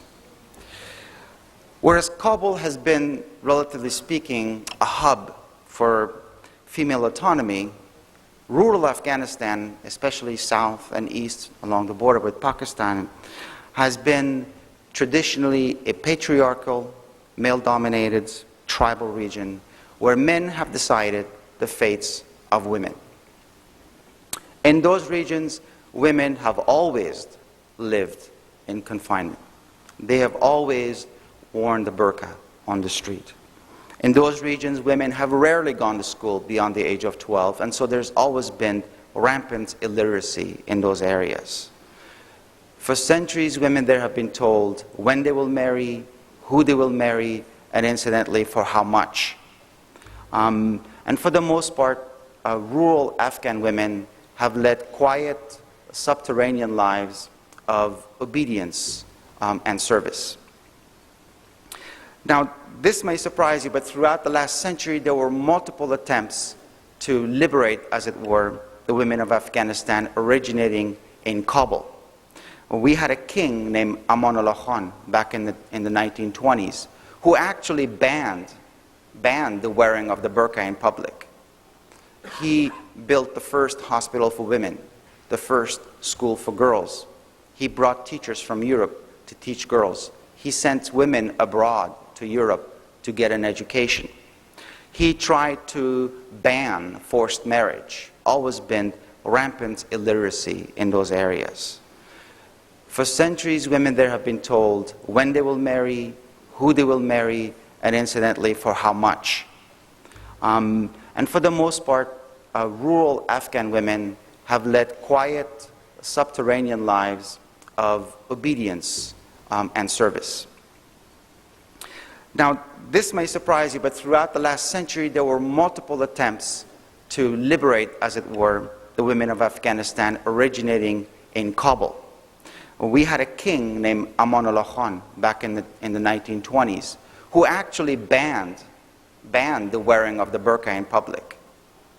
He built the first hospital for women, the first school for girls. He brought teachers from Europe to teach girls. He sent women abroad to Europe to get an education. He tried to ban forced marriage. Today, in post-Taliban, post-9/11 Afghanistan, there is talk again of liberating women, as there should be. The gender apartheid that has been forced on Afghan women has been one of the great unresolved injustices of modern world. And in addition, Afghanistan needs its women. The whole project of rebuilding Afghanistan is doomed if the fundamental human rights of its women are not respected and if its women are not allowed to participate. The following is a quote by Queen Suraya, wife of King Amanullah Khan, who said, "Do not think, however, that our nation needs only men to serve it. Women should also take their part, as women did in the early years of Islam. The valuable services rendered by women have been matched by very few groups in the recent world history." I thank my friends on the panel. I thank all of you for listening to me and for your support and encouragement of my writing. Thank you very much.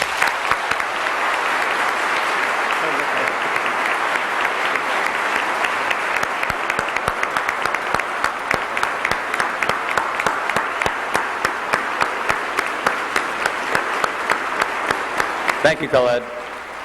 And I'd like to apologize for having trashed your book on Amazon. I was mad at you at the time. I don't remember why. But if you've seen my show, you know it doesn't matter why, it's just that I get mad is the key. And I know the danger of attacking the kite runner. shortly after that, my front yard was filled with women's book clubs. Now, I've got something of a confession to make here. Up till now, I've never been a fan of books. They've always seemed like they were written by someone other than me. But for some reason, this book really speaks to me. Plus, there's pictures. Again, the road. You really dropped the ball. See, I wrote this book for the heroes. And who are the heroes? The people who buy my book. At full price, 25% off is for cowards. This book brings the truth. It brings it hot, and it brings it hard, and it brings it all night long. And yes, that is a sexual metaphor. Reading my book will be like your first time. Frightening while it happens, but once it's over, you want to brag to everyone you know. I don't pull any punches. I go after some sacred cows like higher education. We all know that a little knowledge is a dangerous thing, but does it not automatically follow then that a lot of knowledge must be an extremely dangerous thing? I say college is good for only one reason. It is one of the best places to join secret societies and become one of the future masters of the universe. Did you know that 40 of our 43 presidents were members of secret societies? Did you also know that I just made that statistic up? My whole book is loaded with useful information like that. You see, folks, I hold my truths to be self-evident. That's why I don't do research. But there's also some fun in the book for kids. That's why I'm laughing. After every chapter, be it sex and dating or the Hollywood agenda, there's what I call a fun zone, like this brain teaser from the media chapter. A limo driver has been dispatched to bring Tucker Carlson, James Carville, and a Boston cream pie from MSNBC headquarters in New Jersey to a big-time press event in Manhattan. But due to cutbacks at MSNBC, the limo can only carry one thing at a time. The limo driver can't leave Carlson alone with Carville because Carville is insane and will attack and destroy Carlson. And of course, one can't leave a Boston cream pie alone with Tucker Carlson. How will the pundits and the dessert get across the Hudson River to the event? Think you know the answer? Buy the book and find out. I am America, and so can you. You'll love it so much you'll want to buy two. One to read while you're at home, and one to read while you're driving. Well, if you'll excuse me, I've got to go back to putting a polish on this thing.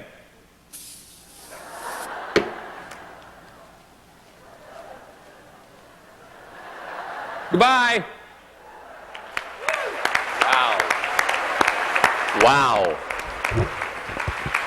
That was good. Now I'd like to open the floor to any questions. I'll prime the pump. Can I buy your book in bulk? Yes. I believe we have some microphones out in the audience. Does anyone have any questions for me? My life is an open book, and I'm not afraid of you. Yes, I see a hand right over there. Yes. Hi, what's your name? My name is Caroline Moriarty Sachs. Hi. Hi, Caroline. What's your question?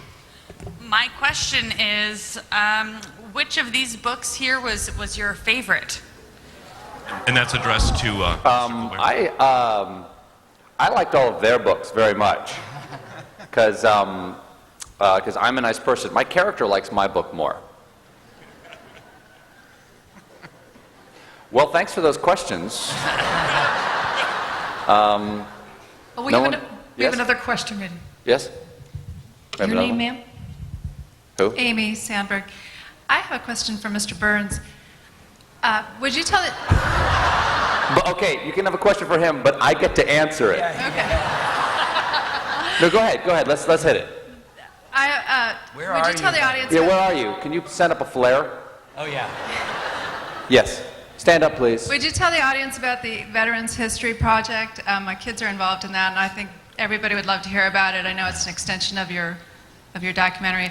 But also, and you can address this, Mr. Colbert, as well, what do you think is necessary for children of or this generation going through school to have the sense of patriotism and sacrifice that the veterans of World War II seem to have? Having interviewed several of them, my kids seem to feel a disconnect with that idealism and sacrifice and patriotism.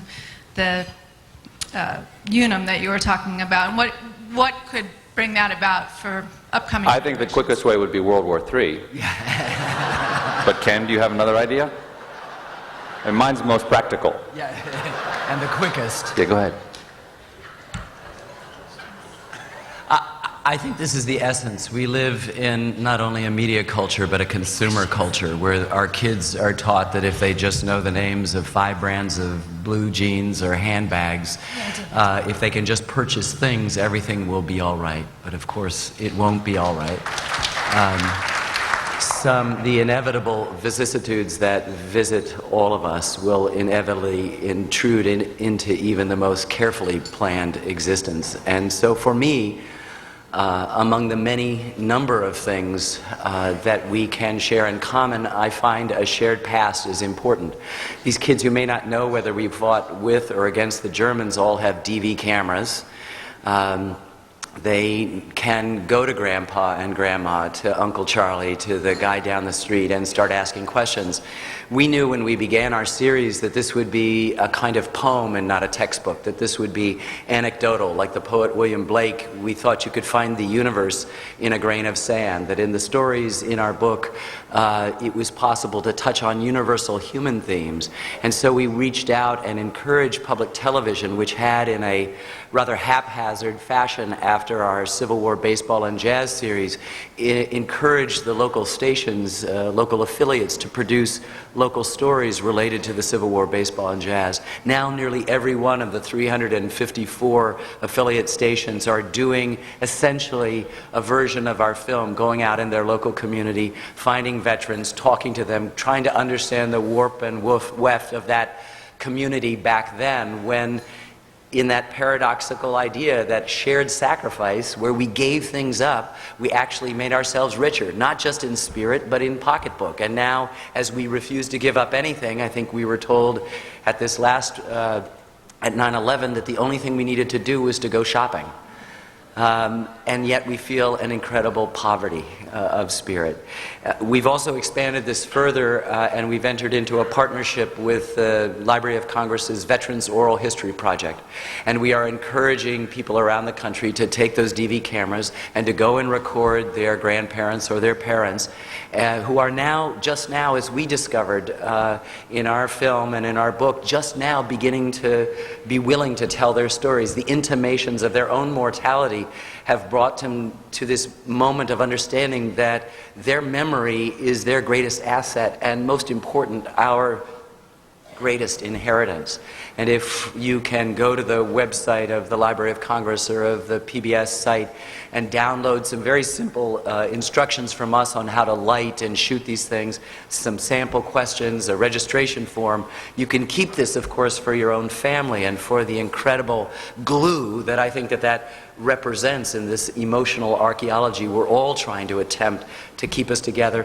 But if you make a copy and share it with a grateful Republic and send it to the Library of Congress, we will begin to exponentially collect the recollections of this unusually reticent generation and have with us forever, at least somewhere, a corrective, a correlative to all of this kind of mindless, in the present consumerism that keeps us from understanding the ways in which we have so much in common and the ways in which this mindless consumer society divides us apart and insists us on being independent free agents.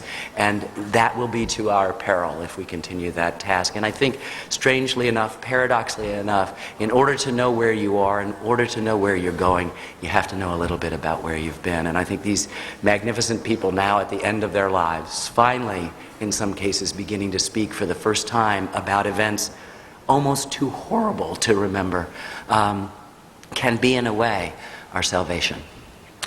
For the record, excellent. For the record, Ken's answer will be transcribed and available as his next book. Yes, sunglasses. Oh, you're coming. Oh, Mr. Colbert, it's just an honor to have you here and be able to talk to you. That's a great opening. Go ahead. Yes, and I wanted to say that I videotaped your Korean rap music video that with, and I watch it on a regular basis. But this isn't what I wanted to ask you. Do you speak Korean? Dim sum. No, I Okay, don't. good. I don't Sorry, really. go I ahead. mean, that isn't even Korean, I don't suppose. Anyway, here's my question. I have two questions. One is, the publishing industry is in a great state of change, as I understand. I don't do a lot of research like you do, but I've heard that the self-publishing, independent, small presses are really making a way into the industry, and the big houses are getting a run for their money. And my question is, how would a girl like me, who just put out a book called Imagining Einstein, Essays on M-Theory, World Peace, and the Science of Compassion, which just won an Indie Press Award, how would someone like me... Go on. I came from Tommy Nelson's school of shameless self-promotion, so Yes. I'm sorry. My question is, how would someone like me get on your show? And secondly, were you really serious about that making love part? Because the whole table over here is just ready. Fantastic. Thank you, sorry. I don't think you need to be on my show. You were just on C-SPAN 2. And that's got a much broader reach than late night comedy does. And, you know, we'll see how my sales go before we figure out whether I'm going to give it up. Have any of you ever had sex to sell books? Any of you? Come on. We know you're not a lesbian. You already told us. Anything else? Any other questions? Guys, Sherry Yes. has a question right Yes, over here. Sherry. Hi. First of all, I have to say what I think you said to Ken Burns on your show. Couldn't have worn a tie? Well, I wore a tie on the tape. I can't actually make a Windsor knot this early. I understand. You can do it? Is that a clip-on? But is it real? Okay, because you're on public television, and we know that There are a lot of clip-ons. there are a lot of clip-ons. Okay. Yes, and you have a follow-up question. I do have a follow-up question, thank you. I was actually interested, I love the wide range of guests you have on your show. And, Me too. Yeah, good. And the way that you have authors who are talking about science or religion in particular, which I think are some of either your or your character's interests, that we don't see very much of on TV. And just that in general, your show has opened up this cultural space for authors to talk and be heard. So I wanted to congratulate you for that. Again, an excellent question. Yeah, absolutely. And I wanted... Does anyone else want to field this one? Yes, go ahead. The question is coming. I wanted to know more about how you choose who's going to be on the show. And I don't know if this is classified information. No, it's an easy question. But, like, do you tell your booker who you want to have? Does she tell you who you want to have? Were you really serious about that making love part? Because the whole table over here is just ready. Fantastic. Thank you, sorry. I don't think you need to be on my show. You were just on C-SPAN 2. And that's got a much broader reach than late night comedy does. And, you know, we'll see how my sales go before we figure out whether I'm going to give it up. Have any of you ever had sex to sell books? Any of you? Come on. We know you're not a lesbian. You already told us. Anything else? Any other questions? Guys, Sherry Yes. has a question right Yes, over here. Sherry. Hi. First of all, I have to say what I think you said to Ken Burns on your show. Couldn't have worn a tie? Well, I wore a tie on the tape.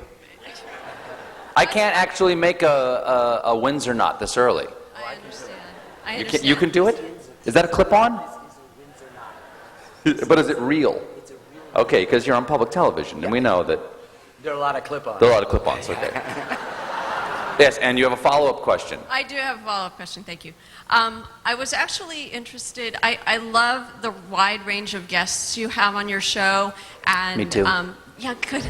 And the way that you have authors who are talking about science or religion in particular, which I think are some of either your or your character's interests, that we don't see very much of on TV. And just that in general, your show has opened up this cultural space for authors to talk and be heard. So I wanted to congratulate you for that. Again, an excellent question. Yeah, absolutely. And I wanted... Does anyone else want to field this one? Yes, go ahead. The question is coming. I wanted to know more about how you choose who's going to be on the show. And I don't know if this is classified information. No, it's an easy question. But, like, do you tell your booker who you want to have? Does she tell you who you want to have?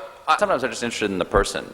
The most challenging thing about my show is that I am really interested in religion. I'm really interested in science. And, as somebody who was raised by, a mother who was a mystical Catholic and a father who was an immunologist, those things, mix in me in an interesting way, I think. And it's a nice combination. It did not make you immune to mysticism, unfortunately. But the frustrating thing about my show is that I have to be stupider than I want to be. Because my character is so aggressively, willfully ignorant of what my guests are talking about that sometimes I wish I could just show slightly more knowledge because I'd ask a better question. But I tend to emulate my audience's ignorance about a subject. No, I love my audience, but I mean like the potential ignorance. And if any of you are in my audience, I didn't mean you. Or you, C-SPAN people. See me on Book TV. And so is that a good answer? Do you like that one? Okay, let's write that up. We have a question over here. Where's over here? Yes. Mr. Colbert, you are the reason I came to BEA. Sorry, guys. Yes. Sorry. Southwest Florida loves you, but I have to ask, how long are you going to hold out on us? What have I done? When will you be announcing your candidacy for U.S. President? Guys. And a follow-up to that would be, do I have your permission to write you in if you do not declare? Well, I certainly can't. You have the right to write me in if you want, but I have made no decision in that direction. That's something I sit down with my wife and my family, and I'm going to see what Fred... There were lots of women who were having very different experiences. So some, yes, were sold like fish with a value less than salt. But some of these women were from very wealthy families, were very privileged. And so they lived in seclusion behind their gates. They were able to read and write and all of those things. So that there was this breadth of experience, just like there is for all of us today. And may I just say, I forgot to say something in my talk, which is that I've written Peony in Love as a ghost story, which is actually pretty important. And so that you do get a sense, actually this goes to your question of how women would have experienced this extraordinarily volatile time. Again, I think what's interesting is all of us have been talking about women and men in war, and how this, this social turmoil that comes out of war and out of religion and all of these things that do have an effect on all of us. And so perhaps some of those people are ghosts who continue to travel through our lives. Well, I want to thank Ken and Lisa and Khaled for allowing me to introduce them. It was an honor to be up here with you guys today, and an honor to speak to all of you, and we all hope that you have a fantastic Book Expo. Thanks very much.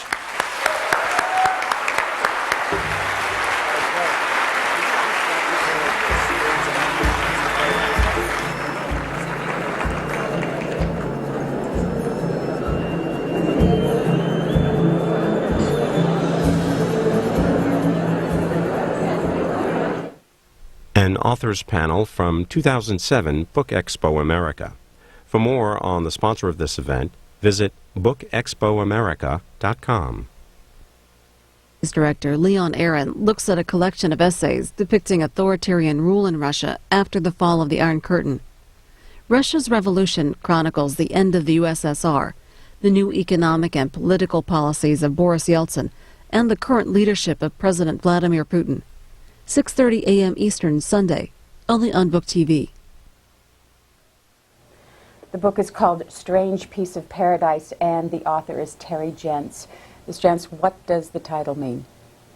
Strange Piece of Paradise. There's a wonderful quote by John Steinbeck that I use in my book, that where he says in The Grapes of Wrath, America is a place where bitterly cruel things happen, and it's also a place where your faith can be refired forever. And so I wanted to get across that notion of America as being a place of the miraculous, of miraculous generosity, and a place of heinous depravity. And I wanted to stretch between those two extremes, and I think my book does cover those. How far do we have to go back to the beginning of your story? 30 years, 1977. And speaking of America, it was a year after the bicentennial year, 1977. I was on vacation from college. I was a student at Yale University, and my roommate and I wanted to take a trail across America from West Coast to East Coast, forged for people to get to appreciate the country itself. And it was called the Bicentennial Trail. And we were 7 days into our trail when the most heinous possible thing happened. What happened? We were camped in a picnic area. We were alone in the Oregon desert, and at 11:30 at night I had been asleep about a half an hour, and I woke up with a truck on my chest. And I heard my roommate scream. I'm starting to think, well, of course, it's just drunks have driven off the road. But then she's saying, leave us alone. I hear 7 blows. At that point I realized, wait a minute, this is an intentional murder. Or do we have to go back to the beginning of your story? 30 years, 1977. And speaking of America, it was a year after the bicentennial year, 1977. I was on vacation from college. I was a student at Yale University, and my roommate and I wanted to take a trail across America from West Coast to East Coast, forged for people to get to appreciate the country itself. And it was called the Bicentennial Trail. And we were 7 days into our trail when the most heinous possible thing happened. What happened? We were camped in a picnic area. We were alone in the Oregon desert, and at 11:30 at night I had been asleep about a half an hour, and I woke up with a truck on my chest. And I heard my roommate scream. I'm starting to think, well, of course, it's just drunks have driven off the road. But then she's saying, leave us alone. I hear 7 blows. At that point I realized, wait a minute, this is an intentional murder. New Nashville. And he's got this axe. And he brings the axe down, and I catch it in my hands and say, please go away. Take anything, but leave us alone. He withdrew the axe, got in his truck, and peeled off. And in that minute, I'm lying there thinking, I've just crossed over into the absolute unthinkable.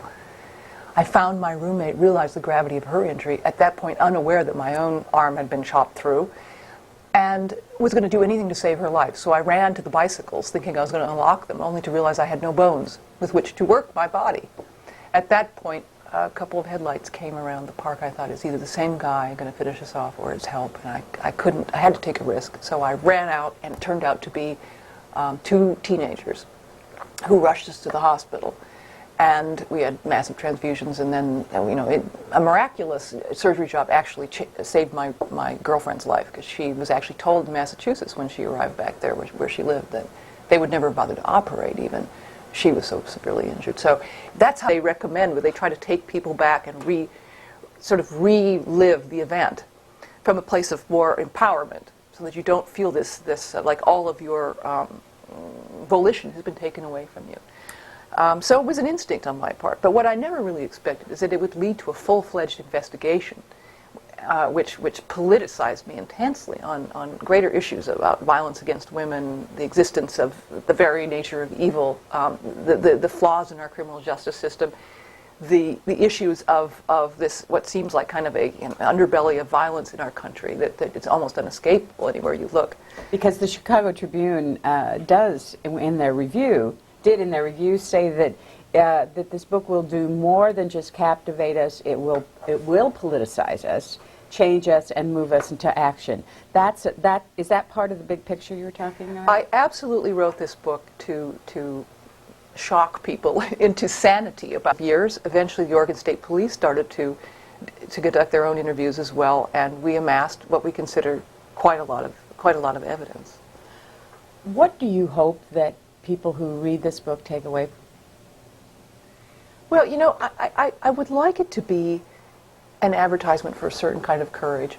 We all are in our lives oppressed by something, and so many of us deal with injustice on a daily basis, whether it's happening to us or whether we see it happening to others. And I would like it to be an advertisement to tell people, life is not a script you're given that you just have to buckle under to. You can take action. You can have the courage to stand up to whatever is oppressing you and to stand up to injustice wherever you see it on behalf of yourself or others. What are you doing today? I mean, what are you doing in your business? What kind of business are you in? Well, I'm a writer, and I'm working on my next book, and I'm also writing the screenplay adaptation for that book as well. So that will be a movie. How has that helped you? The writing of it? Well, the writing, I think, arguably all literature is a response to trauma. You can point to Ernest Hemingway, Virginia Woolf, any number of people, and certainly this book, I think by sharing my story with the world, it's relieved me of a great burden. I'm hoping I can give what insights that I learned to others. And so, of course, that's tremendously gratifying. The book is called Strange Piece of Paradise. The author, Terry Jentz. Thank you so much. Thank you for having me.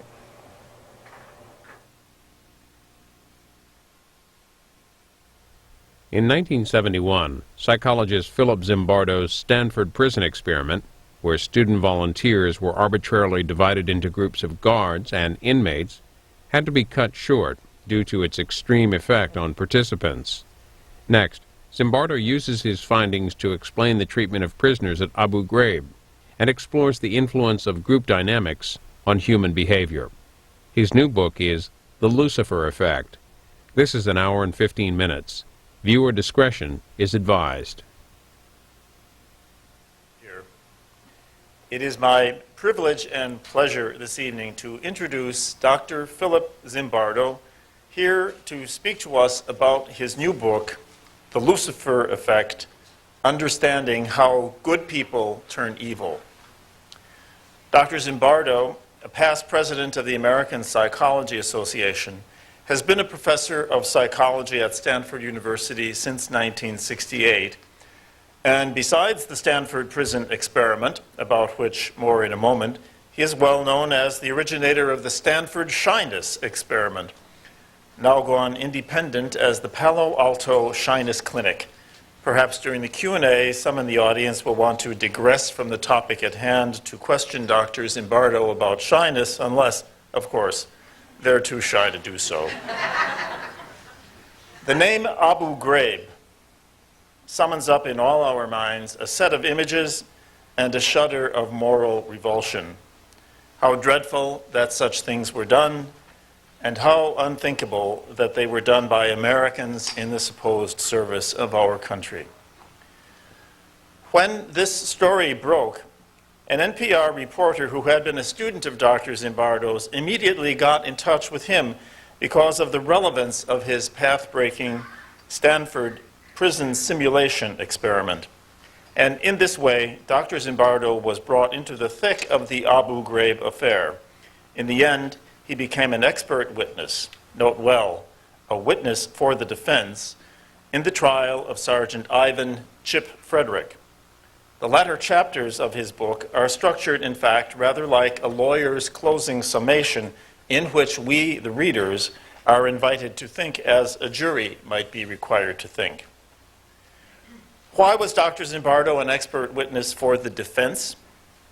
As the Lucifer Effect explains in detail, the creation of even a simple prison simulation in which the participating Stanford students all knew that they were free to leave at any time produced a remarkable effect upon both the simulating guards and the simulating prisoners, not to speak of the overseeing professor, who might be said to correspond in the case at hand to the Secretary of Defense. So disturbing was the effect that, coming to his senses, Dr. Zimbardo terminated the experiment before its conclusion. In medieval demonology, Lucifer was not created as a devil. He was created as an angel. But for the sin of pride, pride expressed as contempt for God's humble human creatures, Lucifer was cast down to hell. The moral of that story is that the distance from angel to devil, from heaven to hell, can be surprisingly short. Tonight, we're going to make that journey